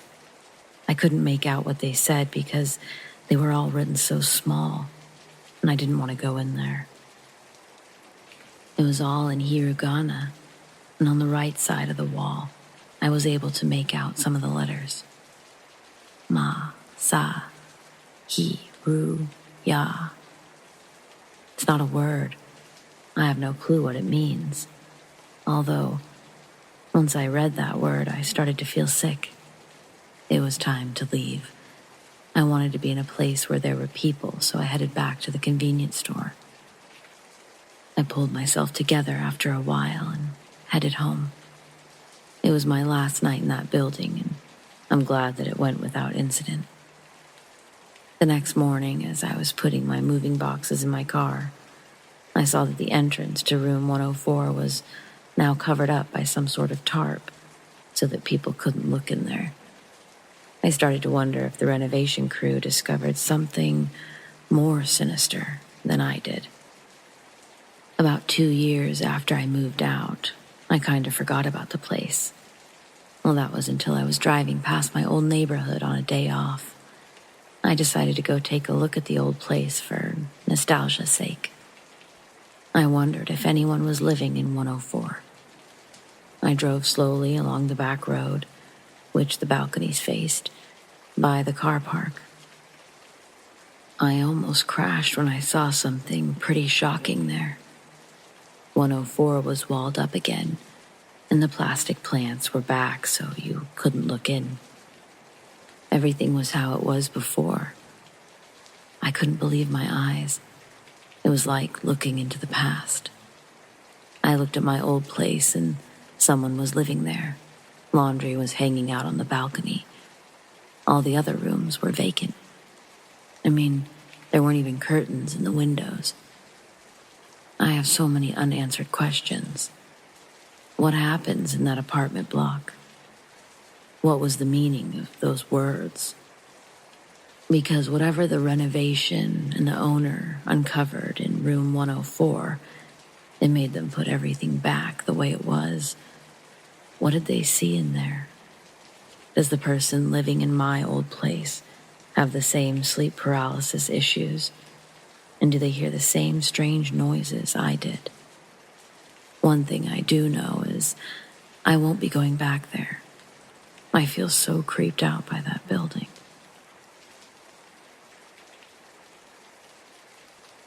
I grew up in the countryside, and when I say the countryside, I really mean the middle of nowhere.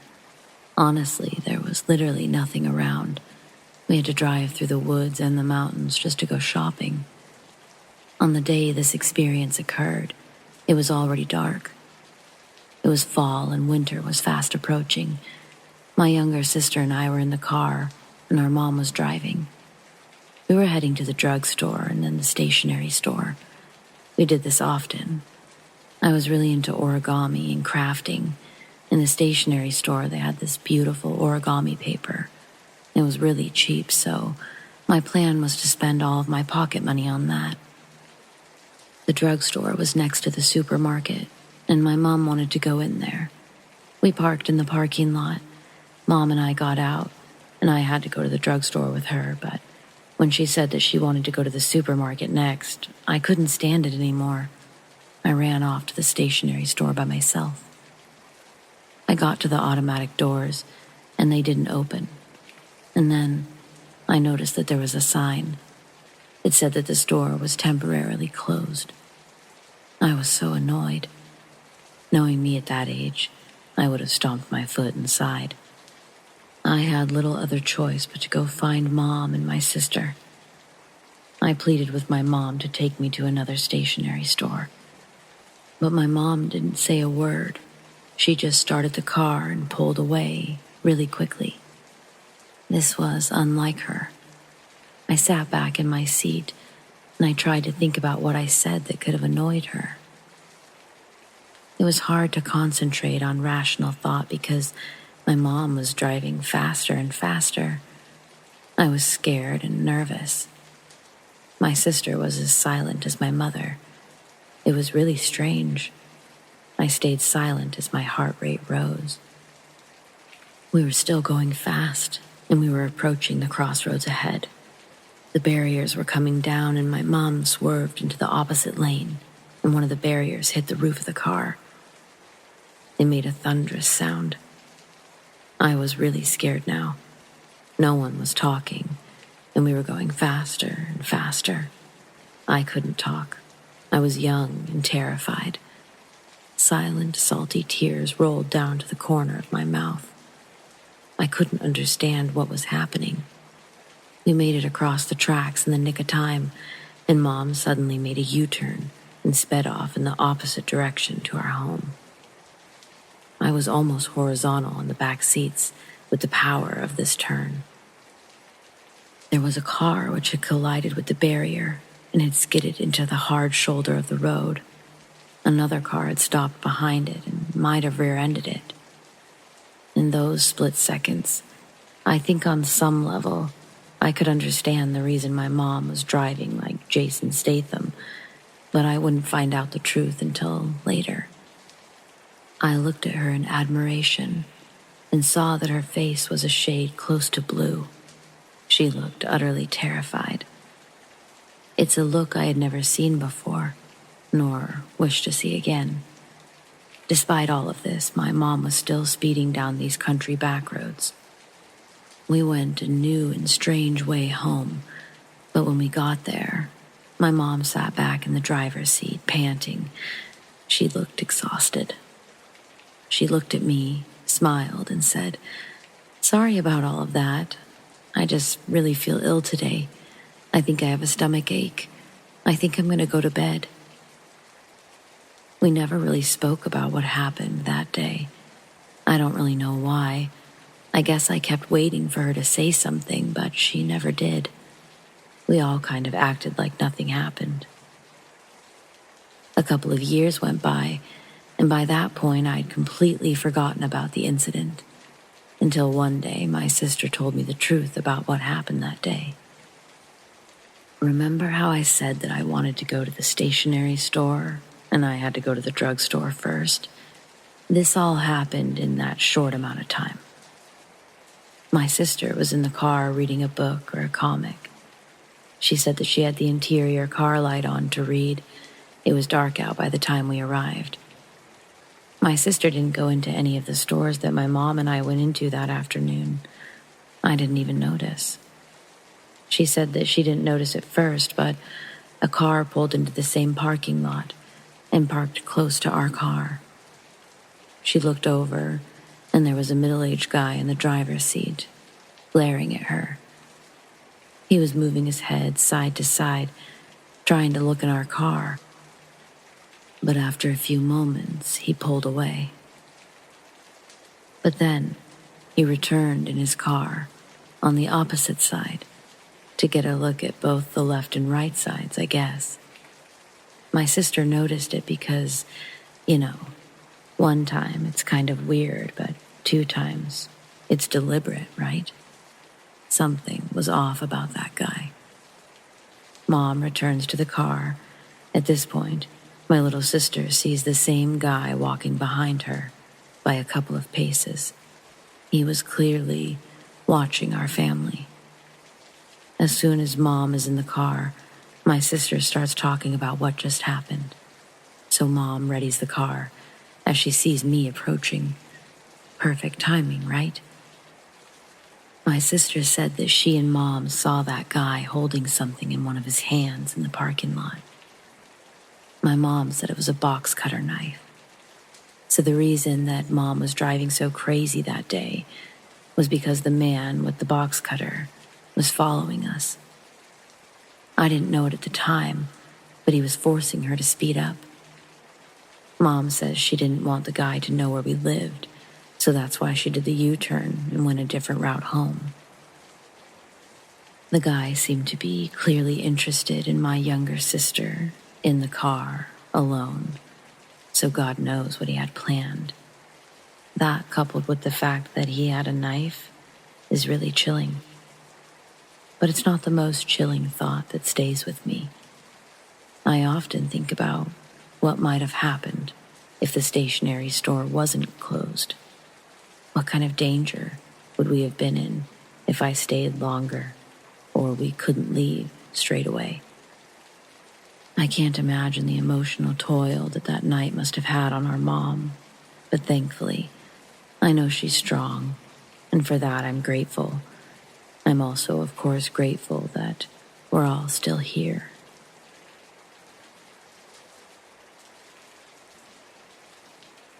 My mom's dog, Punky, rest in peace, was a very sweet, loving dog. She was an ESA dog, but trained to be a service dog for PTSD before she lost her leg. I had never seen her get aggressive with anyone in the entire 12 years she lived. She never growled or nipped anyone. And she had no sense of smell, so she loved all animals and people. A real gentle giant among our little terriers at 60 pounds. What I'm getting at was that her barking at something and being aggressive was so wildly uncharacteristic that I only saw it once. I was 11 years old at the time, and I was at home with my siblings, 2 and 6. My then stepdad was at work, and my mom ran up to the gas station to grab a pack of cigarettes. It was only a mile or 2 away from us. For reference, we lived in a 2-bedroom trailer in the middle of the woods, on a dead-end road at the time, and you had to really make an effort to get down our road, find our house, navigate down our rickety driveway, and find the door.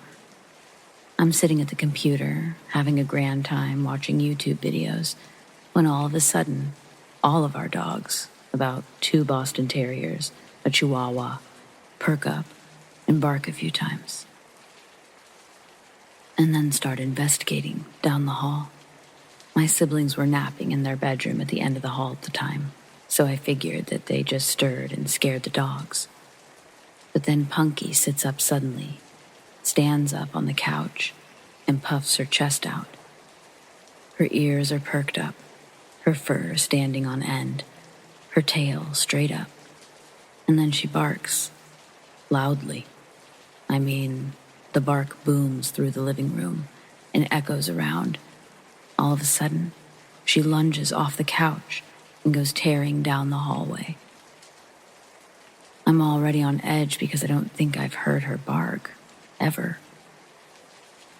She's a Basenji mix, so her bark is more of a baying sound, but this was a big, loud, alert bark. I stand up to go look down the hallway, ready to fight off what I'm assuming is a shadow monster in the hallway, based on how the dogs are acting. But then I hear it. Knock, knock, knock.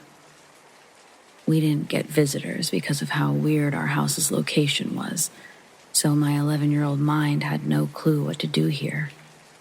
The only people who showed up were family, and they didn't knock, so I slowly walked towards the door. The knock drew the attention of the dogs, and they came running back down the hallway, all except for Punky. And I felt better with all 3 of the yappy dogs in the room with me, even if they were all the size of New York City sewer rats. I opened the door just a bit, and standing on our porch is the sketchiest man I think I've ever seen. I can still picture him perfectly.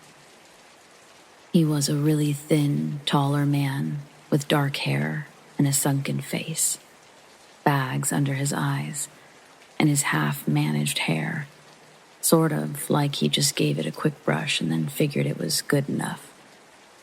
Everything about him seemed just a little too thin, a little too shallow. And his clothes were all off, too. They were nice, but fake nice, you know?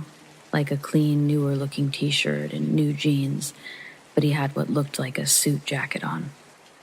All of his clothes were dark, too, despite the fact that it was summer in Texas, and the weather was definitely into the hundreds that day. He also had this plain, unlabeled bottle in his hand. It looked like the label had been covered up or taped over. I stare up at him in confusion because I definitely don't know this man, and I ask what he wants. He smiles at me in this way that's way too fake, like this exaggerated and forced grin, and he spoke in the same voice retail workers do. "Hey there, kiddo. I'm trying to sell this here carpet cleaner." And he shakes the bottle at me. "Mind if I come in to show you how good it works?" Alarms are going off in my head because he just seems so off. Looking back with an adult perspective, the fact that he didn't ask if my parents were home is unnerving because he probably knew they weren't, and that's why he was here in the first place. I should have told him to get off our property, that I'd have to go get my mom, something except for what I said, but I didn't. Instead, I just shook my head and said, "No, we don't have carpet." "Well, it works on other things." And he took a big step toward the door and shook the bottle at me. I start to freak out and think to close the door, but the thing is, our front door didn't even have a lock. Small town, hard to access home, We never needed a lock, so that's basically useless. I'm sure there's something very wrong about to happen, and I'm terrified as I think about what to do in the few seconds I think I have before it does happen, when all of a sudden, I hear it. Punky had crept up from the hallway, lowered toward the ground, with her teeth bared and snarling. Like she was feral. She had slobbered, just dripping from her mouth. Her ears were down, and she was ready to pounce. The guy hears it too, and as I look toward Punky, she tries to lunge past me, and I just barely catch her with my leg as she tries her hardest to duck past me and attack this guy.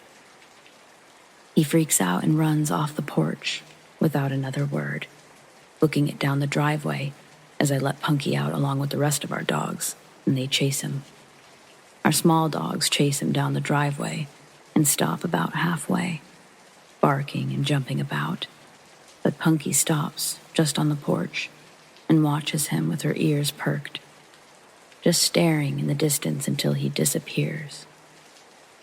I swear I saw someone join up with him, running when he got onto the road. The second he disappeared, Punky's entire body language changed, and she went back to being the sweet dog I knew. No barking or growling, just laying around, mouth and throat covered in slobber still. I realize my siblings are still down the hall, and I run to check on them. When I get to the bedroom, my siblings were sleeping soundly still, but the bedroom window was wide open, the curtains pushed all to one side, and the items on the dresser in front of the window all shoved around.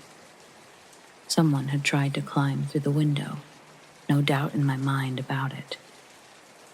From what I can gather, the bedroom window was visible from the couch where Punky was sleeping, so I think someone was trying to climb through the window before Punky went after them and scared them off, and the man at the door was meant to distract me. They definitely didn't expect Punky, a bigger dog, because most of the time she was with my mom inside, while our smaller dogs were the ones that saw public eye more often. I don't know what they intended to do, but after my mom got home, she took us to my aunt's house, and on our way there, we saw the men walking up someone else's driveway. Men, plural, because we watched a second one split off to wait by the road. So, to the two men apparently going door to door to sell their unlabeled carpet cleaner, I'd really rather not meet again.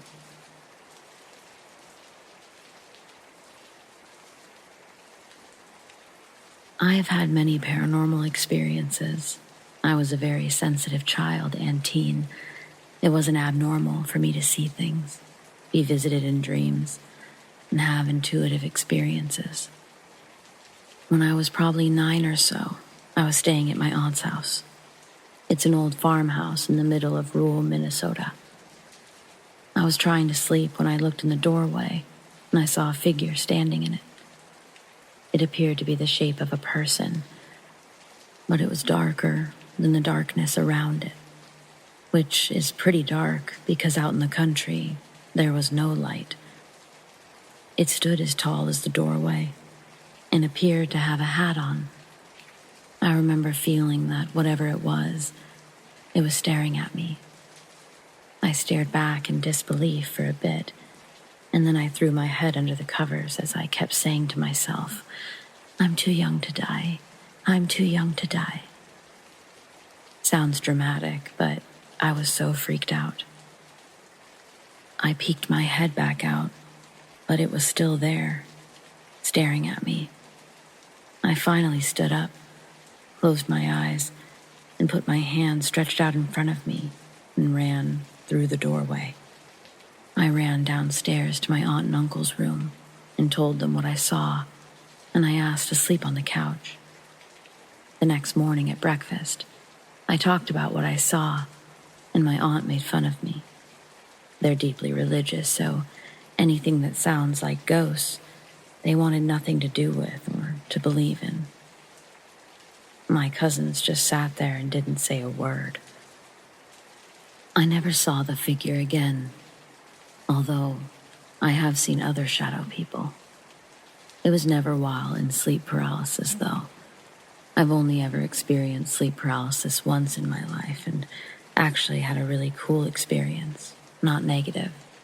But whenever I look up information about the Shadow Man, it's always people who are in sleep paralysis. Also, from what I've heard, there is someone called the Shadow Man or Hat Man who wears a hat, and it's said to be a bad omen if you see it. I don't recall anything bad happening around the age of 9, though. Is there anyone else who can relate to me and say that they saw a shadow person with no paralysis? Or the Hat Man? What was your experience?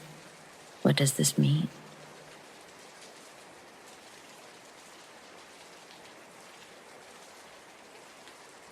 I don't really know if this belongs here, but it's such a weird yet insignificant event that I need to share it. I was at a family event today, Queen's Platinum Jubilee, and unfortunately, my family eats that kind of thing up. There were a few relatives I knew but hadn't spent a lot of time with. While I sat away from the main celebrations with my partner and one of the kids, she was 9 and took a shine to us, I thought I could smell smoke. I didn't vocalize it, didn't even look up from my phone, I just thought it. The girl looked at me and said, "You're right. They're having a fire next door. You can see the smoke." She then proceeded to point above the trees, where there was smoke. My partner asked what she was going on about, and she didn't reply. I later asked my partner if I'd spoken out loud about the fires, and she said no. I also thought shouted her name for like 10 minutes after, and I got no response. So, less psychic and more glitch.